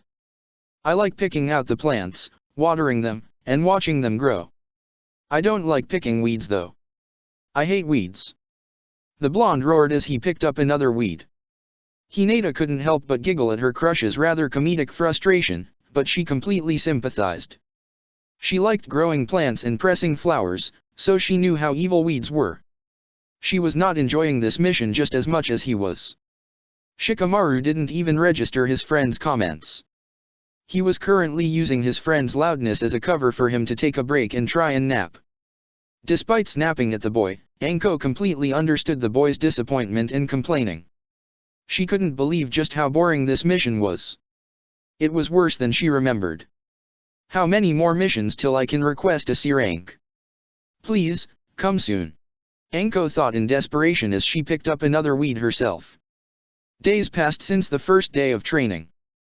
The 4 members of Team 3 eventually fell into routine with the hard work of their first day. Each day, they would meet up at the training ground and begin the training exactly like they did earlier. After training was complete, they would perform a D-rank mission from the Hokage before being dismissed for the day.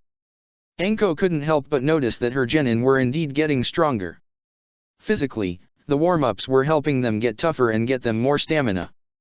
Their chakra control as a whole was also improving. The Takubutsu Jonin took them out to practice water walking during their first week, and after a few days, the 3 were able to get to the hang of it. Shikamaru was probably showing the biggest signs of development. The boy had went through the most rigid physical program under Anko. Although he was still a lazy ass, the boy had indeed improved to Anko's standards. He was getting tougher and his reflexes had improved. His taijutsu was actually getting to the point of being decent to his sensei.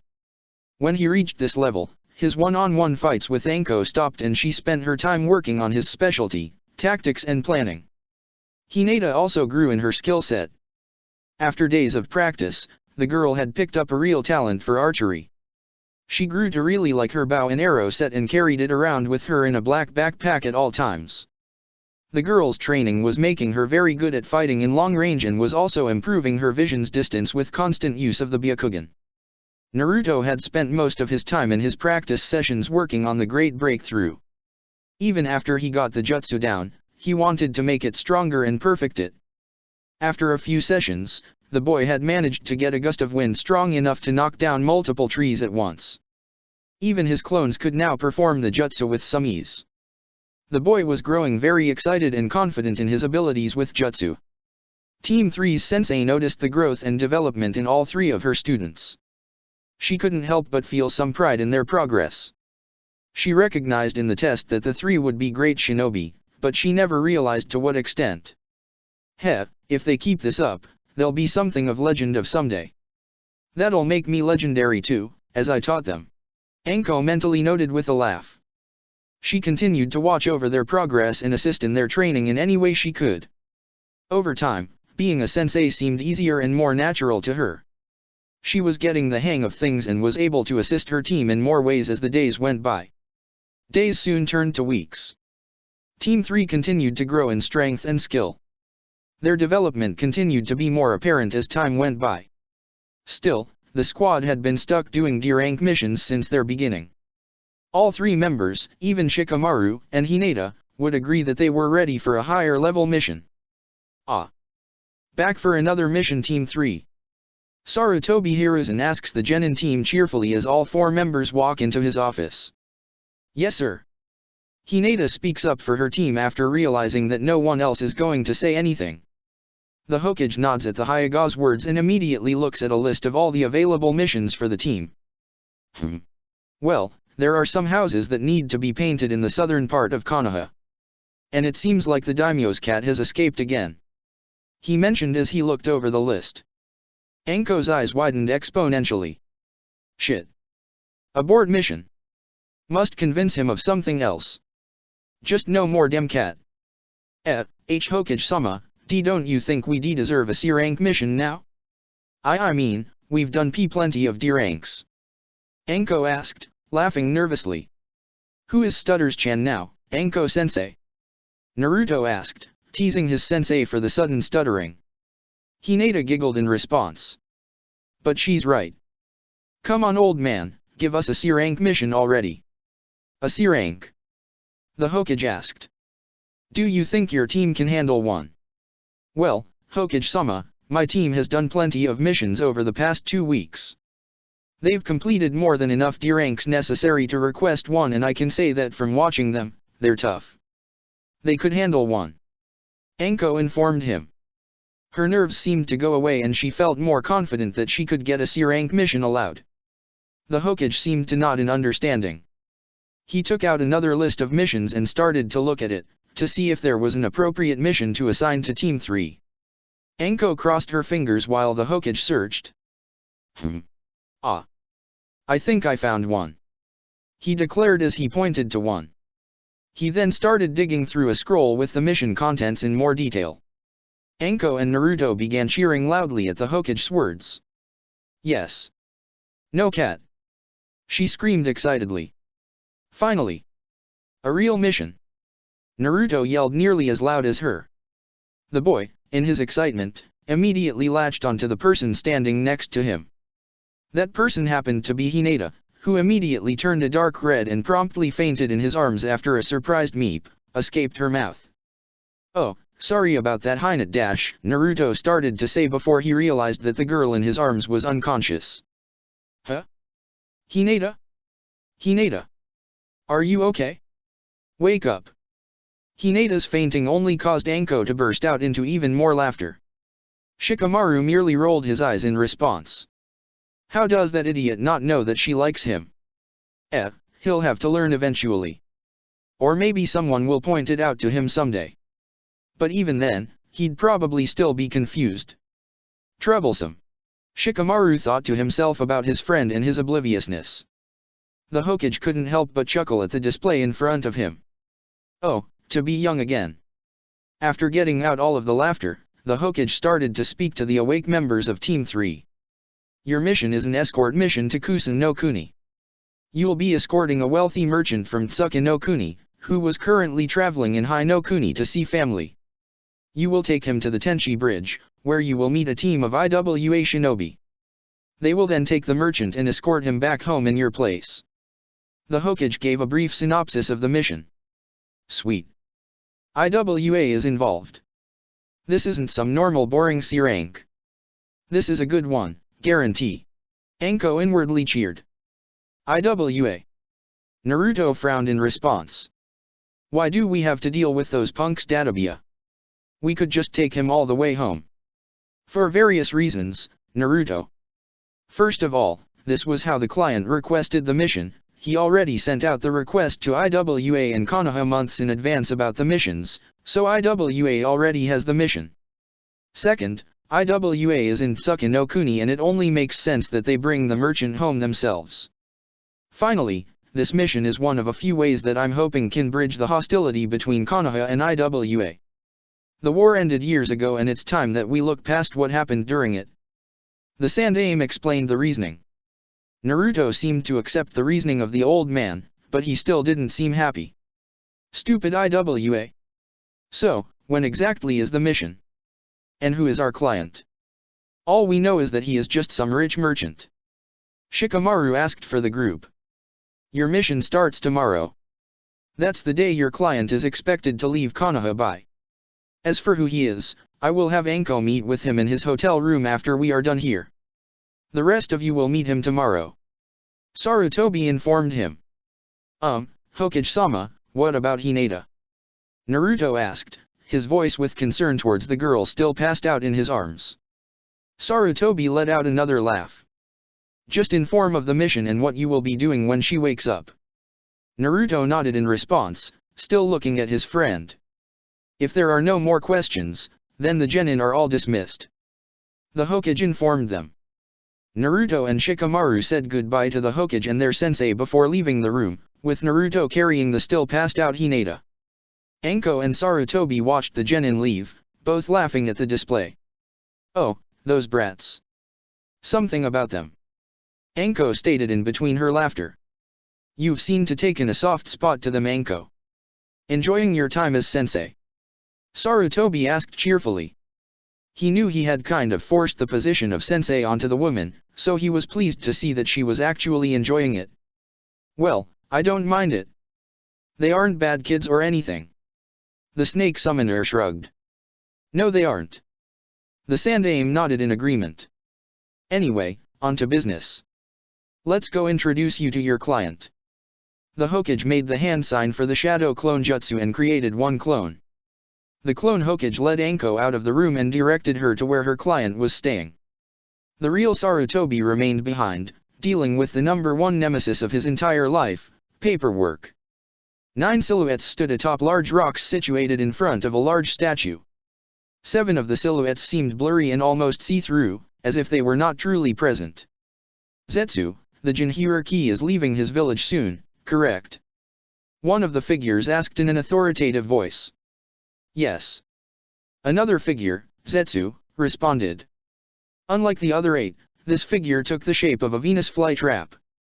It then changed its voice before speaking again. Their mission begins tomorrow.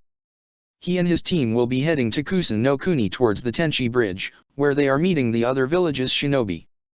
Good. The first figure spoke. He then turned his attention towards 2 more figures, standing next to each other. Kakuzu, Nasumereta, I have a mission for you both. As you 2 are the closest to the bridge, you will engage the Jinchuriki after they leave the other ninja. Fight him to test his abilities and see where the Jinchuriki stands. If possible now, try and capture him alive for the extraction. If you can, then try and pin his disappearance on the other shinobi. The Konoha IWA feud is infamous, so it won't seem off that something like this happened. Understood. One of the figures replied in a bored, uncaring tone of voice. Anyway, if that's all the orders you have for me, then I'll be on my way. Later. With those words, the figure disappeared from view on his rock. Didn't even wait for any more orders, that impatient, obnoxious little brat.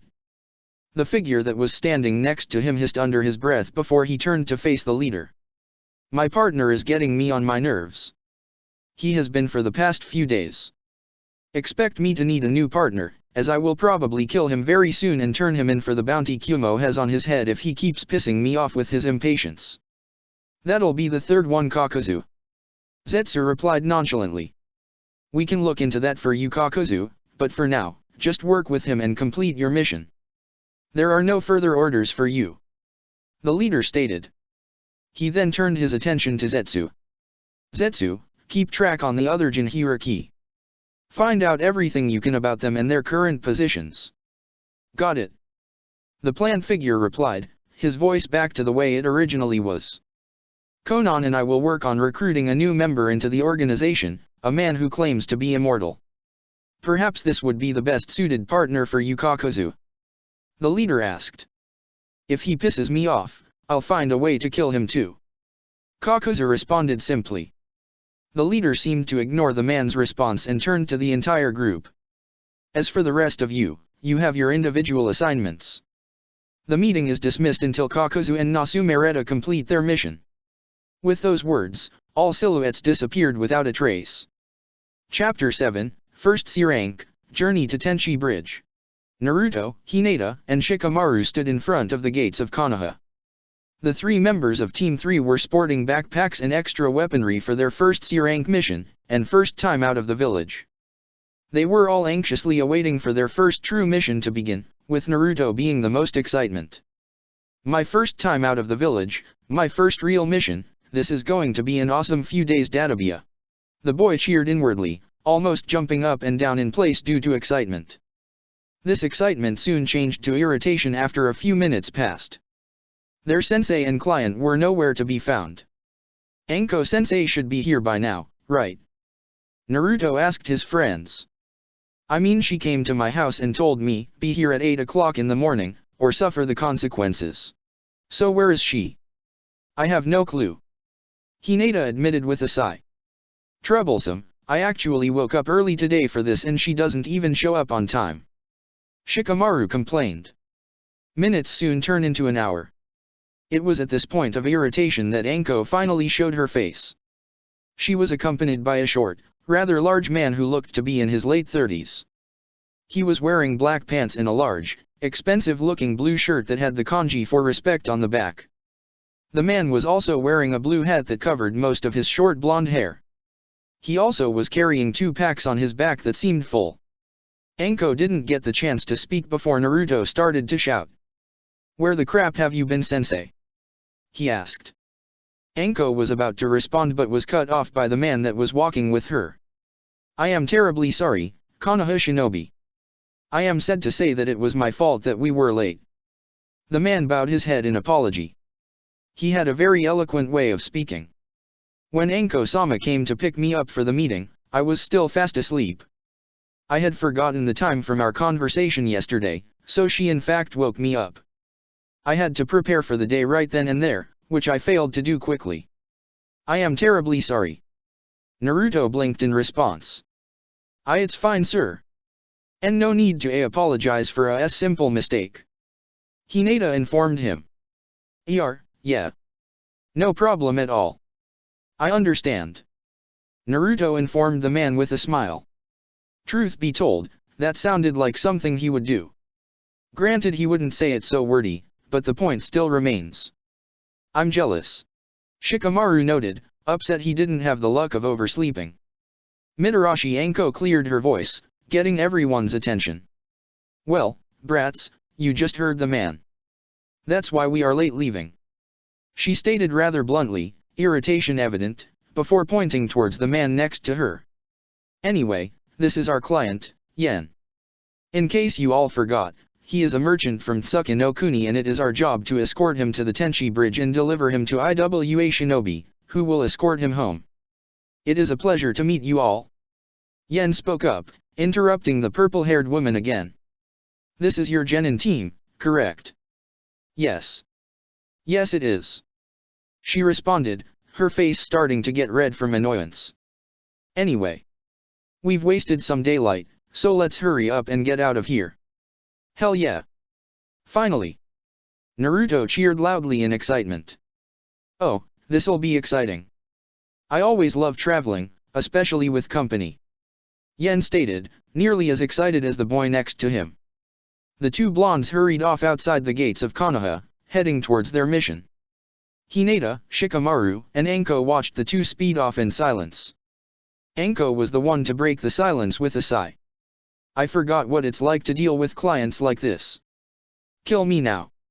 She grumbled to herself as she started to walk off.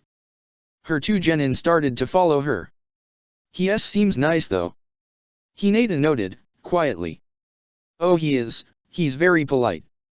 But he doesn't shut up. I've only known him since yesterday afternoon and I've already heard his voice too much. Anko complained. Just what we need, another loudmouth blonde. Shikamaru noted with a sigh, slightly joking and slightly serious. When the 3 Konoha shinobi made their way out of the gates, they noticed that Naruto and Yen were standing off to the side of the road. Naruto was rubbing the back of his head sheepishly while Yen was looking down in embarrassment. Forgive me, Konoha Shinobi. In my haste to leave, I had forgotten to check a map on which way Kusan no Kuni is. The merchant informed them sadly. Yeah, what way we are going? Naruto asked, voicing his and the merchant's concerns. Hinata's sweat dropped, Shikamaru gave off a sigh, and Anko face palmed. That's another thing wrong with the client, he's impulsive and scatterbrained. Just like another blonde I'm in charge of. Anko moaned inwardly. Just follow me. The purple-haired woman informed everyone present as she started off on the path towards Kusan no Kuni. The three genin and the merchant nodded in response and followed behind. Team 3's first C-rank mission had now officially begun. An hour had passed since Team 3 had left the gates of Konoha. They were currently on the road to reach Kusan no Kuni. According to Anko's map and memory, they should reach Kusan no Kuni on their third or fourth day, depending on their speed, and reach the Tenchi Bridge one day later. The Takubetsu Jonin was currently conversing with Yen. The woman did not seem too happy to be talking to him and answering all of his questions, but she was making an effort to be polite and respond to them. The two adults reached a conclusion to their conversation. Hinata decided to take this time to get to know her client. So Yen-san, did you enjoy Hai no Kuni while you were here? She asked the merchant. I did indeed, Hinata-sama. Your country is very beautiful. Yen complimented with a smile. Hinata was about to respond, further questioning about his time here, but was cut off by the loud voice of her crush. Hey, Yen-san, why do you add Sama to our names? I mean, you're our client. You shouldn't really be calling us that, not that I mind or anything. Naruto asked, rushing his last statement in hopes of not offending. He was just simply confused. On the contrary, you all deserve the title, Naruto-sama. After all, you are shinobi. The merchant informed him as if it was a simple concept. Sure, I'm paying you all and you're working for me, but you are protecting me. You all have the power to do that, something I don't have. That's what makes you worthy of that title. You are all stronger than me and are protecting me. Hinata couldn't help but blush at the merchant's praise. Surprisingly, neither could Naruto. The boy had never been praised as much from someone he had just met. He had a large grin on his face. From what I've heard, most clients don't think as highly of us as you do, Yen-san. Your belief says a lot about your character. Shikamaru noted with a smile of his own. From the stories he has heard from his parents and his dad's teammates, he had heard a lot about the awful, horrible, and condescending clients who call for escort missions. Thankfully he's not a pain in the ass. Shikamaru inwardly sighed in relief. As you can tell from my outfit, respect is very important to me. Yen declared, pointing to the kanji on the back of his shirt.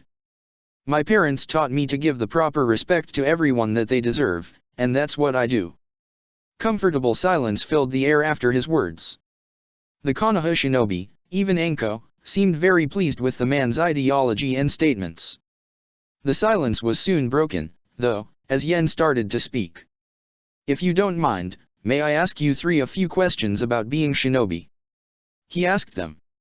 I've discussed most of these questions with Anko-sama, but I'm interested in hearing from the perspective of a genin squad. Sure.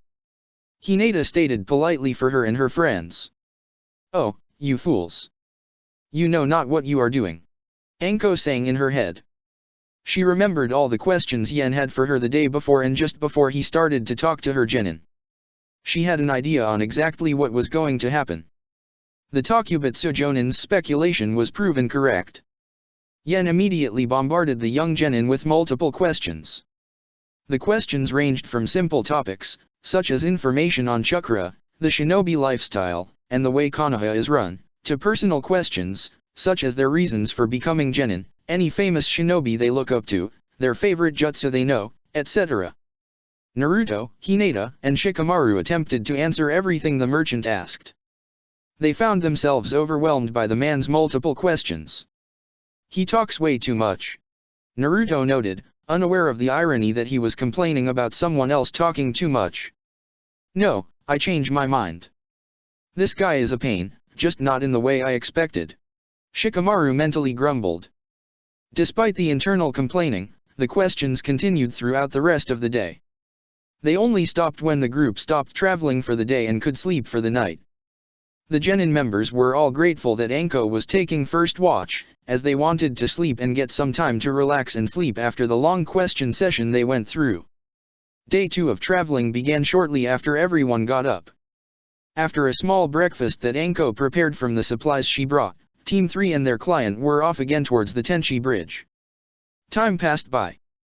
Yen continued to chatter with the 4 shinobi in his presence, asking them even more questions about Konoha and being shinobi. After a few hours of walking, the group noticed that a young man was walking down the path going the opposite direction. He gave a wave to the group walking, but seemed to pay special attention to Yen. His eyes were focused on the merchant. Anko noticed this and immediately readied a kunao. When the group finally passed the man, he made a signal with his hands. At that moment, 10 more men jumped out of the forest, each holding axes. All men charged at the traveling group. Ah! Yen gasped in surprise, almost falling to the ground in shock. As if on cue, the man was surrounded on all sides by the members of Team 3. Stay calm, we'll handle this. They're just common bandits. Anko informed him as she tossed one of her kunao knives.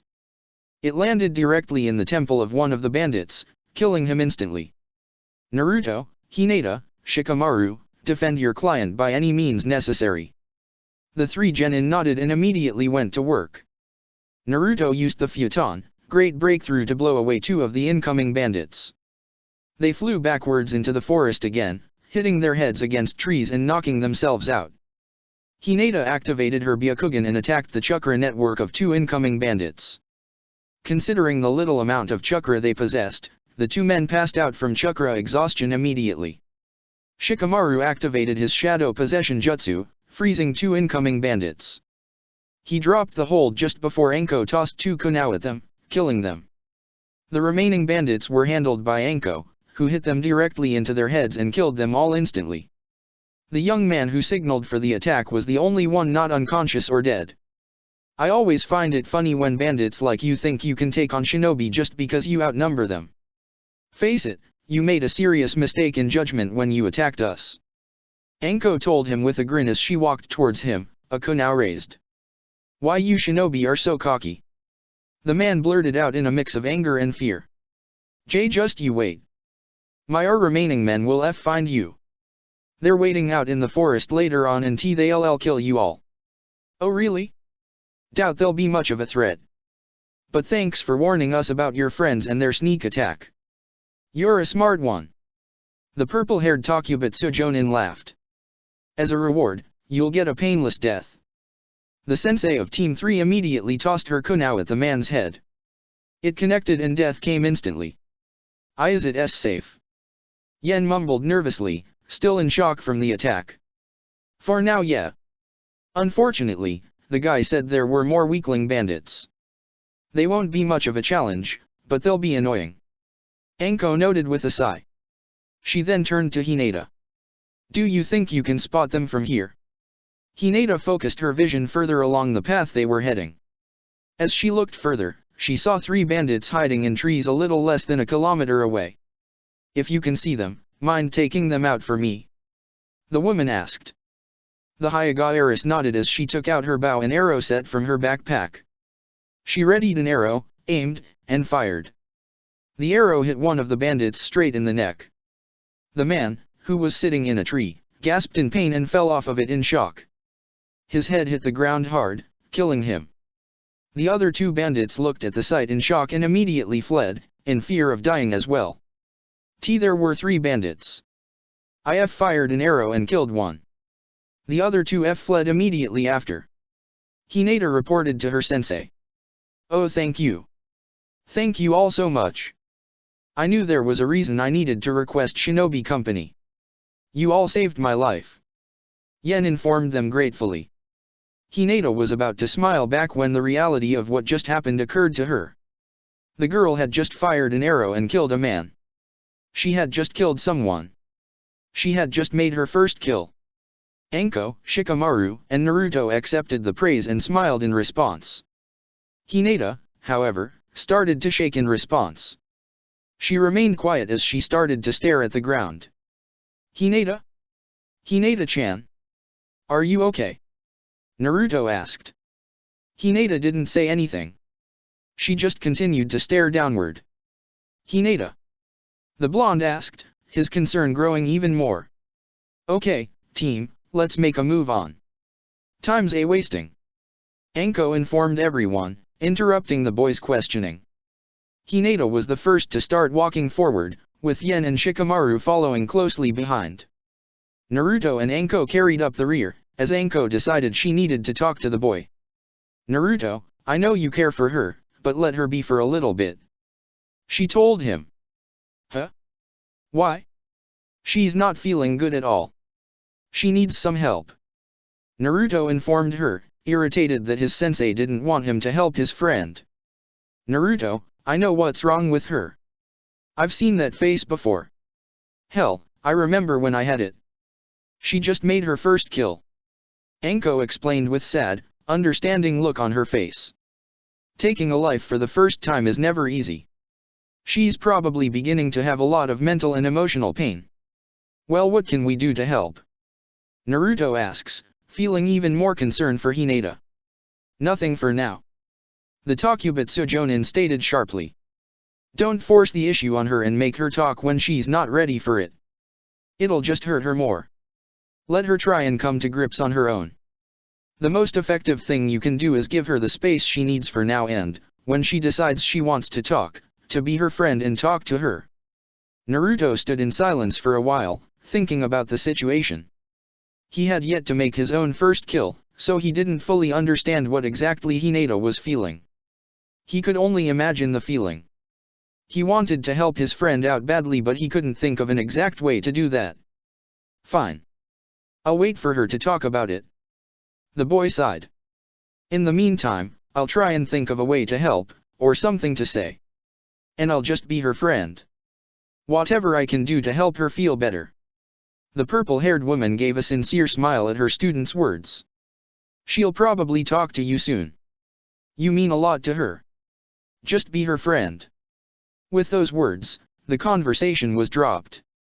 Naruto and Anko hurried up to the group traveling with them. Silence filled the group, even Yen wasn't talking. Everyone remained in their own thoughts. Naruto, especially, spent his time thinking. I'll figure out what to say.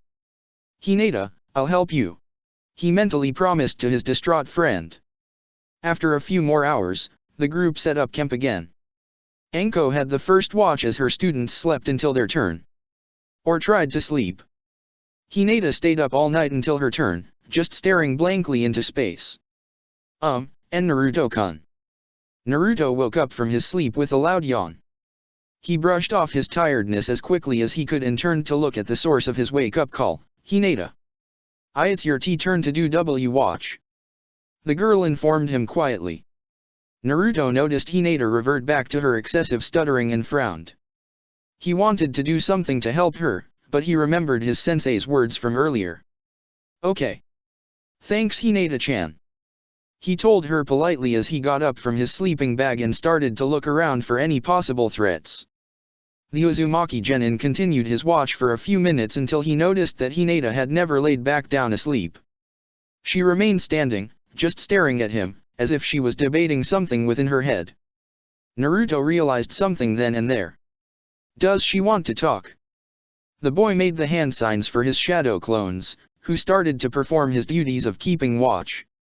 He then walked over to his friend. Hinata-chan. He asked quietly. And Naruto-kun. She responded back, hesitantly. You okay, Hinata-chan? What you still doing up? He asked. Naruto felt he needed to make sure she really did want to talk. He really didn't want to hurt her or make her feel worse than she already did. I'm having trouble sleeping. She mumbled. Hinata couldn't continue with whatever she wanted to say. Her tears were starting to come back. She immediately grabbed onto the nearby Naruto and pulled him closer to her as if he was her life support. She then started to cry hard into his jumpsuit. As if by instinct, Naruto hugged the girl tight against him. He started to rub his hand on Hinata's back in an attempt to calm her down. He didn't say anything. She just has to get it all out. She has to let go of all her tears. The two stayed in that position, with no sounds made except for Hinata's crying.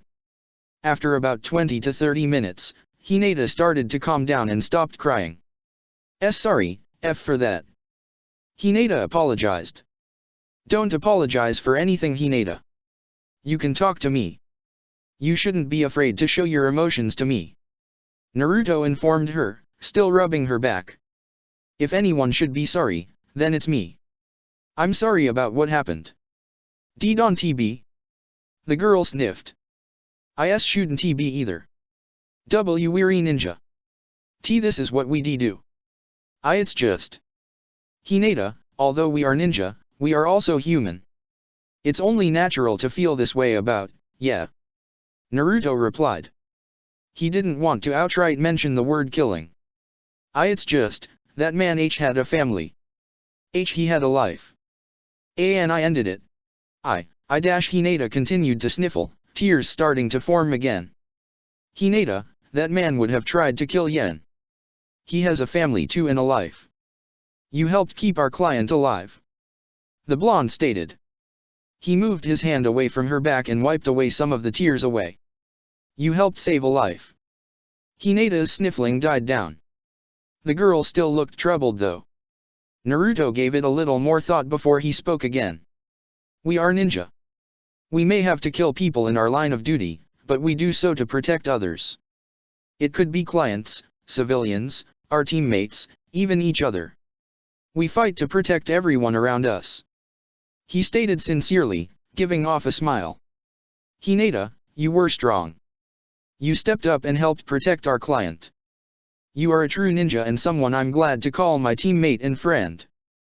The Hyuga heiress's troubled look seemed to completely vanish. She looked over at her crush in complete awe at everything he had just told her. Naruto-kun, you never cease to amaze me, you really are a one of a kind.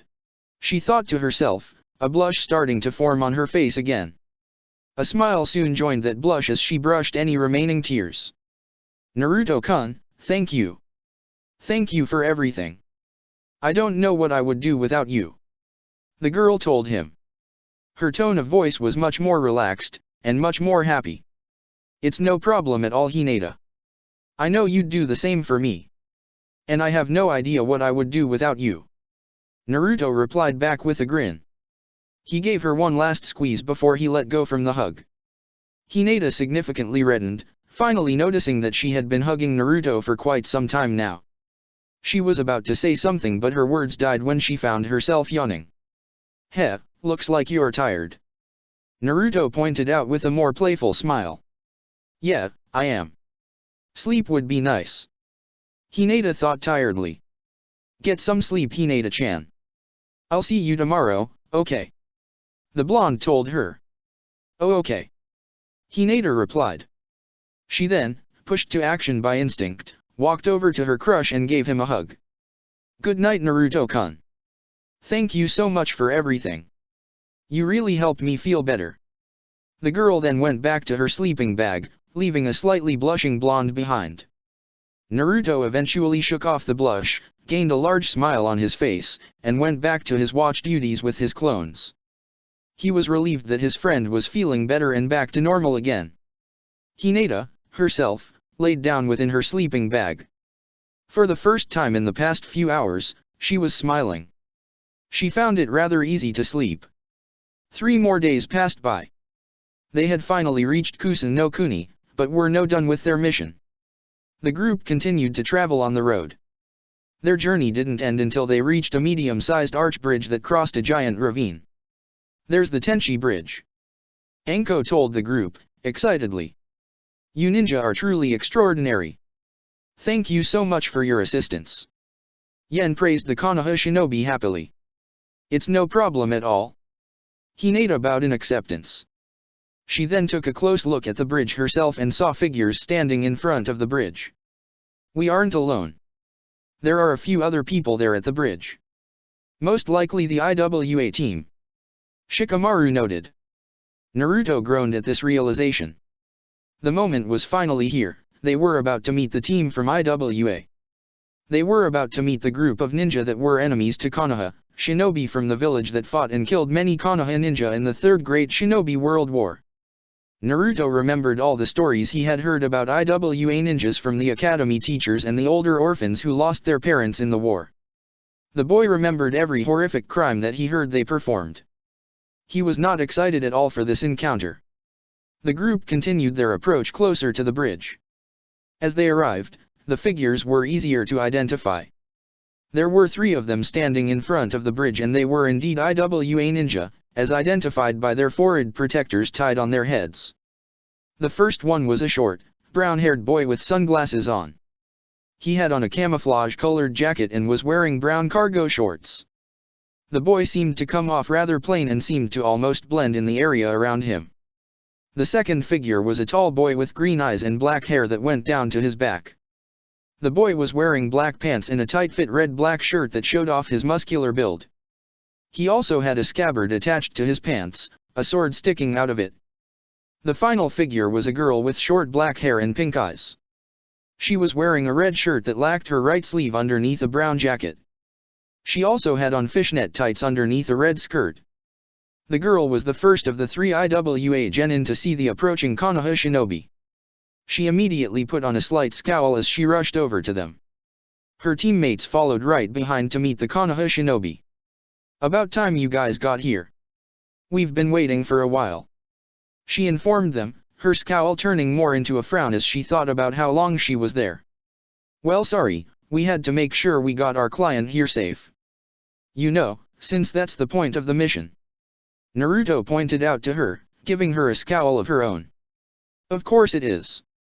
We know that, you idiot," she replied. "However, you obviously didn't do that good of a job if you ended up taking this long to get here. Kurotsuki, save your breath." The Konoha Baka probably thought they were making good time. The sunglasses wearing IWA ninja informed her with a laugh. "What did you say, punk?" Naruto shouted, turning his attention to the boy who just spoke. "Roto was just saying the truth, Konoha shinobi." The sword-carrying ninja informed him, emphasizing the words, Konoha shinobi, as if it was venom. "Naruto, calm down. Don't start anything," Shikamaru informed his friend sharply before he snapped at the IWA ninjas anymore. Naruto fumed inwardly, glaring at the IWA genin. He had many things he wanted to say to these 3, but he knew that saying any more could maybe ruin the mission. This would ruin any chances of this mission creating peace between Konoha and IWA. Listen to him, he seems like the smart one in the bunch. Not that it means anything truly special to be smart in Konoha. The sword-carrying IWA ninja told Naruto. "While I don't mind a little joking, the Konoha ninja is right. That means you shouldn't antagonize them either, Risho," Kurotsuki informed him sharply. Silence seemed to fill the area. The 2 IWA male genin, Roto and Risho, were glaring at the Konoha genin. Naruto was glaring back. Kurotsuki and Shikamaru were looking annoyed by the situation. Hinata and Yen were standing off to the side awkwardly. The Hyuga heiress and the Tsuki no Kuni merchant were trying to think of something they could do to defuse the tension. The ice was broken by Anko, who decided she didn't like the awkward silence. "Name's Mitarashi Anko, and this is my genin squad. We were assigned the mission of delivering the merchant, Yen, to an IWA team. I need to clarify that you guys are the team we are handing Yen off to. Do you guys have this scroll?" she asked as she pulled out the mission scroll, containing Yen's request of escort. "The name's Kurotsuki. I'm a genin of IWA. These are my teammates, Kurogane Risho and Yaomuzi Roto. We are the genin team assigned to pick up Yen." Kurotsuki greeted the Takubutsu Jonin. "As for the scroll, our sensei has it," Roto informed her, slightly nervous. He seemed to be trying to show more respect to a Konoha sensei, considering she was probably tougher than him. "Well, where is your sensei?" Naruto asked, slightly out of curiosity. "He has more important duties than dealing with you worthless Konoha shinobi," Risho answered sharply. "Risho? What did I just say?" Kurotsuki informed him sharply. "Worthless? Who are you calling worthless, IWA scum?" Naruto fired back. He was starting to get fed up with the remarks and was very close to reacting against his better judgment if they continued. Naruto soon found himself face to face with the sharp glare of the IWA female. Kurotsuka was now in front of him with cold eyes focused on him. "IWA scum," she hissed. "I'll keep my fellow teammates in line, but you should keep yourself quiet as well. Don't ever speak that way about my village." "Wait." Kurotsuka started to study the blonde more closely as she was now in his face. "He looks just like the Yondaime Hokage." "Is he? No. Why is she staring at me like that? Am I some meat to her or something?" Naruto wondered, his scowl getting even larger. "Damn it. Things aren't going good." Anko cursed, looking at the situation. "I can feel the tension between them. We can't have any conflict happen, I have to do something." The snake summoner was about to intervene and try and quell the tension when she was stopped. A new figure jumped in between Naruto and Kurotsuka, pushing them both back away from each. The new figure was a man wearing red-plated armor that covered nearly his entire body. A furnace was attached to the back of his armor and appeared to be letting out steam each second. Over his armor, he was wearing a black gi and had on black gloves over his hands. There was cloth that covered his mouth and the side of his head, and he was also wearing a red straw hat. Anko gasped at the sight of the man. "Wait, he's the Jonin sensei? Well, fuck. I didn't even know he was still an IWA ninja." "Kurotsuka, Risho, Roto, I thought you would not antagonize the Konoha shinobi. We wouldn't want to do anything to displease Tsuchikage-sama, would we?" the man asked his students. His voice was notably cold and distant. "And no. And not at all, sensei." Roto stammered nervously, bowing his head in shame. He was actually starting to shake under his sensei's hard stare. "No." Kurotsuka simply replied.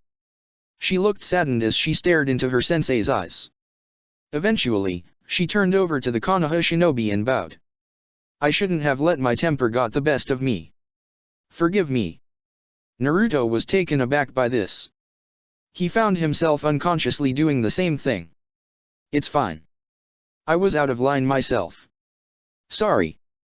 The blonde then turned his attention over to the armor-wearing IWA ninja.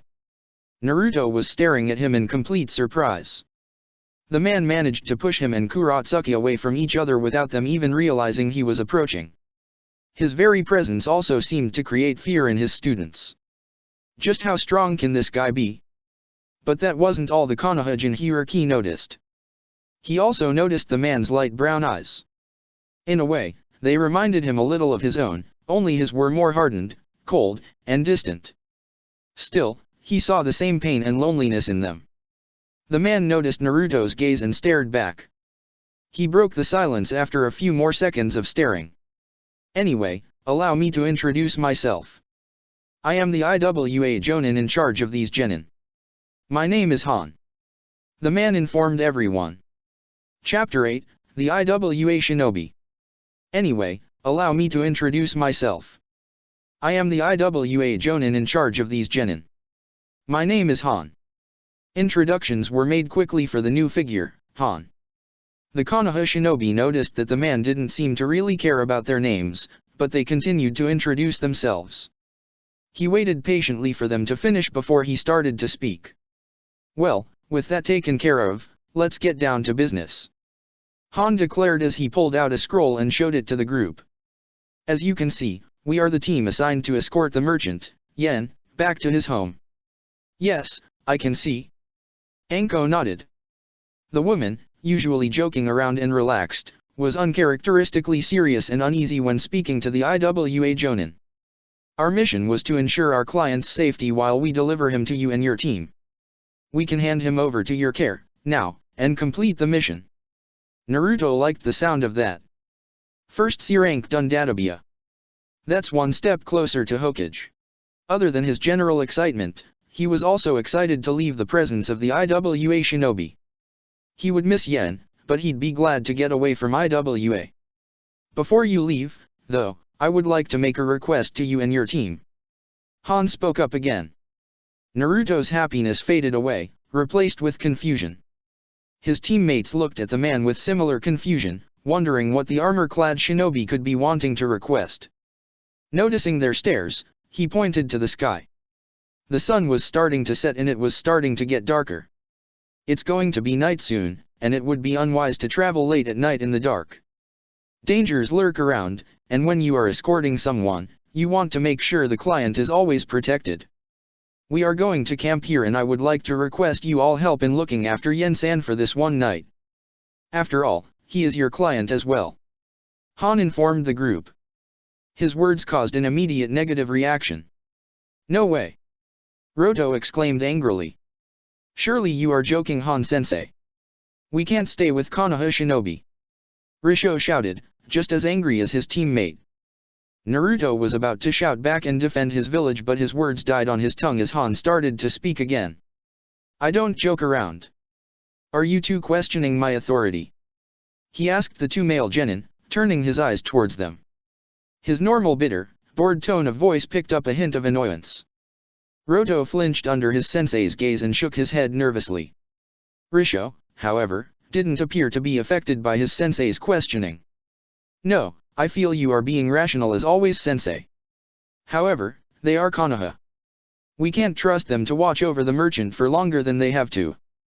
I also wouldn't put it past them to kill him now and then pin the blame on us. He explained loudly. Between the 4 IWA ninja, I wonder which one hates Konoha most. Shikamaru thought sarcastically as he rolled his eyes. Risho, be quiet. Han ordered. The sword-wielding boy seemed to finally accept his sensei's words. He remained quiet, only silently glaring at the Konoha ninja. Han turned his head and faced Kurotsuki, giving her a look that asked her if she had any complaints. The kunoichi shook her head.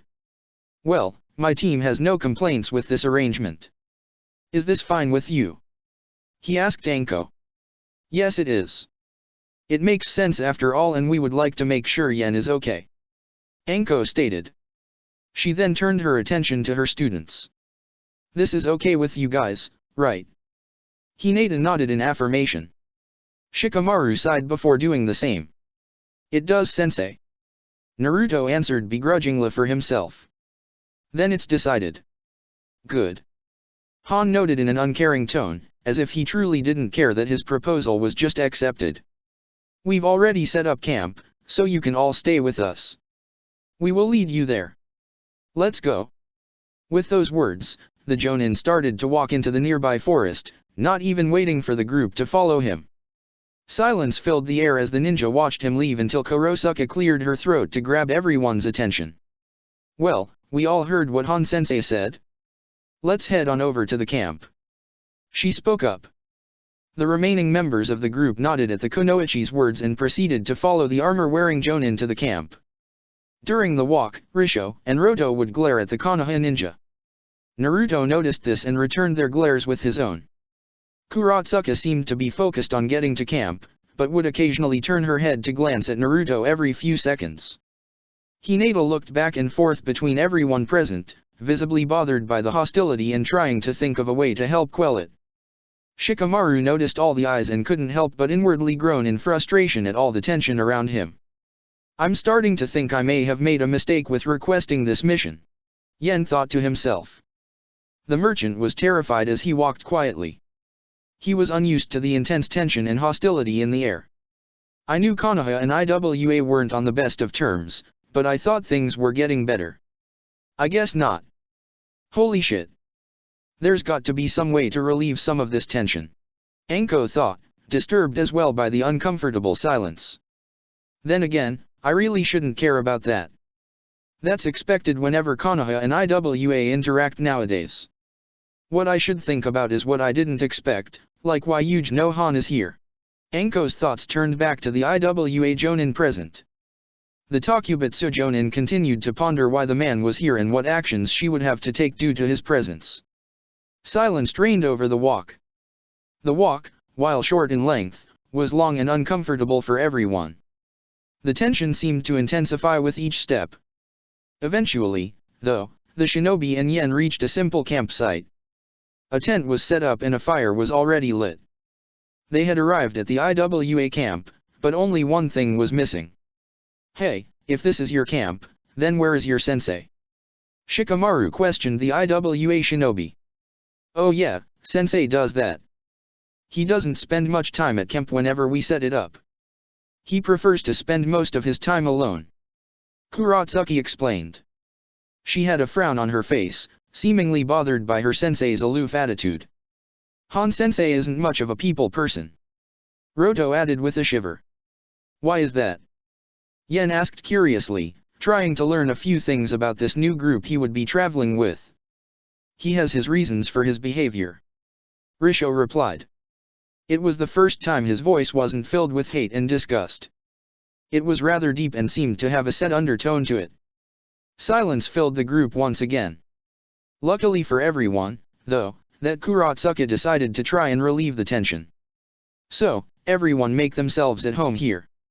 We can talk about some chores for all of us to do and then get started on cooking up something for all of us to eat. That sound good to everybody? She asked.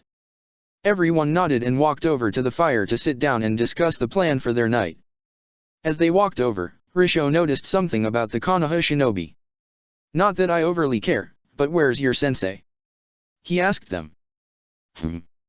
Naruto mumbled in confusion as he and his teammates turned around. Like Risho stated, Anko was not in sight. She had disappeared from the campsite. Strange. She walked with us to camp. Shikamaru noted. Guess she just vanished. Lazy senseis wanting the genin to do work. Naruto mumbled in frustration. Roto couldn't hold back a laugh at the blonde's words.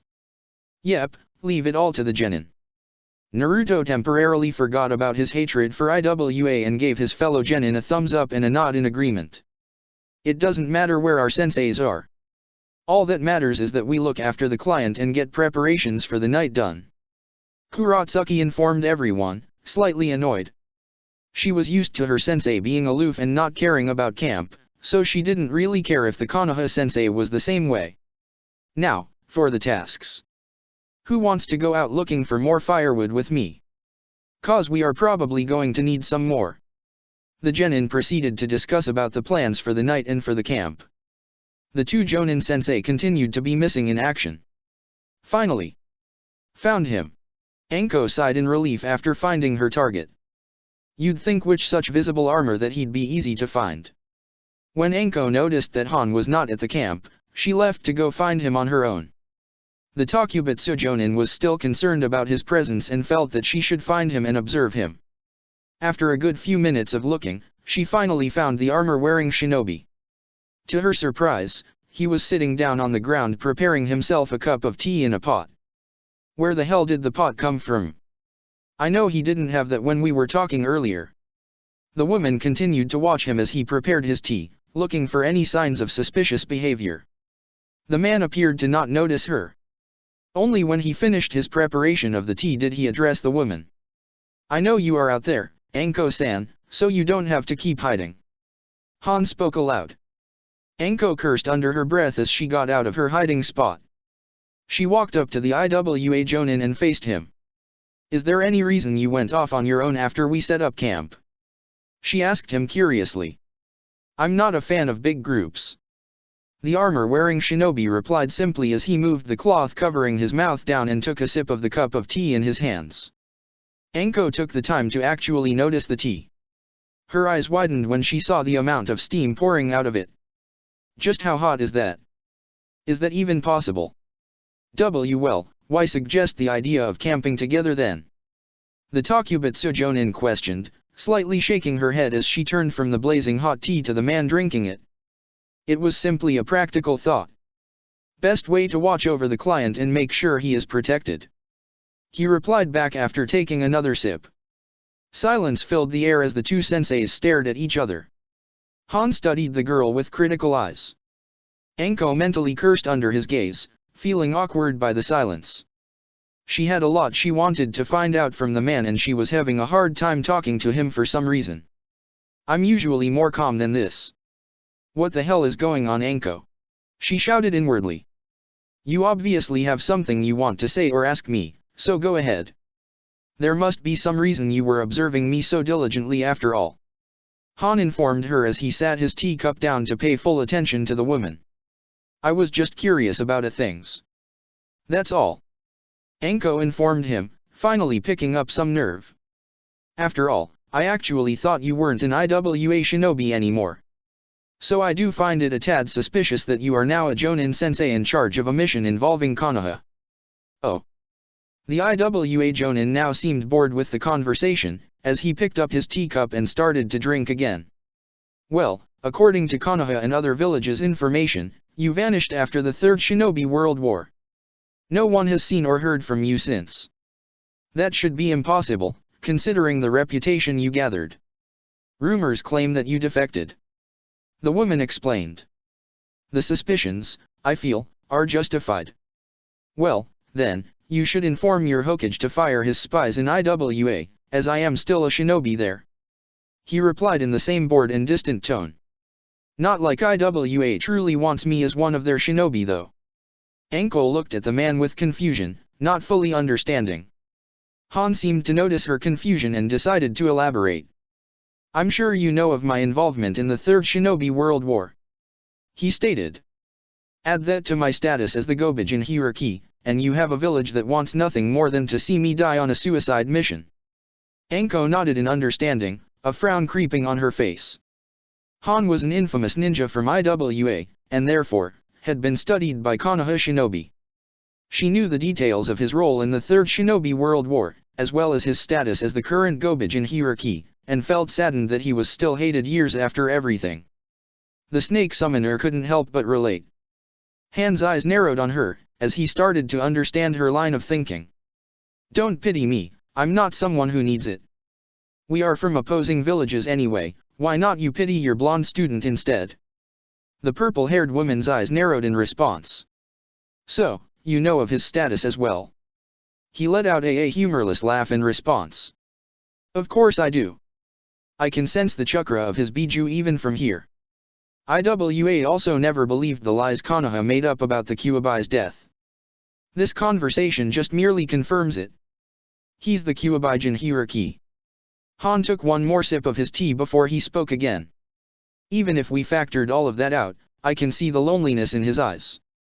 His eyes are filled with the same depression and mistreatment that all Jin hierarchy possess. The armor-wearing shinobi's voice took a slight change. Disappointment was evident in it. From what I heard of your village, I thought Konoha would treat its Jin hierarchy better. But I guess I shouldn't have expected anything different. You humans are too ignorant to see the difference from a beast in its container. You're human too. And so is he. Anko informed him, confused about the man's words. No, I am a Jin hierarchy. Not an ignorant human nor a demon like your kind calls us. He told her sharply. What of the boy? I wonder if he sees himself as a demon because of your village. While not everyone likes the kid, he's not hated by all. I trust him, as does his teammates, and he's special to us. He's no demon and he certainly doesn't see himself as one. Anko stated sharply. She didn't like the direction this conversation was going and wanted to put into it. Really? Don't worry, it'll come. He's young. He's naive. He'll learn how this world works soon enough. Han replied just as sharply. And you'll do nothing to help him. Not after future events happen that change your perception of him. After all, you are only human. Anko glared at the man in front of her.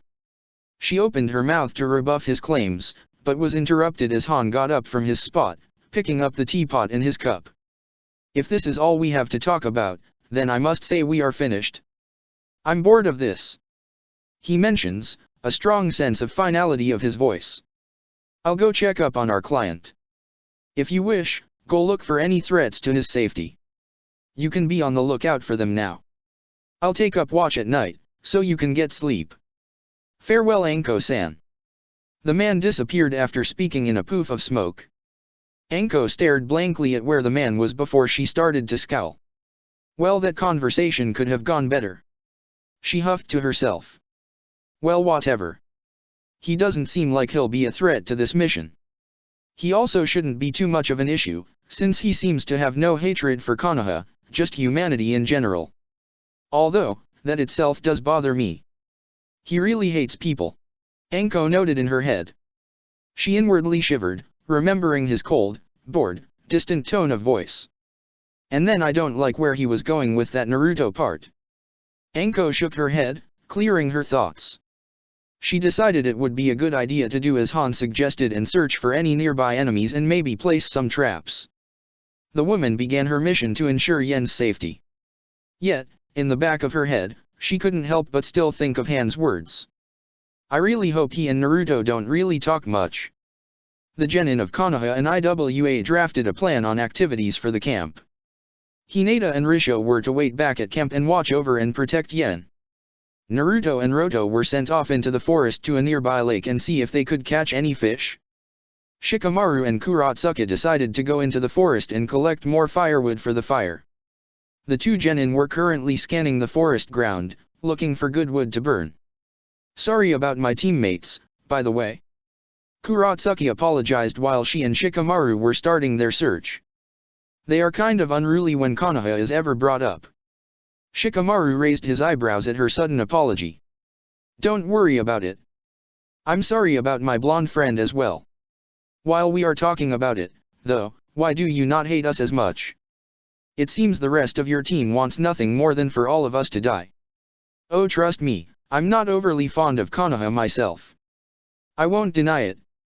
Having said that, I don't have anything against you guys, and I also realize that you guys are helping out with the mission. Kurotsuka explained. Besides, my teammates are more hateful than the common IWA ninja. Oh. The Nara questioned. This conversation was getting intriguing to him, and he felt information about the Konoha IWA rivalry could only prove to be useful in the future. Well, yeah. Roto comes from a civilian family and they are the most hateful towards anything Konoha of all the people in IWA. Funny, too, considering they don't even fight or deal with you people. The Kunoichi noted with a scoff. As for Risho, he comes from a clan that has much respect in IWA as the Hyuga have in your village, so he's very prideful. And his clan had the highest number of deaths in the Third War, so he has a very deep hatred for Konoha because of that. So he has that, and probably a gigantic stick up his ass if his clan is anything like the Hyuga. Shikamaru noted sarcastically. That too. Kurotsuka agreed, actually laughing a little.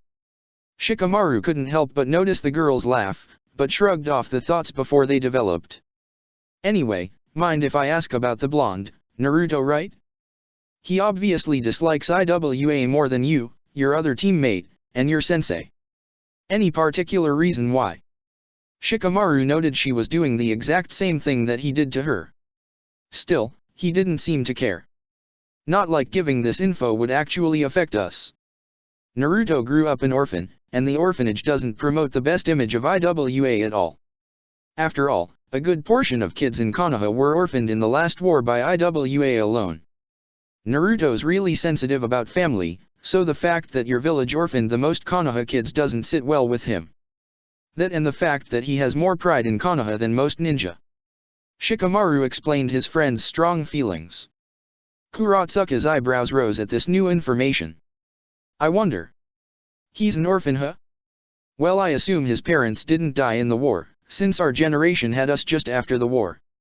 She noted. Probably not. Can't answer that question, though, because I don't know who his parents were. Shikamaru shrugged. Really? She asked. If he was his child, I'd assume he'd be celebrated as a son of a hero. The fact that his parents are unknown probably proves that he isn't his son. Still, he looks too much like him. Kurotsuka proceeded to stop in their search for firewood and stand still in deep thought. Shikamaru noticed this and studied the kunoichi. After a few seconds, the boy felt himself get worried. Why would she be thinking hard about a comment like that? So Naruto's an orphan who doesn't know his parents, so? What relevance does that piece of info have? The Nara failed to see how this warranted major thought, so he started to get worried that somehow the information was something he should have kept quiet. I don't know why she's thinking about it so hard, but I have to get her distracted. So, why don't you tell me about yourself? He asked suddenly. The pink-eyed girl looked at the boy in surprise, having been interrupted from her thoughts. Me? Why? What do you want to know? Well, You seem to be the leader of your team when your sensei isn't around, so there's got to be something special about you. And I'm just curious. Shikamaru shrugged, trying to justify the questioning. The black-haired girl thought to herself for a second if she actually wanted to share anything about herself. She took another look at Shikamaru, who was looking at her rather curiously. What the hell?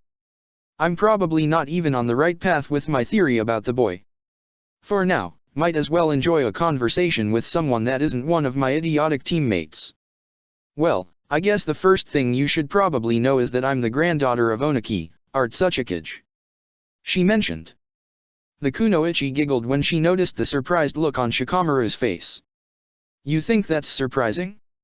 Just you wait, cause I'll be the Tsuchikage soon myself.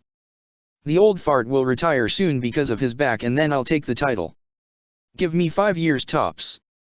You seem confident in your abilities. The Nara noted with a smirk. Course I am. The person who knows you best and can judge you best is yourself. Kuratsuki explained. What about you? You're a Nara, aren't you? I assume you're some genius. Shikamaru shrugged. Probably, but I really don't want to get myself tested or anything. I'd rather spend my time relaxing and watching clouds. Really? She questioned with a frown. Guess that makes you a lazy ass. The Nara groaned. Even the girl from IWA? Ugh. Troublesome. Why does everyone call me that nowadays? The two genin continued their search for firewood, chatting with each other about themselves. What started as an attempt from Shikamaru to stall the girl actually turned out to be a fun experience for the two. It was good to know that bad relations between their villages couldn't stop the two from making a friend in each other. Ah. Come on. Naruto whined as he pulled back his fishing line. His bait was still visible and no fish was caught. Come on. I knew Konoha Shinobi sucked, but I didn't know this bad. Roto laughed, still holding on to his fishing line. When duties were assigned, Roto led Naruto to a nearby lake to see if they could catch some fish for dinner that night. They had only been out for about 20 minutes, and Naruto had failed to catch anything. This was a strong contrast to the IWA Shinobi to his right, who had already caught 2 fish in the time. Oh, shut up. You're just lucky. Naruto huffed, turning back to the lake and sending his fishing line back into the lake. Well then, Lady Luck must really love me, because this seems more than coincidence. Roto noted with another laugh as he continued to stare at the lake. A minute passed before Naruto started to feel a little tugging. The blonde immediately reacted with excitement as he started reeling in.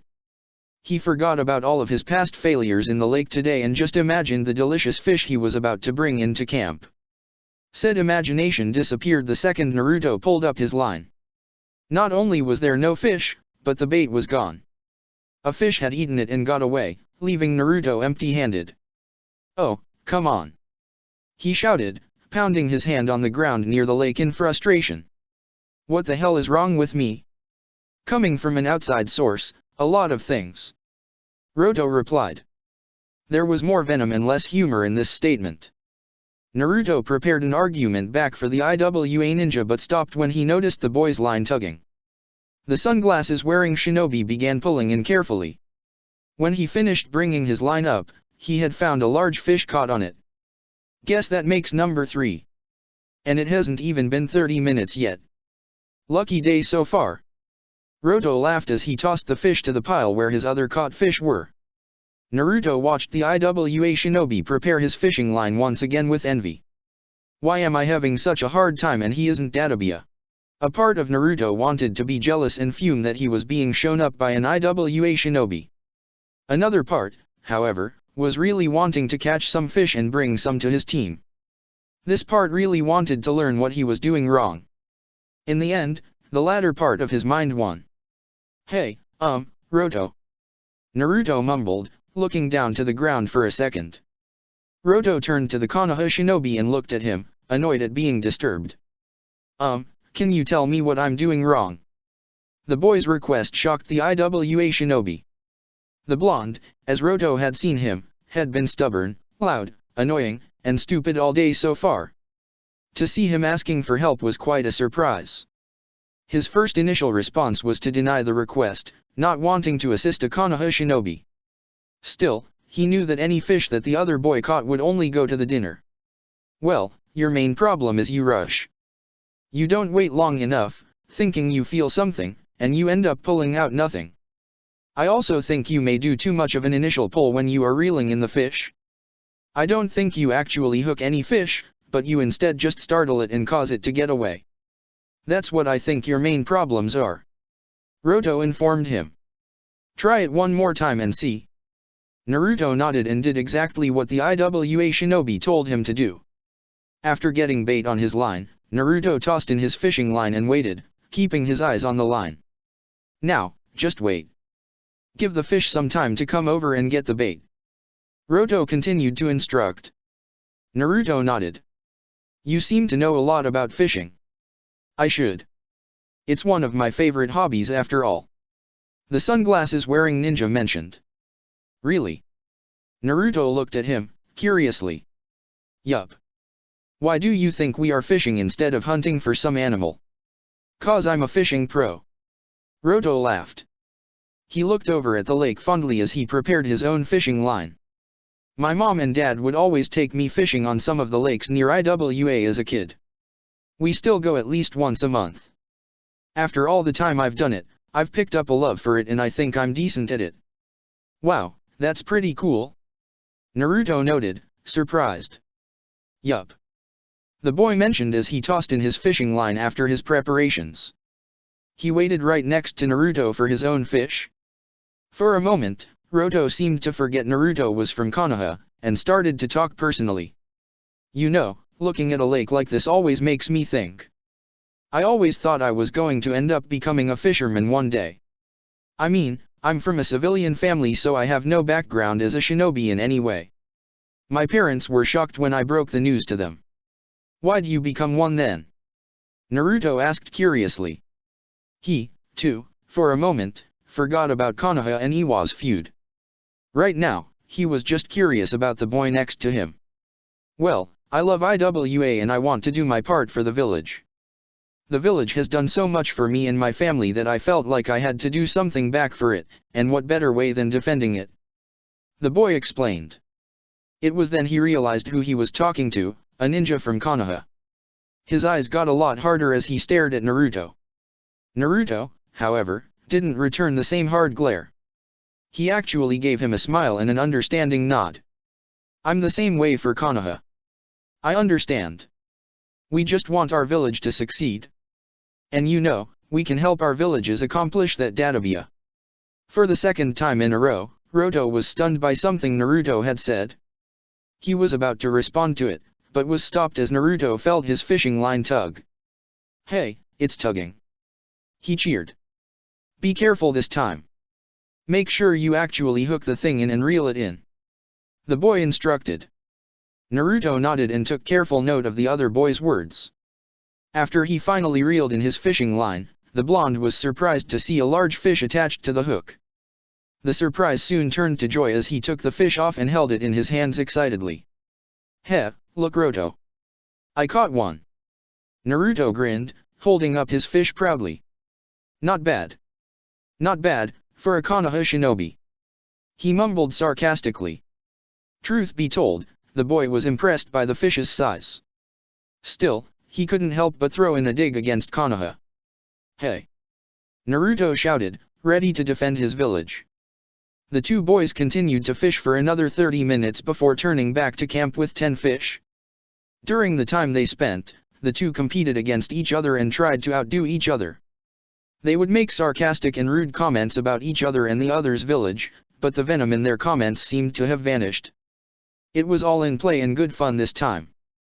The two boys, perhaps, were on their way to putting the rivalry between Konoha and IWA to the side. Hinata had always been shy and introverted. In recent days she had been getting more talkative and open with the people around her, mostly thanks to Naruto, Shikamaru, and Anko, but she was still rather quiet.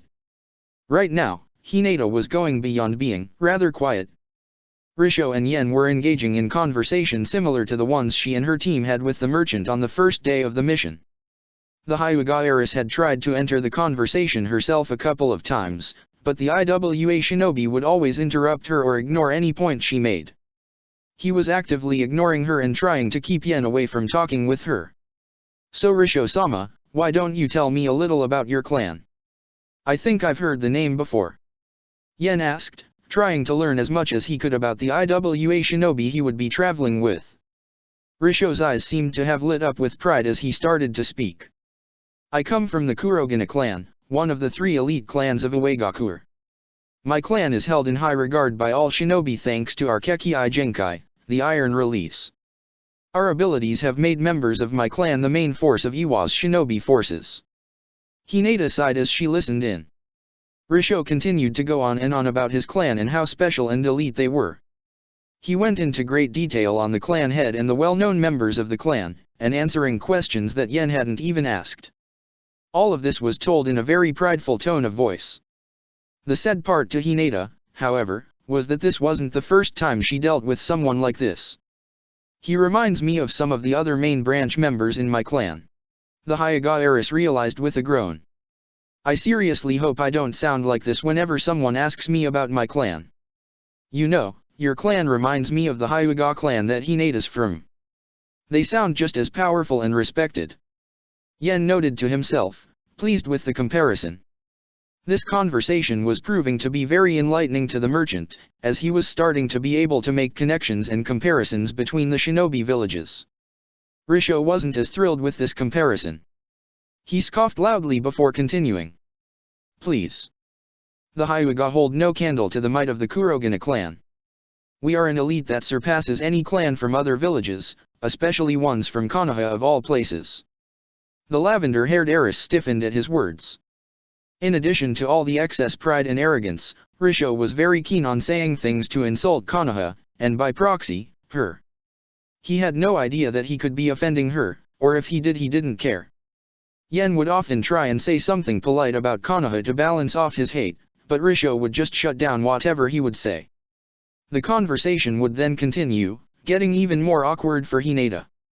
"Please, Naruto, Shikamaru, Anko-sensei, get over here," she pleaded, hoping to have someone to either talk or to help alleviate the awkwardness.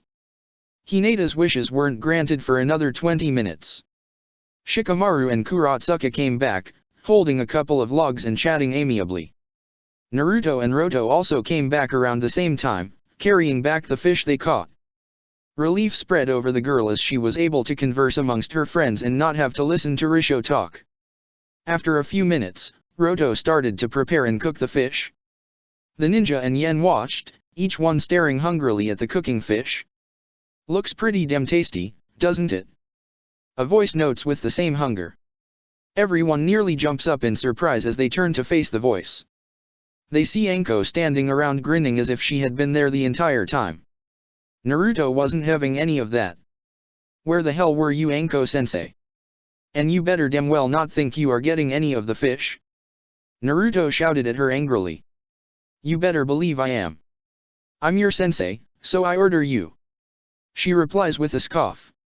"As for where I was scanning the nearby area for any enemy ninja or thugs. You all will be pleased to know that there was a group of bandits around near the edge of the forest waiting for nighttime. So I killed them and set up traps for any other possible intruders. That a good enough explanation for where I was?" Anko's students gulped at her words. Anko had no problem talking about killing, which sometimes actually bothered the younger, more innocent ninja. Hinata, who still remembered the feeling of taking a life, shuddered the most among the 3. Nevertheless, the 3 didn't say anything about their discomfort. They just listened to their sensei's words and left it at that. After a few more minutes, the fish was finished cooking. Everyone immediately started to dig into the food. In the middle of the dinner, however, Hinata felt like she had to address something. Where is Han-san?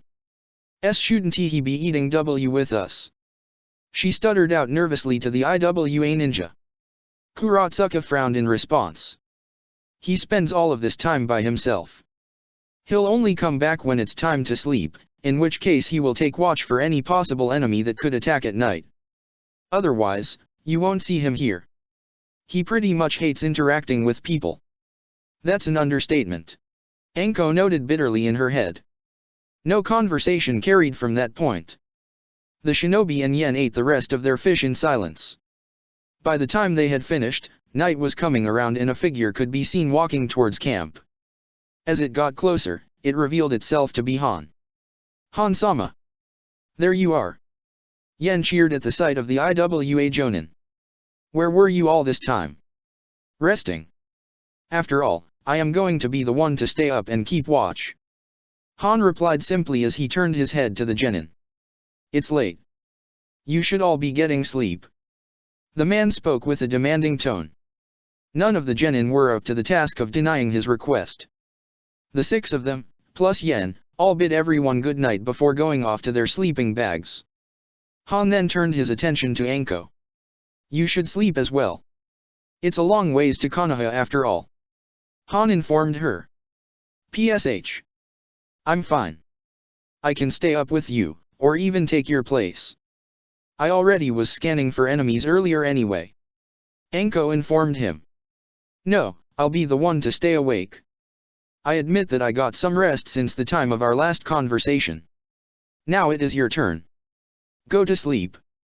Han ordered, staring intently at the woman. Anko may have been a stubborn woman, but even she knew a battle that she wasn't going to win. With a heavy sigh, she went over to her own sleeping bag and prepared for sleep. 30 minutes passed before she, and the others, fell asleep.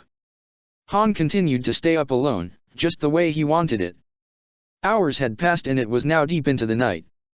All the shinobi, minus Han, were asleep in their sleeping bags in the camp, with one other exception. Bathroom. Naruto grumbled tiredly as he got up from his sleeping bag. The blonde walked in a sleep daze away from camp to do his business. After he had finished, the boy walked back with full intention of going back to sleep. Good evening, Naruto-san. Having trouble sleeping? Naruto's eyes shot wide open in surprise as he started to scan the area for the voice that scared him. It took him a few seconds to find the source of his voice, Han, who was sitting on the ground by the fire with a cup of tea in his hands. Hey Han. Naruto sputtered nervously. And no, I'm not. I just woke up and had to take a piss. The Iwa Jonin raised his eyebrows in response to his words. I see. After a little while, Naruto got over the initial shock of running into the man and was now curious about him. The elusive Iwa Jonin had kept to himself the entire time at camp, only coming back at night to take over watch for the ninja and sending them to bed. This was the first time Naruto would actually have the opportunity to speak to the man, and for some reason, he really wanted to. Screw sleep, I'm probably not going to get this opportunity again. Naruto concluded as he turned to face Han and spark up some conversation. So how's the watch going? Any enemies found? I have a clone patrolling the area and set up multiple traps in addition to the ones your sensei set up. Needless to say, no, I have not found any. Han answered as he took a sip of tea. Oh. That makes sense. Naruto responded dumbly. Then can't you go to sleep with all the stuff set up? I'm still keeping watch in case someone got past my clone and threw the traps. Besides, I prefer to stay up. I like to watch the stars. The Jonin replied. The armor-wearing shinobi turned his head upward to the skies and let out a sigh. Look at them. Not a care in the world. Away from the entire world and everything on it. I can't help but be jealous. That's like a depressing version of Shikamaru's thoughts. Naruto noted in shock. So, out of curiosity, how does Konoha treat you? How are they with the fox? Han asked nonchalantly. Naruto immediately stiffened.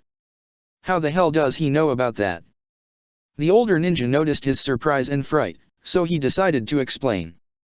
Relax, I merely sense his chakra from you. I'm a Jinhyuriki as well, so I mean you no harm. Naruto's surprise turned to confusion. Jinhyuriki. He repeated the word. A demon container. Han replied. Naruto's eyes widened exponentially, realizing what he meant. Just as you are the container of the Kyuubi, I am the container of the Gobi, or the five-tailed dolphin horse. We are both Jinhyuriki. Everything started to click in Naruto's head. the loneliness in his eyes that matched his own. The strong desire Naruto had to speak to him. It all made sense now. You are just like me. Naruto mumbled in realization. There are people in the world just like me. Correct. There are 9 of us somewhere in the shinobi world, 1 for each of the tailed beasts. We are what both humans and demons refer to as Jinhuriki. So, then you too, you also had the same kind of life too? Alone, hated, judged. Naruto asked quietly, repeating some of the feelings he felt growing up in Konoha. Yes. An orphan whose parents died long ago, chosen to become the container of the Gobi. I grew up surrounded by the same prejudice and scorn that you were. All Jinhuriki, as long as their secret is known, have. Han mentioned. His normal tone of voice switched to a softer, more saddened tone. Naruto actually gave a smile as he faced Han. Well, the feelings got better over time. That's one good thing at least. Still, it feels weird to finally meet someone who understands, someone who actually is just like me. Yes, you are correct. It is nice to be around others like us. Humans can't understand us. They never try to after all. The Jonin stated bitterly. Naruto noticed venom in Han's words. The way he said human was equivalent to how Risho and Roto would say Konoha, or how Naruto himself would say Iwa. There was deep venom in his words, which took the boy by surprise. Is being a Jinhuriki why your students say you aren't a people person?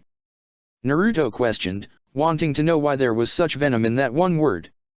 Han scoffed at his words. Yes, that is correct. What's the point of being around humans? They are hateful, disgusting creatures who look down upon anything that's not like them. They are even against their own kind, such as how our villages hate each other. I don't like associating myself with their kind. A cold spell shivered down Naruto's spine. Han's words were getting increasingly more sharp and poisonous. The scary part was, though, that Naruto partly agreed with them. He knew many people in Konoha who fit the description Han was giving. They hated him and treated him as if he was below them for being the Kyuubi. They didn't give him a chance, they just hated him. Naruto also realized that Han had a point about hating other enemy shinobi. The blonde himself possessed such thoughts, and he felt increasingly guilty for thinking badly of Iwa shinobi such as Roto. Still. Not every human is like that though. I know quite a few who are different. They are my friends. The boy informed him. As much as he agreed with the points Han was making, he knew many exceptions. His teammates, Anko-sensei, Iruka-sensei, the Hokage, Shikamaru's parents, multiple people came to mind when he thought about exceptions. I also think that with hard work, we can change their minds. We can make them understand us. Humans? Understand. Please. And as for your friends, they are only human. They will turn on you one day. The Iwa Jonin replied matter-of-factually. You don't know that. Naruto shouted back, defending the people who accepted him. Come on, you know not everyone is like that. Don't you have some friends? Han turned away from the boy and stared back up to the stars. He took a deep breath before he speaking again. I am friends with a couple of horses and another Jinhuriki, a fellow shinobi of Iwa. However, I know that's not what you meant, you mean human friends. Well, when I was your age, yes. 2 of them. They were my genin teammates. They were originally afraid of me due to the Gobi, but after a few weeks of training and getting to know each other, they saw me differently than before. They saw me as Han. He reminisced. What happened? Naruto asked quietly. Han took a sip of tea before speaking again. You are familiar with the Third Shinobi World War, aren't you? The one that made your Yondaime the most hated man in Iwa.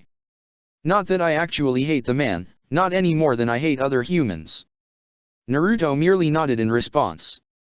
Good. So you know Iwa and Konoha were enemies in the war. Do you know about the Tsuki no Yama incident? The older shinobi questioned.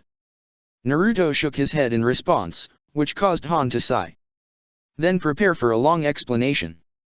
Tsuki no Yama was the name for an Iwa base near the Tsuki no Kuni, Kusan no Kuni border near a mountain. The majority of IWA shinobi were placed there in order to defend the border and prevent any enemy shinobi from getting into our country's border, and by proxy, from getting into IWA. Many were also stationed there before getting sent to different battleground sites. The base was where I was stationed permanently during the war. I was Iwa's defensive tool during the war. Han explained. Naruto flinched at the way the man said the word tool. Our enemies knew how important the base was to Iwa's plans, so they constantly attacked in order to claim it. All attempts failed. I personally saw to that. But that didn't stop them from trying. Eventually, they stopped their direct attacks and switched to using spies. These spies would sneak in and either steal valuable information or find ways in order to sneak enemy shinobi into the base for a surprise attack. Konoha sent one infamous spy from the Sarutobi clan. This one, well, we had trouble with him for some reason. We finally found about him and his presence in the camp when it was too late. He had gotten his allies into the base and they launched their surprise attack. I engaged the spy to the best of my abilities. He, however, had apparently been in the base for a while and had done his research on me and my fighting style. In the battle, he had me on my last rope, near death.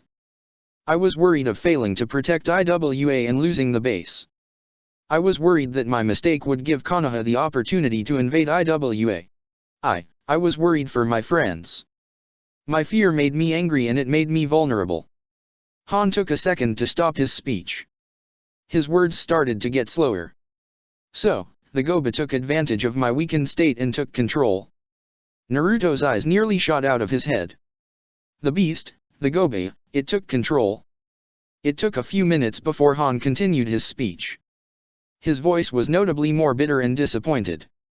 With the Goba's power, I defeated and killed that damn spy. However, Goba just had a taste of blood and he wanted more. I was in such a weak state of mind that I couldn't fight him and take back control. So the Goba wreaked havoc in the real world. By the time I was back in control, the Goba had massacred all of the IWA shinobi in the base. Everyone was dead. Everyone died? The Goba killed. Naruto repeated the information in head, scared.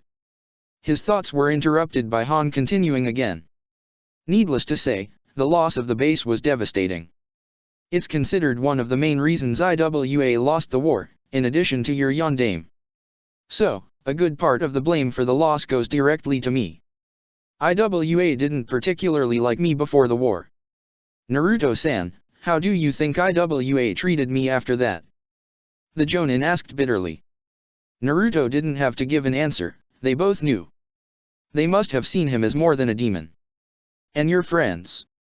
The blonde asked nervously, remembering how this topic even started. Same as everyone else. They turned on me like all of IWA. I was no longer Han to them. I was that damn demon horse. Han shouted out.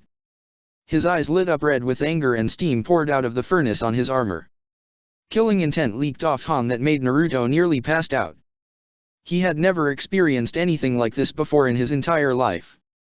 The boy stared in awe at the man in front of him. He's so angry, so alone. Is this what I could become? Naruto wondered sadly. After a moment, Han calmed down. He turned to face the frightened Genin with softer eyes. Forgive me, Naruto-san. I usually have better control over my emotions. Sometimes they can burst out, though. The man informed him as he bowed his head in apology. I also didn't intend for my words to frighten or upset you. I was just trying to warn you. It's very possible that in a moment of weakness, the Kyuubi could take over your body and the people around you, even your friends, will judge and hate you. I'm just warning you to be careful of the fox and take care of yourself. I trust my friends. Naruto said quietly, as if trying to convince himself. For your sake, I hope they can be trusted. Han replied sadly. Anyway, I recommend you go back to bed. You have a busy day tomorrow, I bet. Naruto nodded and got up quietly. Han bowed and bid him good night. Naruto did the same and went back to his sleeping bag. The boy could no longer sleep. His mind was running rampant with thoughts about Han's words and life. Is that what could happen to me? Will the fox take over? Could that get my friends to turn on me like his did? Naruto questioned. Wait, what if I kill them? The Gobi killed many shinobi from IWA, what if the Kyuubi makes me do the same thing? Naruto remained awake for at least an hour, dealing with his internal thoughts. By the time he was able to fall asleep, he was plagued by nightmares of the future. Away from the camp, on the other side of Tenchi Bridge, two men dressed in black cloaks with red clouds on them had set up a camp of their own. Despite how late at night it was, the two men were wide awake. The first man was a tall, muscular man with tanned skin. He had on a white hood and a black mask that covered his face. The mask had the headband for Takigakure on it, with the symbol for the village having a cut through it. The man was staring into the night sky and the moon intently. The second man was a little shorter than the first man, but was equally muscular and had a more youthful air around him. He had dark skin, spiky white hair, and brown eyes. He wore a headband for Kyumigakure around his neck with the same cut through the symbol as his partner's headband. He was currently fidgeting with a long, silver rod that he had in his hands. The rod had a sharp point at the end and the kanji for thunder was engraved on it. Kakuzu, are you sure we have to wait for the morning? I'd want to get this over with already. The man with the rod mumbled in complaint. You are going to have to wait, Nasumereta. The leader mentioned framing the Konoha shinobi with the disappearance of the Gobijin hierarchy, so it would be unwise to attack while they are present. We'd end up killing them as well, which would just make this disappearance suspicious to the world. The taller man, Kakuzu, replied. He seemed to be thoroughly annoyed with his partner. I get that, but still. I just wish we could get this over with already. I'm not interested in interfering with the lives of IWA shinobi. I'd much rather be going after the Kyumojin hierarchy. The second man, Nasumereta, whined. Your hatred for your home village is ridiculous and is starting to get annoying. Kakuzu mentioned, giving his partner a glare. Oh come on, don't deny you wouldn't want to do that to the Jin hierarchy Taki has. The white-haired man pointed out. Maybe, but I will take advantage of that when the time comes on. Now, shut up before I kill you. Kakuzu informed him. Like you could. Nasumereta scoffed as he pointed his rod at his partner. Yup, I am definitely killing him. After we capture the Gobi and extract it, I am killing this brat and collecting the high bounty Kyumo has on his head. The man from Taki noted darkly. Silence filled the air between the two men for an hour or two. Both men remained awake however, waiting for the first opportunity to strike once Konoha and IWA separated. So, the plan the same one we discussed earlier, right? Nasumereta asked his partner. The younger man had a more serious and darker tone to his voice. Correct. I gathered detailed information from my confidants in IWA and I've learned some things about Han. Our strategy should be able to dispose of him. We just have to be careful, because he is a careful and dangerous opponent. Kakuzu informed his partner. The older man actually seemed like he was looking forward to this fight. I know. No way in hell I'm understanding this guy. The former Kyumo ninja agreed. And his genin and the merchant. They won't garner much price on the black market, but we can always see when we get there. They should be killed as well. His partner replied. Understood. Nasumereta, after speaking, raised his rod up into the sky and pointed it directly at the moon. The man's face picked up a sadistic grin as he stared intently at the moon. You know, I take it back what I said earlier about not caring about this. I'm excited. After tomorrow, we're one step closer to peace. We're closer to our control. He said excitedly. We are one step closer to achieving Akatsuki's goal. He exclaimed, emphasizing each word and getting louder. Soon, the younger man burst into laughter at whatever mental image was going on his head. Bipolar idiot. First he was whining, then rational, and now he's raving about peace. Kakuzu sighed in annoyance. He was having no second thoughts about his plan to murder his partner. Still, he couldn't deny his partner's words. Tomorrow was going to be the day where everything changed. Tomorrow was the dawn of Akatsuki. Chapter 9, The Dawn of Akatsuki. When morning came, all shinobi went to work gathering their belongings and preparing for their journey back.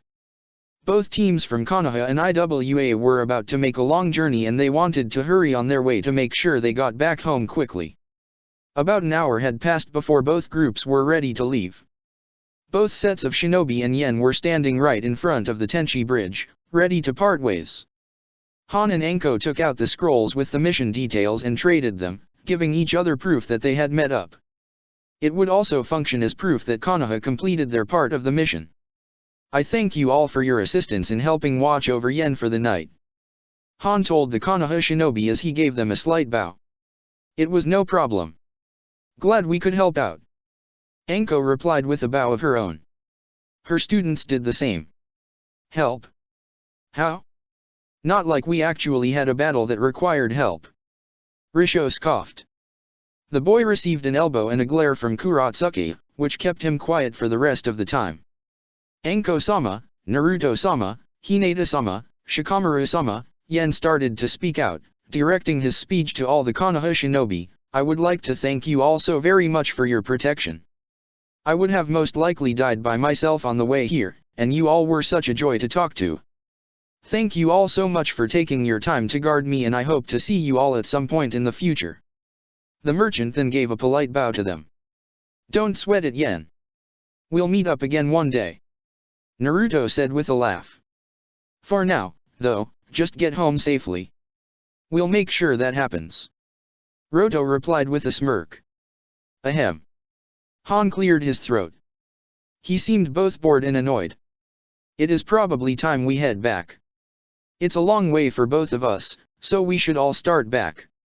Right. Anko agreed. Best of luck then on the road. Later. Same to you. Kuratsuki replied for her team. The groups proceeded to head their opposite ways. The IWA team headed across the bridge on their way to Yen's home in Tsukinokuni. Team 3 of Konoha headed back the way they came back to their village. Neither team were aware of the events that were about to happen. The IWA shinobi and Yen crossed the Tenchi Bridge and continued walking down the path back to Tsukinokuni. Not much conversation occurred between the group until a few minutes into the walk. So, I think I might actually miss those Konoha guys. Roto admitted to the group. Kuratsuka looked at the boy in surprise. Han, himself, rose an eyebrow in shock at the boy's words. Risho, in contrast, merely scoffed.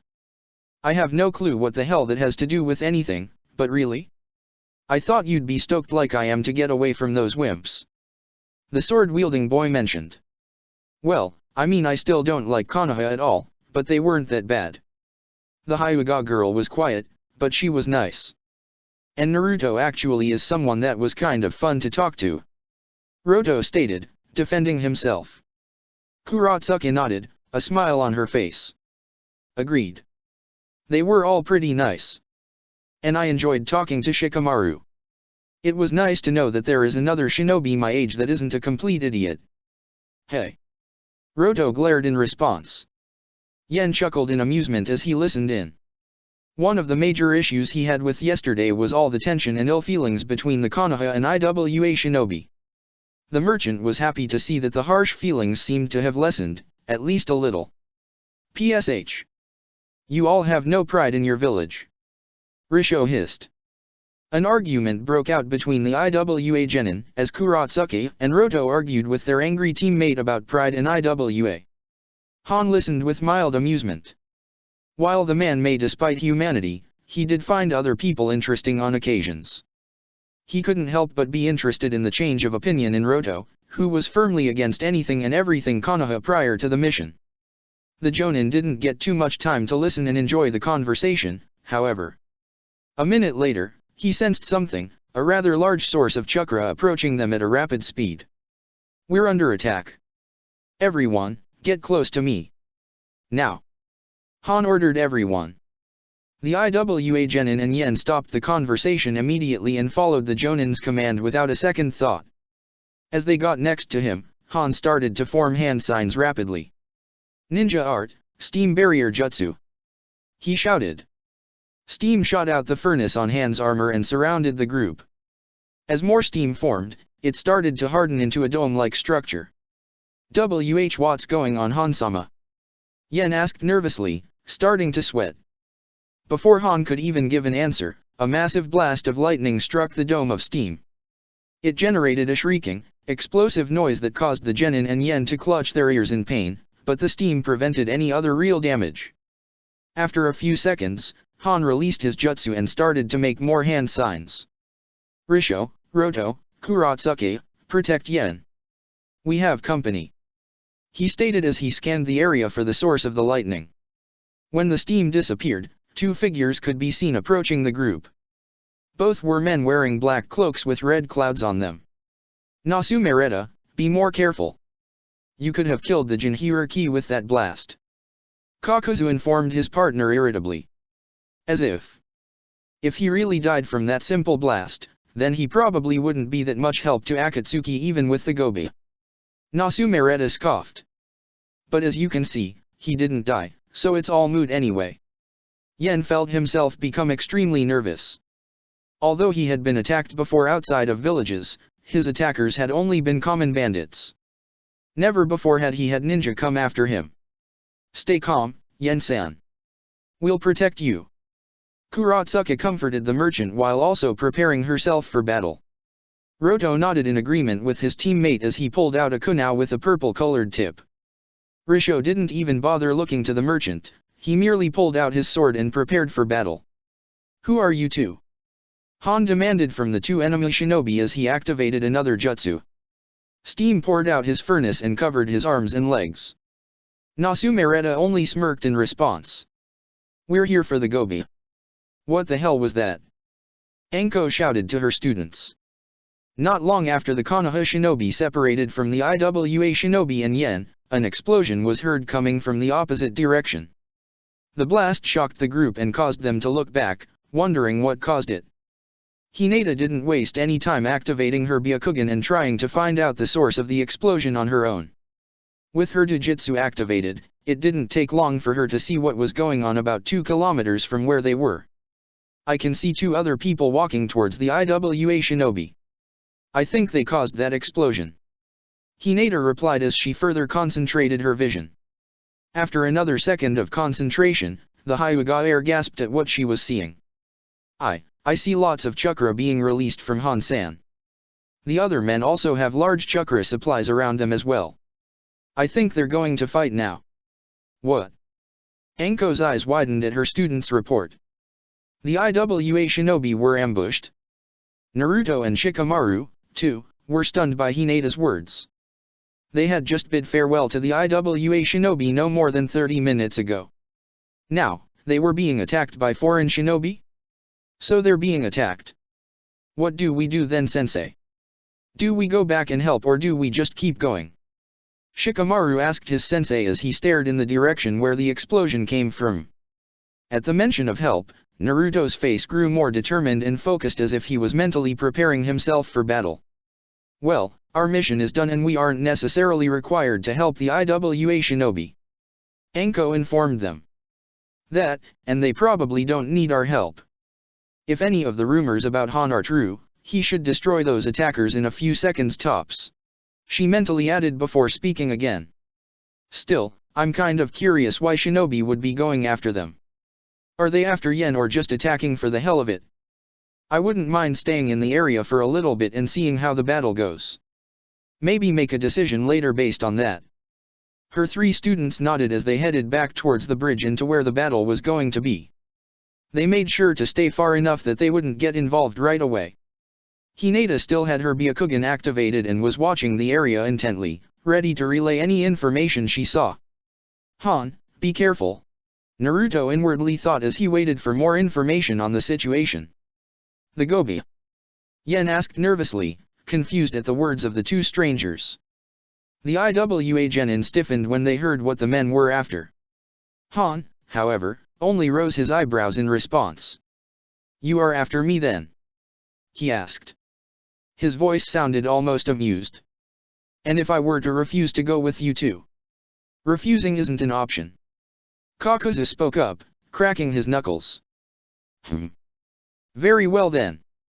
Han noted as he got into a position to sprint towards them. It's been a long time since I've sensed such large amounts of chakra. Perhaps you two could amuse me. More than a muse. Nasumereta smirked as he reached into his cloak and pulled out his lightning rod. Yen babbled to himself in fear. He could see what was going to happen. Kuratsuke, Risho, Roto, protect Yen. I will deal with these two. Han informed his students. The trio nodded in understanding as they surrounded Yen and readied themselves to fight if needed. Nasumereta pointed the sharp end of his lightning rod at Han. The Iwa Jonin didn't waste another second, he charged directly at the two attackers with great speed. In mere milliseconds, Han was right in front of them with steam surrounding his arms and legs. The armor-clad shinobi delivered a roundhouse kick that struck Nasumereta right in the side. The former Kyumo ninja was sent flying in Kakuzu's direction, but the older man was able to get out of the way just in time. Nasumereta, instead of hitting him, just landed face first into the ground. What speed! Yen gasped in awe as he stared in amazement at Han. Heh, that's our sensei. Kuratsuke noted, a proud smile on her face. That's his signature fighting style, he uses the steam that he generates from the furnace on his armor to increase the force in his attacks. The steam that surrounds him helps him move at faster speeds and hit harder than pretty much any shinobi. Nasumereta pulled himself off the ground quickly and turned to the Iwa Jonin with narrowed eyes. Damn, you are fast. He noted, pleased. This'll be fun. Take this seriously, brat. Kakuzu ordered as he pointed his right hand towards the Jinhiriki. We are going against not only a Jinhiriki, but a shinobi with a great deal of experience. Fight with appropriate focus. Black threads on Kakuzu's hand started to untangle. The hand charged forward towards the Jinhiriki. Han moved out of the way in time and charged forward at the former Taki ninja. Kakuzu raised his left hand and released the same threads within it. When Han appeared in front of the older shinobi, he launched his fist. It made direct contact with his face, knocking him back a little. He actually made a hit on Sensei. Kuratsuke gasped in response. Han-sensei. Nasumereta, get rid of those brats. Make sure they don't interfere with our capture of the Gobi. Kakuzu ordered as he moved his hands to surround the Iwa Jonin. Heh, that'll be easy. They probably won't stand a chance against one of my clones. The former Kyumo ninja replied as he put a hand into his robe. He pulled out a smaller lightning rod. He then tossed the second rod into the air and made a hand sign. Lightning style, lightning clone jutsu. Lightning elemental chakra surrounded the rod. In a few moments, the lightning spread out around the rod and formed the shape of a human. The lightning then disappeared after creating an identical clone of Nasumereta. A lighting style-based clone. Roto mumbled in surprise. I didn't even know such a jutsu was possible. How can lightning take a physical form like that? Very simple actually. All it really needed was a medium to base its shape around. The former Kyumo ninja replied nonchalantly before he turned his head back on the genin and faced the jonin that Kakuzu was dealing with. The lightning clone landed on its feet on the ground, a large grin on its face. It turned to face the genin and Yen and charged at them. Ah! Yen screamed in fear. The merchant's body started to shake. Calm down, Yen-san. We will protect you. Roto informed him as he raised his kunao. So what's the report, Hinata? Anko asked her student. Hinata had not said a word the entire word that she was studying the battle. At her sensei's request, she finally turned off her Byakugan and faced her team to tell them what she saw. They're fighting, yeah. Han-san is currently taking on the two men while a C-clone of one of the two men is attacking the genin. It's pretty intense right now. Hinata said with a stutter. She was currently surprised by all that she was seeing. Anko noticed her surprise and decided to question further. How so? Did you get to see any jutsu? Or just a lot of chakra? Be both. She replied. The two men and H. Han-san are releasing tons of chakra. H. Han-san has used some jutsu from steam. One of the two men was able to use a J-jutsu to separate his body P parts and use them as an A attack. He used it to hit Han-san. Anko's eyes widened once again in response. From all the reports I've heard, very few people could put a scratch on Han's armor, let alone actually get a good hit on. And from what Hinata is describing about their chakra, these attackers are more than what I thought they'd be. Anko-sensei? What should we do? Shikamaru asked again, still staring in the direction. Naruto had been quiet nearly the entire time. He had been in deep thought about his fellow Jinchuriki. He remembered in detail the conversation they had the previous night and was thinking about some of the things Han mentioned about his life. Han's always been alone. He hasn't had any real friends since his only ones left him. No one's probably ever done anything for him. Naruto thought to himself. I bet no one's ever defended him. Well, that's going to change starting now. The boy decided. We're going back. We're going to help them. Naruto declared seriously. Naruto, who is the sensei here? I don't believe you have the authority to make such a command. Anko replied in an irritated tone. Sure, she was strongly considering going back to help, but she didn't like it that Naruto was starting to try and take authority. Anko-sensei, they may need our help. Sure, they're strong, but you never know what can happen. I want to help them. Naruto spoke. Anko, Hinata, and Shikamaru were shocked by the seriousness and determination in the boy's voice. His words actually inspired for his teammates to speak up after a second. Naruto's right. I've had a bad feeling ever since I saw the explosion.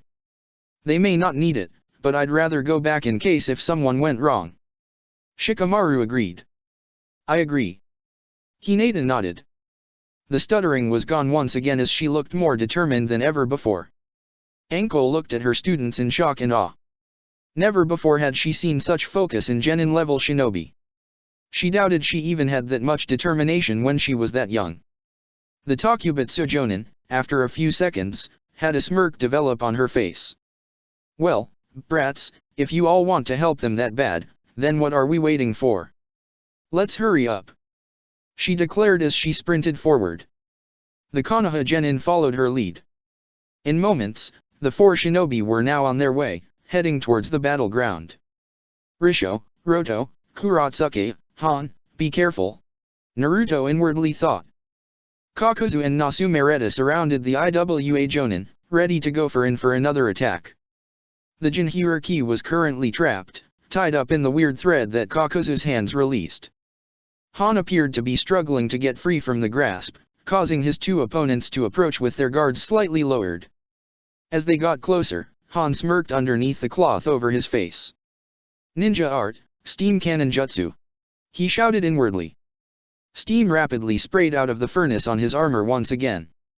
Instead of forming a barrier, however, it shot forward in a straight, single blast at the two Akatsuki members. The two shinobi barely had enough time to dodge. Han then took the time to move his steam-covered arms and break free from the thread trapping. The Jonin then charged forward towards Kakuzu, preparing his fist to strike the man.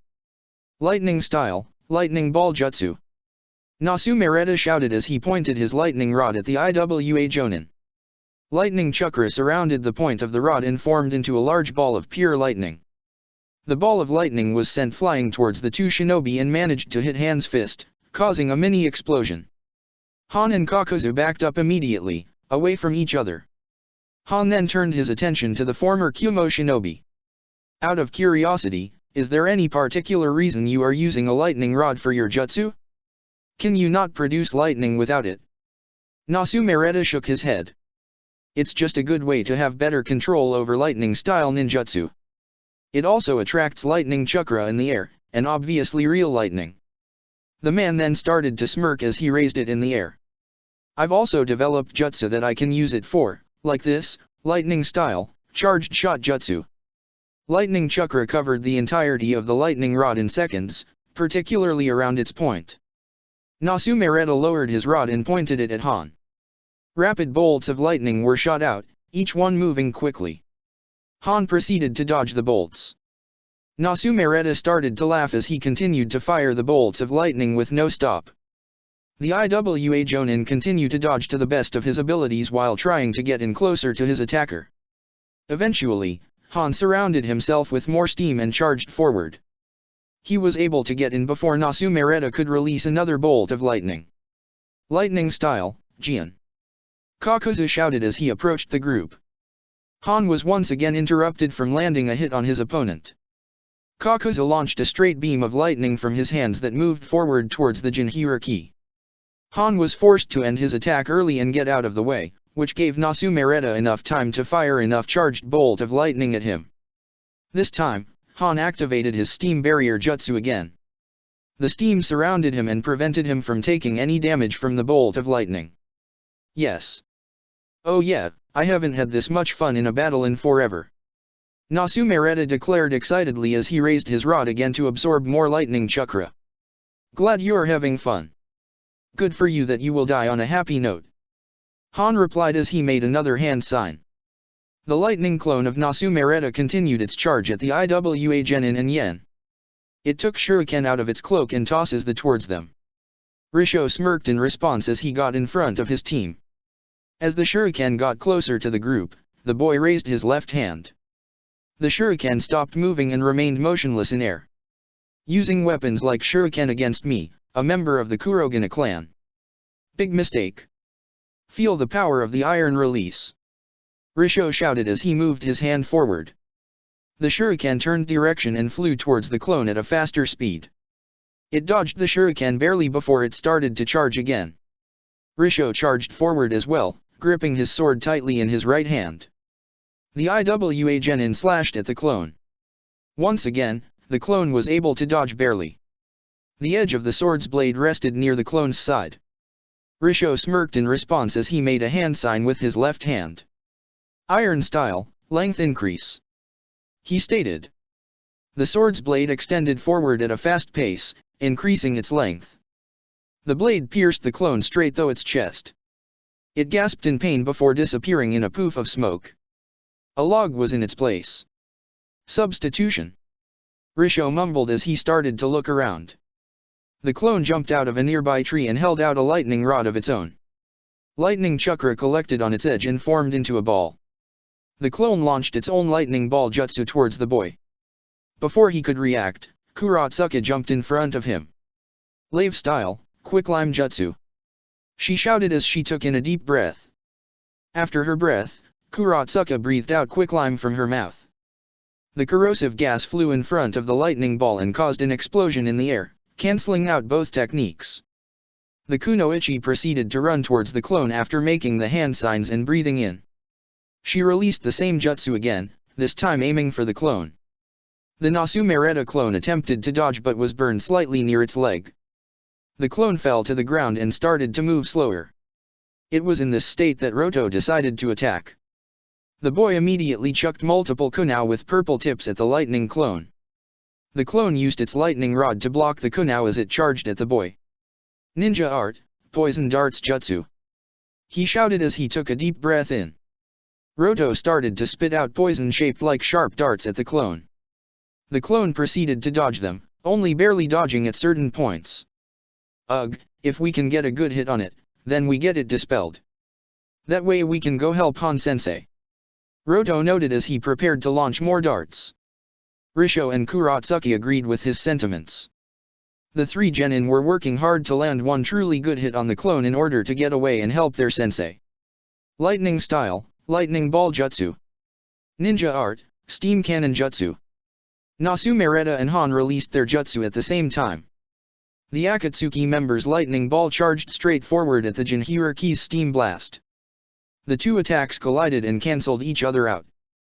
Kakuzu took this time to get in close to the Jinhiriki. He attempted to land a solid punch on the man, but his fist was by the Iwa Jonin. Han made sure to have a tight grip as he readied his other hand for a punch of his own. Before he could land the hit, however, Kakuzu undid the thread in his other hand and hit the man straight in the face. Han backed up in pain for a second. This gave Kakuzu an opening as he made the tiger hand sign. Lightning style, Jian. He shouted.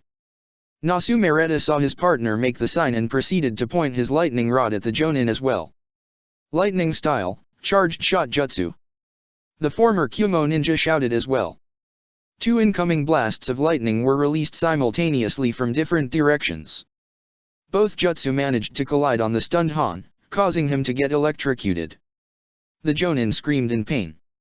Heh, got him. Nasumereta smirked. The two Akatsuki members watched the Jonin suffer in pain until he started to fade away. Han started to evaporate until there was no sign of him anywhere. What the hell was that? A steam clone or something? The former Kyumo ninja groaned as he started to scan the area for Han. This Jinhiriki is even more skilled than I thought. To make a clone and replace himself without either Nasumereta and I noticing, he's definitely an experienced and seasoned fighter like the reports claimed. Kakuzu noted as he started scanning for Han as well. Still, I've had experience myself. And I think it's time I finally took advantage of that weakness, hee-haw. Kakuzu never got to continue his train of thought. Han jumped from the trees and attacked the man with a single steam punch. The punch went straight through the former Taki ninja's chest and directly into his heart. Han's bloodied fist was now sticking out from the older man's back. Kakuzu's eyes stopped moving and his mouth coughed up blood. The steam-covered fist had completely crushed his heart. The man was dead now. One down. Han noted as he removed his fist from the Akatsuki member. Kakuzu's body fell to the ground immediately after. The Jinhiriki then turned his attention to the other ninja. One more to go. Nasumereta blinked in surprise. His eyes moved to his partner for a second before he started to laugh. Who said to be careful, Kakuzu? Looks like I ended up being more careful than you. Pathetic human. Disregarding your comrade's death and treating it as if nothing happened. Han shook his head, both in disgust and anger. I think I am actually going to enjoy killing you. Han charged forward toward the former Kyumo ninja. Nasumereta dodged just in time before suffering the same attack that Kakuzu suffered. The Jinhiriki continued to try and land a single hit on the Akatsuki member. Nasumereta continued to dodge to the best of his abilities, knowing that one hit to the heart would be all it would take to kill him. Han was so focused on striking at the man in front of him that he failed to notice Kakuzu's body moving. Lava style, Quicklime Jutsu. Kuratsuki released another blast of Quicklime straight at the Nasumereta clone. The clone proceeded to dodge the attack, this time not even taking a small hit. Damn it, this thing is taunting us. Kuratsuki hissed as she made hand signs for her jutsu again. Her hand signs were interrupted when the clone jumped in front of her and gave the kunoichi a kick to the stomach, sending her flying to a nearby tree. She was caught by Roto before she was made contact with it. The boy's face was staring straight at the clone. He proceeded to spit out his poison darts. Once again, the lightning clone was able to dodge each individual dart as it made its way closer to the two Iwa genin, gripping its lightning rod tightly. As the lightning clone was about to strike at the two with a close-range lightning jutsu, Kuratsuki made one final hand sign and got out of Roto's grip. She released another blast of quicklime at the approaching clone. The clone cancelled its own jutsu and jumped out of the way. The quicklime, however, managed to slightly burn his leg once again. Okay, where did it go now? Kuratsuki questioned angrily. She was getting really fed up with chasing this clone over and over. She and Roto scanned the nearby area, looking for any sight of the clone. Eventually, though, they found their sign in the form of a seam. AHH! Yen screamed in panic. The lightning clone jumped in front of the merchant, a lightning ball glowing from the top of its lightning rod. It released the ball at the terrified merchant, who was now having visions of his death. Iron style, armor of iron. Risho jumped in front of Risho and the incoming lightning ball and grabbed the merchant. As his hand touched the merchant, the two were encased in a silver-grayish colored iron. The lightning ball managed to hit them both, but did no damage. Risho released his jutsu and the armor faded away, leaving him and Yen completely unharmed without even a single scratch. I recall this match was between just you and us, the Iwa shinobi. Don't get our client involved. Risho snapped at him as he pointed his sword at the clone. The young man charged directly at the clone, ready to cut it in half. Just one hit. That's all it will take. Han informed himself as he tried to land a hit on Nasumereta. The Iwa Jonin had been chasing the former Kyumo shinobi around the battlefield, trying to land one fatal hit on him. Han was motivated to kill this man and he was going to make sure he accomplished just that. Nasumereta continued to barely dodge all the hits. Each time he dodged, it was getting harder to avoid the next hit. The Akatsuki member was starting to get really tired. I need to stop running already, but it's getting harder to do anything else. I'm not good with all this close hand-to-hand fighting. I need some range, damn it. He inwardly complained. Come on, Kakuzu. Hurry up already. After a few moments, Han was able to get a non-fatal punch to Nesumerta's shoulder. The man fell to the ground in pain as Han picked him up with his right hand. Well, that makes two. You both were stronger than most humans I've fought, but you are still only human. Challenging me was your mistake. Han informed him as steam covered his left hand. Fire style, Zokoku. A small fireball was launched and headed rapidly towards Han. The Jinhyuriki had no time to react.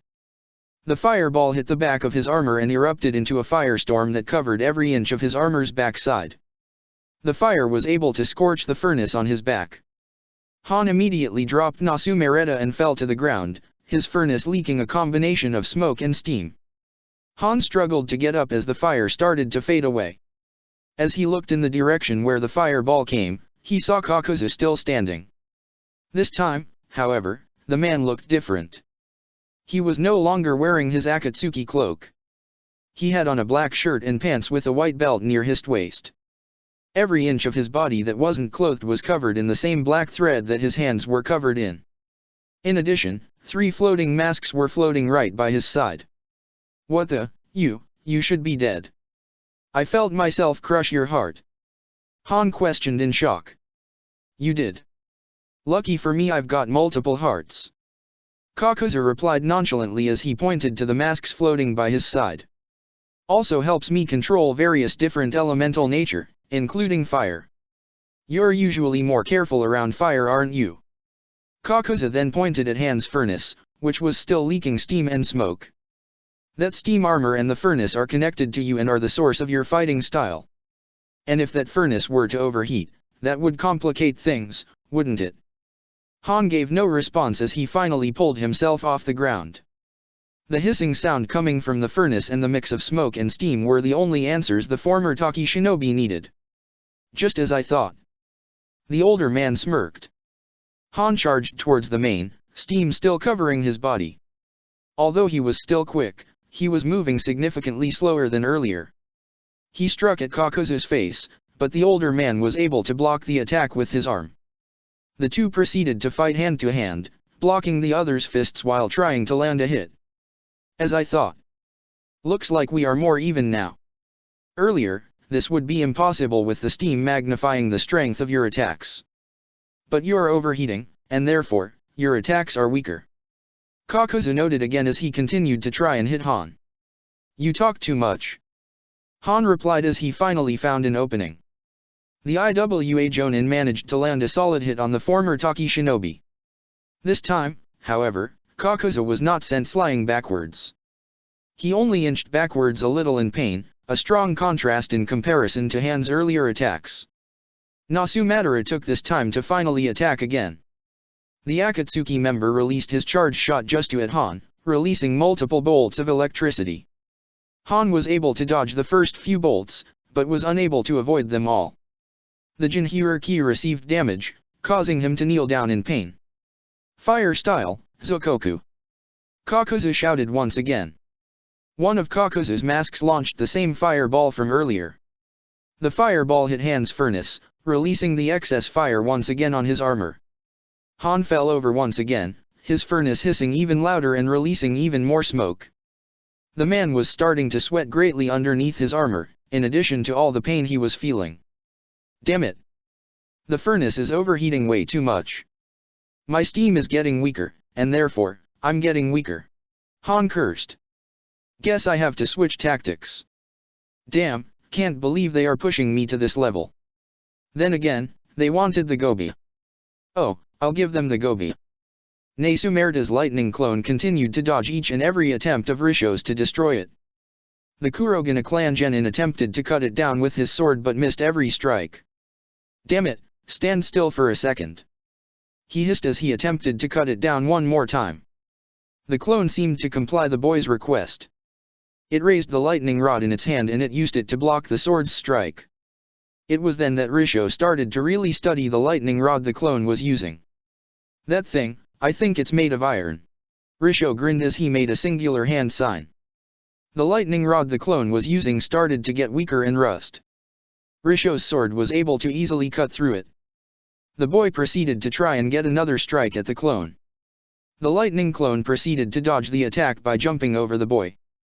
Kurotsuki and Roto then jumped over to the area. Lave style, quicklime jutsu. Kurotsuki declared. The girl breathed out her traditional quicklime attack on the clone. This time, being in the air, the clone wasn't able to dodge it. It took the hit and felt its body burn. Roto took this time to toss a kunao at the clone. It went straight through it this time, causing the clone to disappear, leaving the lightning rod used as the medium for the lightning behind. Finally! Risho exclaimed. It was at that point that the lightning rod started to light up once again. The lightning that was used to form the clone was still present and surrounding the lightning rod. The stray lightning was sent flying towards the Iwa Genin. The three shinobi were shocked by the blast and were momentarily stunned. Ugh! They all groaned simultaneously, falling to the ground. That was just stray lightning left over from getting rid of the clone. And it came out, attacked us, and did that much damage, damn. That guy from Kumo put a lot of chakra into that. Roto noted from his pain. After a few moments of pain, the stunning effect of the electrocution went away and three Iwa Genin were able to move. Okay, that's done with. Come on, we have to help Sensei. Roto stated. The three Iwa Genin turned to face their client. Yen was shaking and hiding behind a nearby tree. Yen-san, are you okay? You didn't get hurt at all during that battle, did you? Roto asked, checking up on the client. And no. One of you always by me when I needed it. Yen stuttered out. Okay, as long as you are fine. Kurotsuki spoke, relief in her voice. Now, one of us should stick with you while the other two go help Han-sensei. Let's dash. The kunoichi never got to finish her speech as the trio all of a sudden felt a massive wave of chakra past them. Yen nearly passed out in shock while the genin started to shake. What was that? The merchant questioned nervously. Is Han-sensei releasing the gobi? The students came to the same conclusion. The three turned in the direction of the battlefield where their sensei was, nervous to find out if their answer was correct or not. As Han got up, red chakra proceeded to surround the man. In a few seconds, the Jinhiriki was covered in a cloak of the red chakra, with one chakra tail sticking out of his armor's backside. Haha! Looks like he is finally using the Gobi's chakra. Nasumereta cheered as he readied his lightning rod. Things are going to get really good now. Damn it, you stupid brat, focus. Kakuzu commanded as he focused on the Jinhiriki, ready for any possible action. Han paid the men no mind for a moment.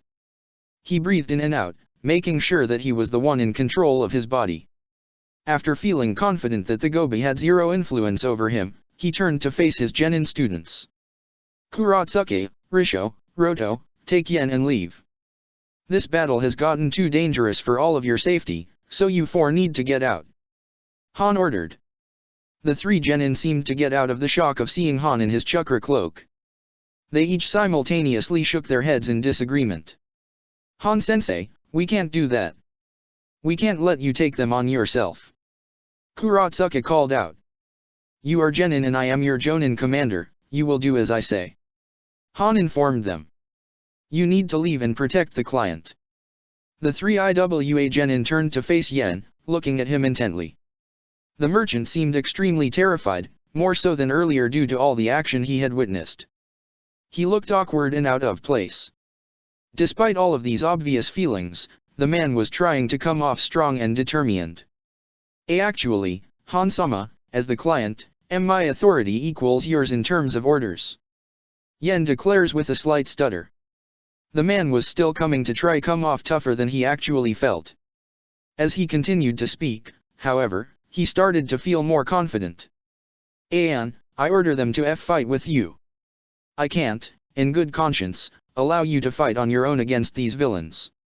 I'll put my life on the like you all have, and be unprotected for a while here if it means that they can fight with you. Yen, you dash the Jinhiriki started. Save it sensei. It would be dishonorable to leave you. Risho declared as he raised his sword once again. We got your back. Roto added as he raised his kunao again. We aren't abandoning you, Han-sensei. Kuratsuka stated, making hand signs.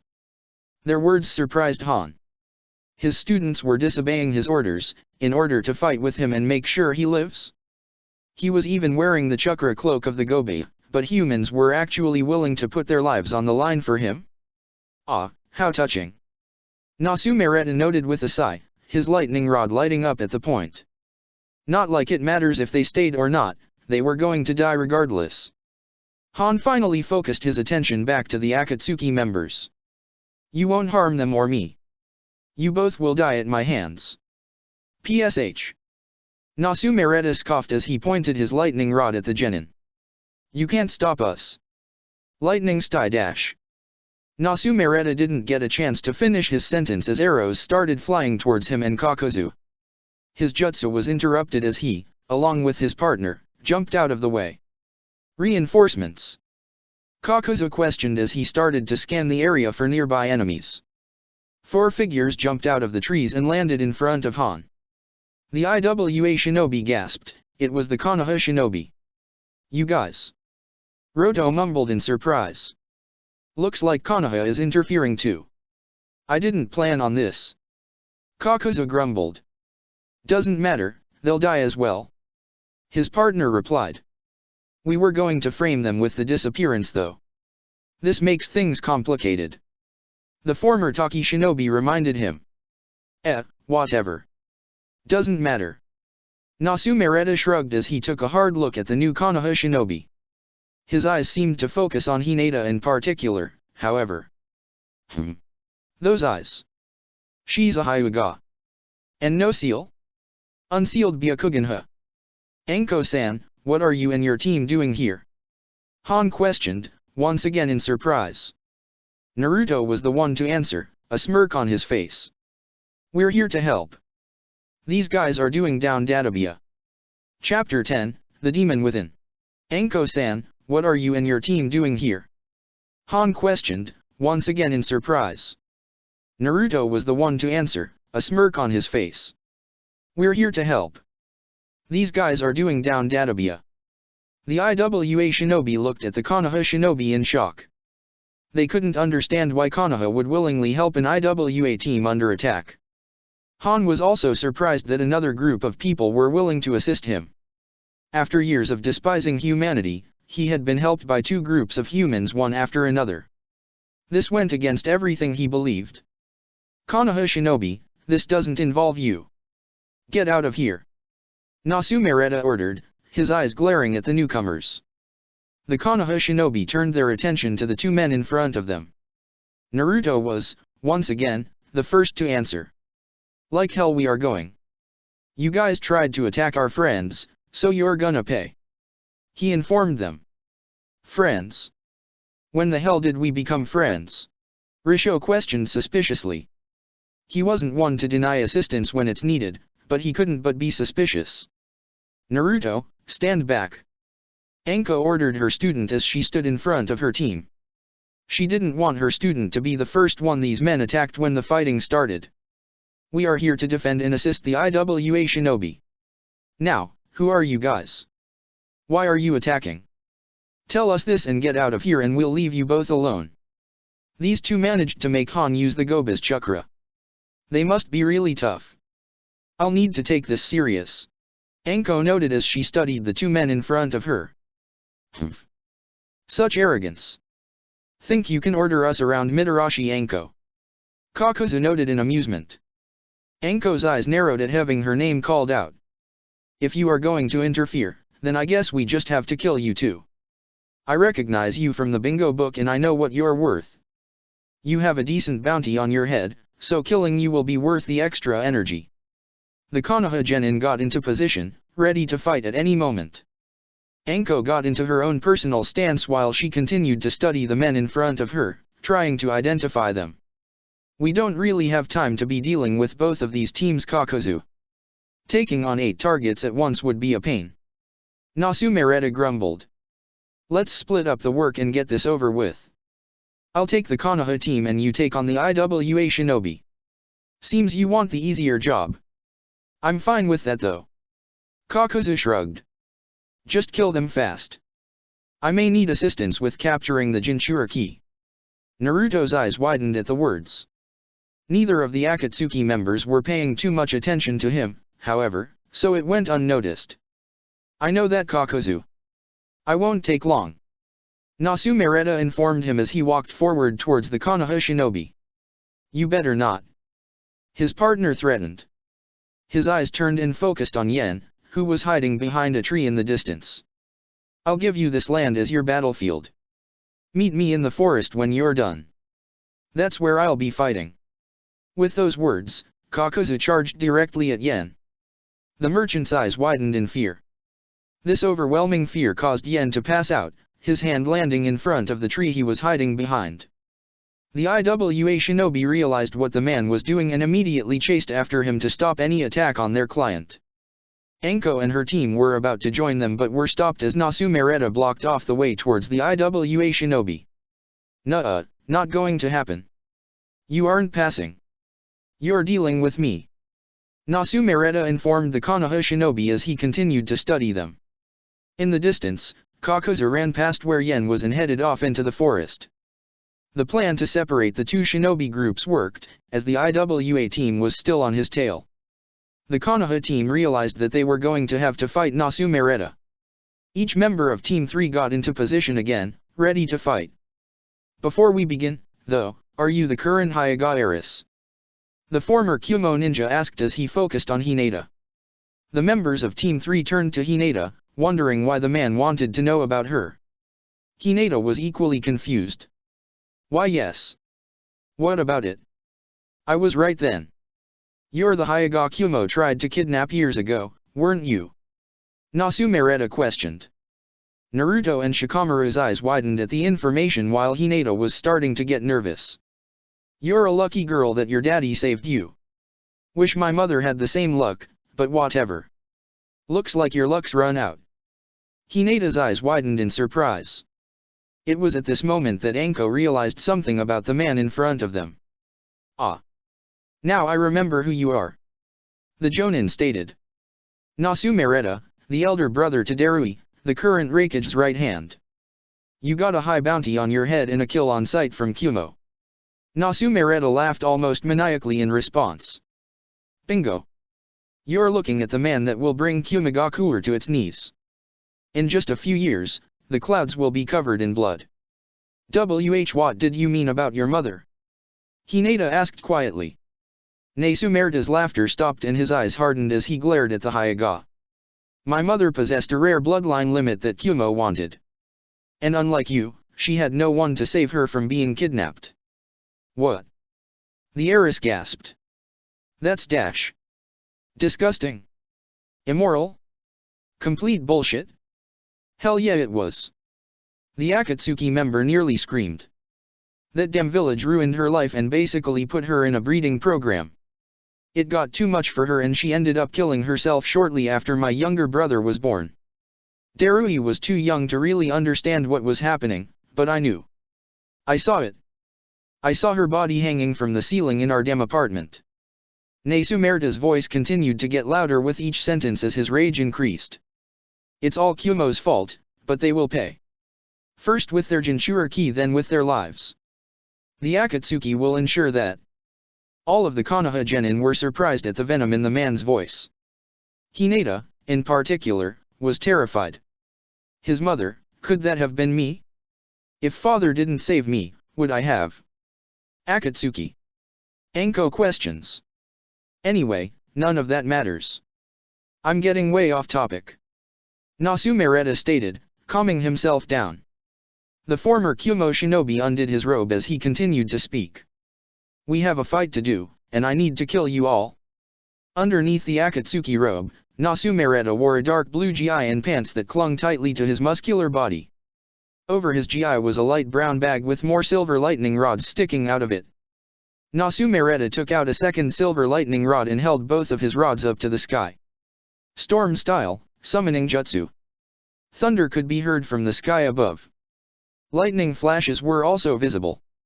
What once was a clear, sunny sky was replaced with black clouds with visible lightning traveling between the clouds. The thunder continued to get louder each second.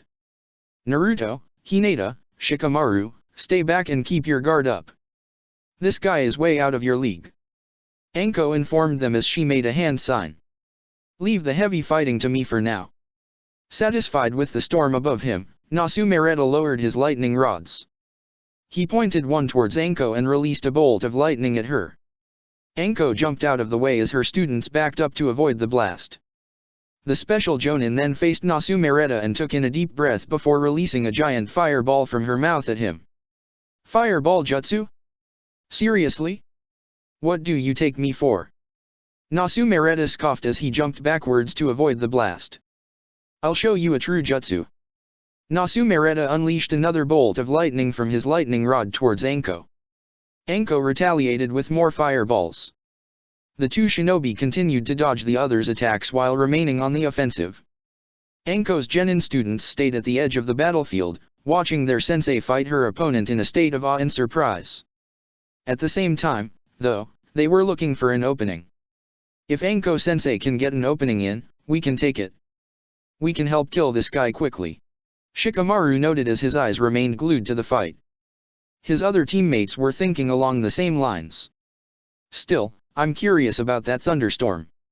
What is that Kumo guy going to do with it? He questioned, trying to work out what was going on.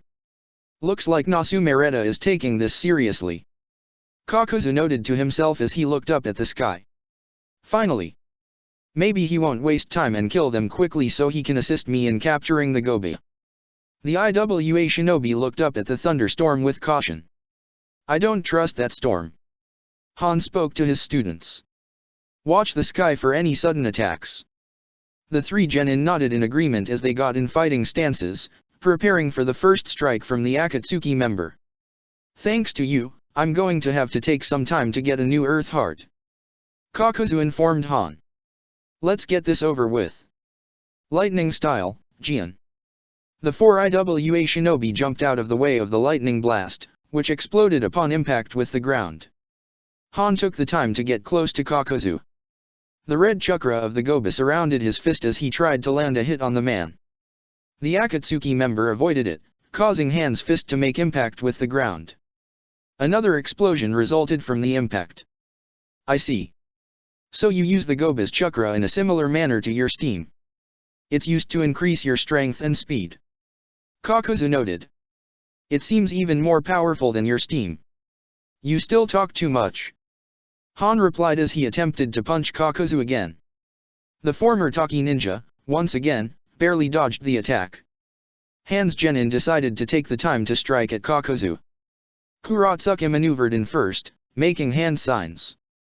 Lava style, quicklime jutsu. The corrosive gas flew from the kunoichi's mouth towards Kakuzu. He dodged the blast and then barely avoided a hit from Han. Risho and Roto then came forwards, ready to deliver their own strike at the former Taki shinobi. Wind style, a chugai. Kakuzu shouted after making a single hand sign. Kakuzu's wind mask released a tornado-shaped mass of wind from its mouth.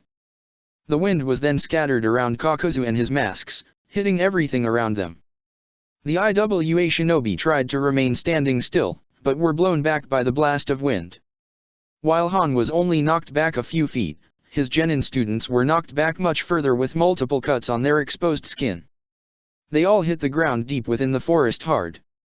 Risho. Roto. Kuratsuki. Han shouted at his students in fright. Damn brats. Can't let you all gang up on me like that.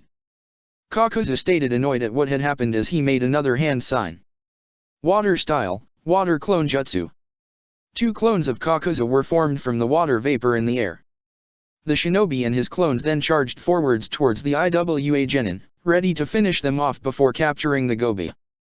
To his surprise, Han jumped in the way and attempted to deliver another chakra-filled fist at the original. Kakuzu jumped out of the way while his clones merely turned direction and faced Han. Interesting. I'm surprised you would try and defend them. Reports said you didn't care for your students. Kakuzu noted in mild amusement. You won't kill them. You are dying here. Han shouted as he made a hand sign. Kakuzu only smirked in response, making another hand sign. His clones got into position to charge at the IWA Shinobi. This should be interesting. Fire style, Phoenix Flower Jutsu. Anko unleashed multiple fireballs flying directly at Nasumereta. The former Kyumo Shinobi responded by holding up his lightning rods to the sky. Storm style, Shield of Lightning. He shouted as his lightning rods started to light up. Blue lightning fell down from the sky and struck the lightning rods. The lightning then spread from the rods and formed a protective shield around the storm user. Anko's fireballs made contact with the lightning shield and faded away immediately. You're starting to kind of bore me, you know? I actually enjoy a good fight, so try and entertain me. Nasumereta taunted as he lowered one of his lightning rods and pointed it at Anko. The blue lightning surrounding him was immediately channeled into the lightning rod and shot towards the Konoha Special Jonin. Anko barely jumped out of the way in time. The lightning caused a massive explosion on the ground, causing debris to scatter and hit Anko. The woman grunted in pain before she got out of the way of the debris and held out her hand. Hidden Shadow Snake Hands. 4 snakes appeared from underneath Anko's sleeves and shot forwards at Nasumereta. They moved at a speed faster than her fireballs and made contact with the Akatsuki member. 2 of them gripped onto the lightning rods and tossed them away while the other 2 bit into both of his hands, holding him tightly in place. The former Kyumo ninja winced in pain. Anko smirked as she pulled her hand back, attempting to drag Nasumereta back towards her. Nasumereta glared at Anko as he stood his ground. He closed his eyes before he channeled his chakra into his hands. The shock of his storm chakra caused the snakes to let go of his hands, setting him free. The man then reached into his bag to take out 2 more lightning rods. As he was pulling them out, arrows were fired at him. He immediately jumped out of the way before he turned to face Anko's genin. They were all poised ready to strike at him. Hinata, in particular, had another arrow loaded in her bow. Eager to die, are you? I was going to kill you 3 after your sensei was dead, but I'll be happy to kill you all now if you want. He hissed. See if you can. Naruto replied as he made his favorite hand sign. Multi-Shadow Clone Jutsu. The 3 genin were surrounded by 100 Naruto clones. The clones didn't waste a second before charging directly at the Akatsuki member. Naruto, Hinata, and Shikamaru followed closely behind. Shadow clones. Interesting. Maybe you'll be fun after all. Nasumereta smirked as he made a few hand signs. He then pointed his lightning rods at the genin and the clones. Storm style, Laser Circus. Multiple beams of blue lightning were released from the lightning rods and went towards the approaching clones. They made direct contact with many clones, causing them to disappear before they could get close. In mere seconds, half of Naruto's clones were destroyed. Hinata fired more arrows at the man while Shikamaru threw kunai that had explosive tags attached to them. When Nasumereta noticed them, he stopped his jutsu to get out of the way from the incoming attacks. This gave Naruto and his remaining clones the opportunity to get in close to the man. The original and his clones all raised their fists and prepared to beat him down. Nasumereta quickly held his lightning rods up and used his storm style, Shield of Lightning. The blue lightning surrounded him before any of the clones landed a successful blow at him. By the time the clones struck, they were attacked by the lightning around him. They were all immediately destroyed. Naruto was sent flying backwards in pain, electricity moving through his body. Shikamaru caught him before he could fly too far back. Nasumereta dropped his lightning shield and channeled his lightning into his lightning rods. He pointed them at the Konoha genin, ready to kill them. Before he could release the lightning, however, Anko got in close and delivered a punch to his face. Nasumereta fell to the ground and accidentally released all of the lightning in a random direction, hitting none of his targets. Anko immediately jumped on top of the Akatsuki member, a smirk on her face. Careless, aren't you? Anko taunted as she made hand signs. Fire style, Dragon Flame Jutsu. Anko breathed out fire from her mouth which made direct contact with the man on the ground. Nasumereta's body was burnt to a crisp before it faded away, leaving nothing but a small lightning rod and blue lightning in its place. The blue lightning then charged at Anko. The special Jonin cancelled her jutsu and jumped out of the way as quick as she could. A clone, huh? Damn it. She cursed before her eyes wandered the battlefield. Okay, where are you? Nasumereta responded by jumping out of a tree near the edge of the forest and released his storm-style, laser circus. All the beams of lightning were aimed at the special Jonin. Anko-sensei, look out! Naruto said as he got up from his position in Shikamaru's arms and made a hand signs. Wind style, great breakthrough.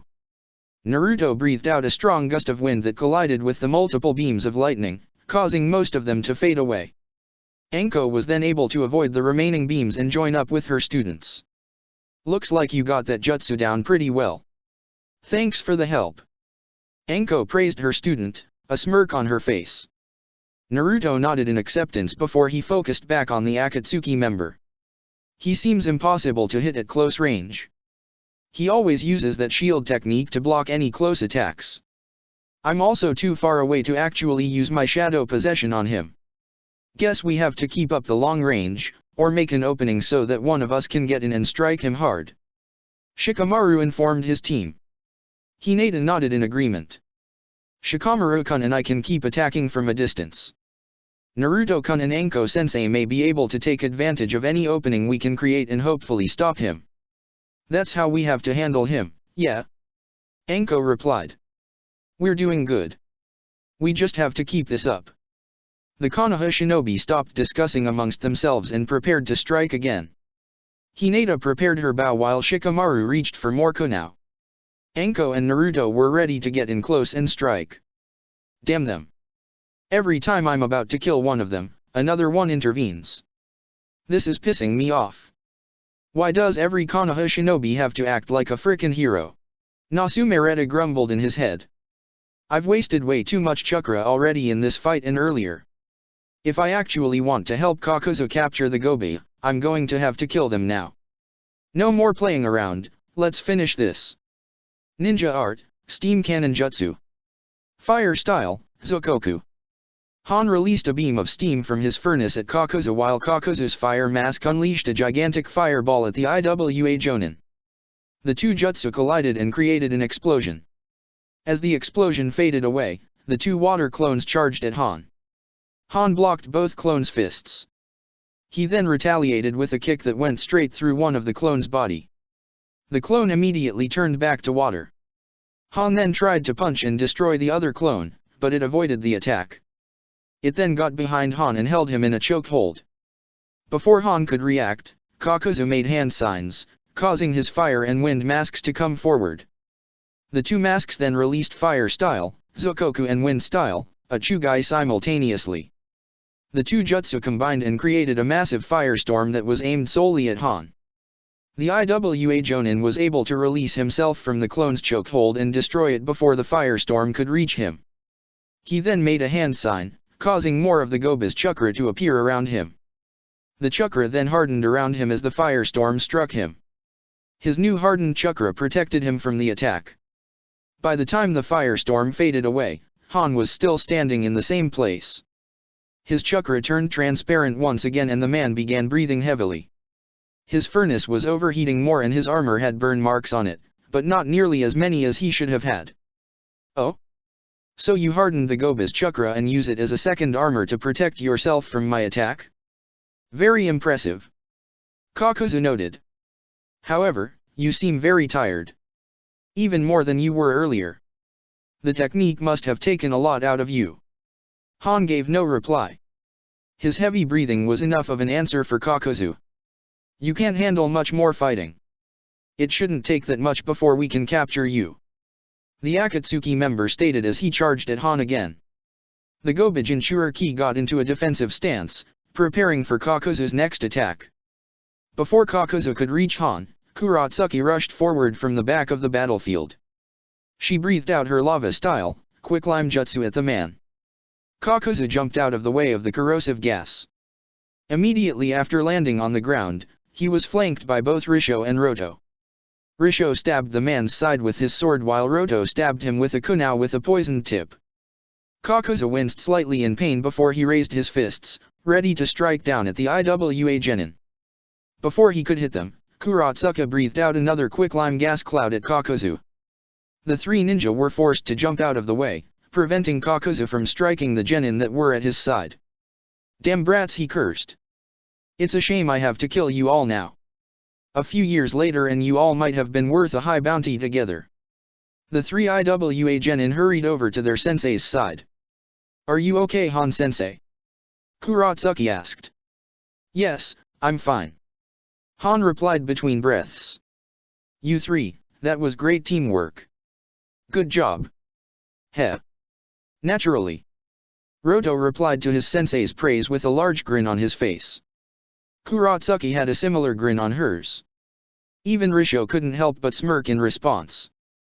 "Anyway, stay focused you three. We need to finish him off soon," Han stated as he got into a position to charge at Kakuzu. His three genin nodded in agreement and got in similar positions. "All right, let's do this," Anko informed her team. "Shikamaru, Hinata, you guys get us an opening. Naruto, stay behind me. Be careful you guys." The three genin nodded at their sensei's words before they went with their plan. Hinata and Shikamaru attacked from a distance with their weapons while Anko and Naruto proceeded to get closer. Nasumereta dodged all of the attacks coming his way. After a few seconds, the man jumped backwards and raised his lightning rods upward. Naruto and Anko stopped their movement, waiting to see what the man was going to do before getting any closer. "Storm style, lightning rain!" he screamed. The lightning rods lit up once again. The sound of thunder started to get louder, causing all of the Konoha shinobi to feel pain in their ears. Soon after, multiple bolts of blue lightning rained down from the sky and fell down throughout the battlefield. "Shit!" Anko cursed as she immediately made a hand sign for substitution. "Everyone, get out of here now." Anko's words and her jutsu came too late. The blue lightning struck down before they could react, hitting the Konoha shinobi. All four ninjas screamed in pain before they fell to the ground. Static was visible all around the shinobi. The four shinobi tried to stand up after the lightning, but each one found out they couldn't. No matter how much energy they put, they couldn't get up. "What's going on?" Hinata asked in a voice mixed with unimaginable pain and fear. I can't move." Shikamaru gasped. No. Naruto moaned. "Body, come on. Give up. It's useless." Nasumereta replied nonchalantly as he approached the Konoha shinobi. The man was breathing in and out, as if the jutsu he used took a lot out of him. "That technique of mine paralyzes anything it hits. Granted it's only for a short time, but you all will be dead before it fades." "Dead? No. I can't die. Not now." Naruto panicked as he tried to get up. "I can't let him kill my friends." Shit. Anko cursed as she struggled in her paralysis. "This isn't how it's supposed to end. I won't let him kill my students. It's my job to protect them and I'll do my fucking job. Come on Anko. Move damn it." Nasumereta chuckled. "And despite my words, you all still try to move. Just stop. Relax and try and enjoy your last moments," he said as he walked towards Hinata. "Anywho, I'll start with you Hyuga." Hinata gasped in fear as her attempts to move increased. She still couldn't move. The girl started to cry, realization creeping over her. I'm sorry everyone, I can't do anything. It's any consolation, when I kill you, I'm going to destroy your eyes. That way Kumo or any village won't be able to take your bloodline for their own." Nasumereta informed Hinata as he grabbed her by her jacket. He placed the tip of his lightning rod by her throat. He's going to kill Hinata. He's going to kill her." Naruto nearly screamed in his head as he continued to struggle against his paralysis. "Are you going to let him do that? Are you just going to watch him kill her?" a voice in Naruto's head asked. No, he roared in reply. "Then I have a gift for you. Use it to stop him." The voice spoke, starting to get louder. An image of the Kyuubi appeared in Naruto's mind. "Use it." To kill him. Naruto and the voice spoke in near unison. Red chakra formed around Naruto. His fingernails began to develop into claws and his whisker marks became more noticeable. His eyes turned red and narrowed at Nasumereta. Anko, despite her paralyzed state, noticed Naruto's chakra developing. Shit. So it's happening. The Kyuubi is taking over, damn body, move. I need to help my students. Nasumereta was about to slit Hinata's throat when he noticed a new, malicious chakra developing around him. The hell is that? He mumbled as he turned his head to face its source. Naruto was slowly standing up, breaking out of his paralysis. The more he got up, the more his new appearance developed. A red tail of chakra formed after the blonde shinobi was standing up. The Kyuubi had taken almost complete control. The IWA shinobi and Kakuzu were about to continue their fight when they noticed another large powerful chakra source appear. They all turned to face the new source to identify it. That's a powerful source of chakra. Powerful and dark. Kakuzu noted, surprise on his face. It's similar to the Gobi's chakra actually. Is one of Konoha's shinobi a Jinchuriki? Does one of them have the Kyuubi? Naruto. Han realized what was happening. Naruto was pushed too far and had to draw out the fox's power. What is that? I'm not even a sensor and I can feel that chakra. Roto exclaimed. I'm not for certain. It feels like Sensei's chakra. Risho mumbled quietly. It is. It feels just like it. Kuratsuki nodded. Her mind was filled with questions and thoughts. Does that mean that someone from Konoha is a Jinchuriki like Han Sensei? Who? I can sense about one tail worth of chakra. That's still dangerous, especially since he probably doesn't know how to control the Kyuubi's chakra. I'm going to have to help him before he destroys everything and everyone here. Han thought. The IWA Jonin made a hand sign, summoning more chakra from the Gobi. Another tail of red chakra appeared next to the first tail. He then got ready to charge at Kakuzu. I have to end this quick. No way. He can't break out of that paralysis. No human can. Nasumereta's eyes widened in shock. And that form, is he Konoha's Jinchuriki? No, it can't be. Zetsu would have informed us if the Kyuubi was involved with the mission as well as the Gobi. It can't be. Finally free from the paralysis, Naruto wasted no time in charging at Nasumereta with newfound speed. Nasumereta had no time to react, Naruto was already in front of him. The Jinchuriki delivered a powerful, chakra-filled fist right in the face of the former Kyuumo ninja. He was sent flying backwards, dropping his lightning rods and Hinata in the process. The girl hit the ground with a loud thump. And Naruto-kun. She mumbled in shock, both from Naruto saving her and from Naruto's current physical state. Nasumereta landed on the ground near the forest by the bridge. He got up as quick as he could. Naruto was still glaring at him angrily and was poised to attack. No. Jinchuriki or not, he must die. I will not let him kill me. The Akatsuki member declared as he pulled out 2 lightning rods from his bag. Naruto noticed the man's lightning rods. The Jinchuriki responded by making hand signs. Wind style, great breakthrough. Storm style, shield of lightning. Naruto released a gust of wind from his mouth. The storm in the sky rained down blue lightning that covered Nasumereta and his protective shield. The wind collided head-on with the lightning shield. The 2 jutsu held each other in a standstill, competing to overwhelm the other jutsu. No, my shield should have stopped that wind on impact. He should not have the power to be able to fight back. It must be the demon in him. He must really be a Jinchuriki. Nasumereta noted, fear starting to take over his mind. I've wasted too much chakra in this fight and the fight earlier with the Gobi Jinchuriki, and my jutsu's strength is based on my chakra. If this keeps up, then...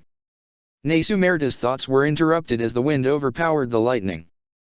The shield faded away, allowing the wind to him, blowing him back further at a great speed.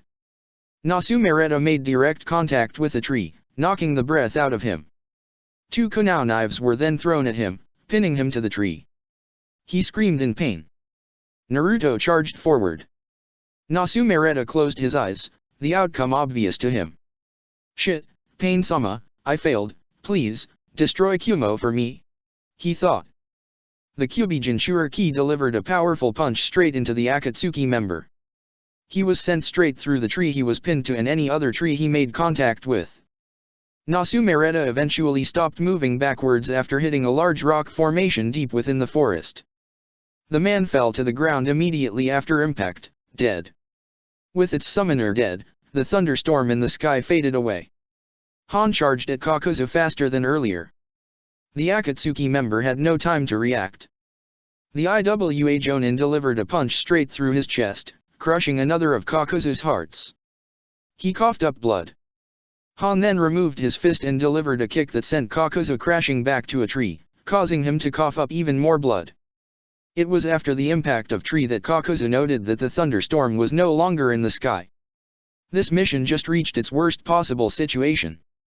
Nasumereta is dead, 2 of my hearts are destroyed, and another Jinchuriki is here. I could maybe salvage the situation with the Gobi and capture him, but I would be killed immediately by the other Jinchuriki. Kakuzu noted as he got up from his position by the tree. He immediately made a hand sign and called his masks back into his body. There's no other choice. I need to retreat. Han noticed what the man was doing and immediately charged again. You're not getting away from me that easily. It was too late. Kakuzu used the Shunshin and got away in time before Han's attack. The Gobi Jinchuriki's fist made contact with the tree and caused it to fall to the ground. Han immediately scanned the area, looking for the Akatsuki member. He's still in the area. I can sense him. I'll hunt him down and kill him before he can get a dash. The man's thought process was interrupted as he felt the chakra source from earlier increase. I'll deal with him later. First things first, I need to help Naruto. Han immediately ran towards the direction of the chakra source. His students, all curious about the chakra, immediately followed behind. That man had a partner. His partner must be out there somewhere. He'll try and kill your friends. He'll try and kill you. You must find him and kill him. Destroy everything in your way until you find him. The Kyuubi told Naruto. Naruto only roared in response, giving his agreement. The boy had no real say in what he was doing. The Kyuubi had taken nearly full control over his body and actions. As Naruto was preparing to go on his hunt, Nasumereta's paralysis started to fade away in his teammates' bodies. Hinata, Shikamaru, and Anko, who had been struggling to get up, were finally able to stand and get moving. The 3 Konoha shinobi immediately hurried over to Naruto as quickly as they could. The paralysis was still affecting them, however, causing their movements to be slower than usual. The 3 eventually got over to Naruto and were surprised at the sight of Naruto in his one-tailed form. "And Naruto?" Shikamaru questioned. Naruto turned his attention to the Konoha shinobi. Despite the Kyuubi's influence, he was still present. Relief appeared in his eyes, knowing that his friends were okay. They are going to get in the way of the hunt. Remove them. Kyuubi ordered. Naruto was about to walk forward and comply with the Kyuubi's demand before he stopped himself. He grabbed onto his head and started shaking it. "No. They are my friends," he replied. "They are going to be in the way." The fox replied. "Naruto? Are you okay?" Shikamaru asked his friend. Naruto's only response was a loud yell. He was trying to fight back the urges to kill his friends. Shit, shit, shit, shit. Kyuubi is really taking over. Damn, why is my body not in top condition? Why can't I do anything for my team? Anko cursed herself. She then took another look at her student. Naruto, you are tough, fight that damn fox back. Hinata took a slow step forward from her fellow shinobi. Her eyes were filled with even more tears now that she saw Naruto in the anguish he was in. "And Naruto-kun, it's over. That man is dead. We are done fighting." Hinata told him as confidently as she could. "It's all over." "No, it's not. That other man is still alive. She's trying to stop you. Get rid of her," Kyuubi demanded. "And no. She's my friend. They're all my friends. I'm not going to kill them," Naruto replied back. As Naruto struggled against the fox's control, Han arrived at the scene. The man wasted no time in hurrying over to Naruto's side. He then grabbed Naruto's head with both of his hands. The two Jinchuriki froze immediately in place. What's going on? Hinata asked nervously as she stared at her crush and the IWA Jonin. Anko and Shikamaru said nothing. They continued to stare at the two Jinchuriki as well. After a few seconds, Han's students hurried over to join the group. They, too, watched both Jinchuriki stand in place. After a few minutes, they finally moved. Han fell to one knee while Naruto passed out on the ground. The tailed beast's chakra faded away from the two, leaving them both without any demonic influence. Naruto/Naruto-kun. Shikamaru and Hinata shouted in unison as they rushed over to their friend as quickly as they could. Anko followed behind, but gave Han a look. What did you do? How did you stop the fox? She asked him. I made a mental link between us and our tailed beasts. Han replied in between breaths. The fox got its first taste of blood in years, and was being unruly. Naruto-san and I convinced the fox to calm down. It took a lot out of us though. Anko nodded in response before she rushed over to her student's side. She sat with Shikamaru and Hinata and watched over Naruto to make sure he was okay. Han watched the Konoha shinobi look after Naruto. He knew they had witnessed him in his one-tailed state, but they didn't care. Not every human is like that though. I know quite a few who are different. They are my friends. They were just focused on him and if he was okay. They saw him not as a demon, but for he was. They saw him as Naruto. Naruto-san, looks like you were right. There are humans that see you for who you are. Han realized. Han-sensei, are you okay? Han then turned his head and saw his three genin students. Kuratsuke, Risho, and Roto were staring at him just like the Konoha shinobi were staring at Naruto. They were looking at him with concern for his well-being. I'm fine. I just need rest.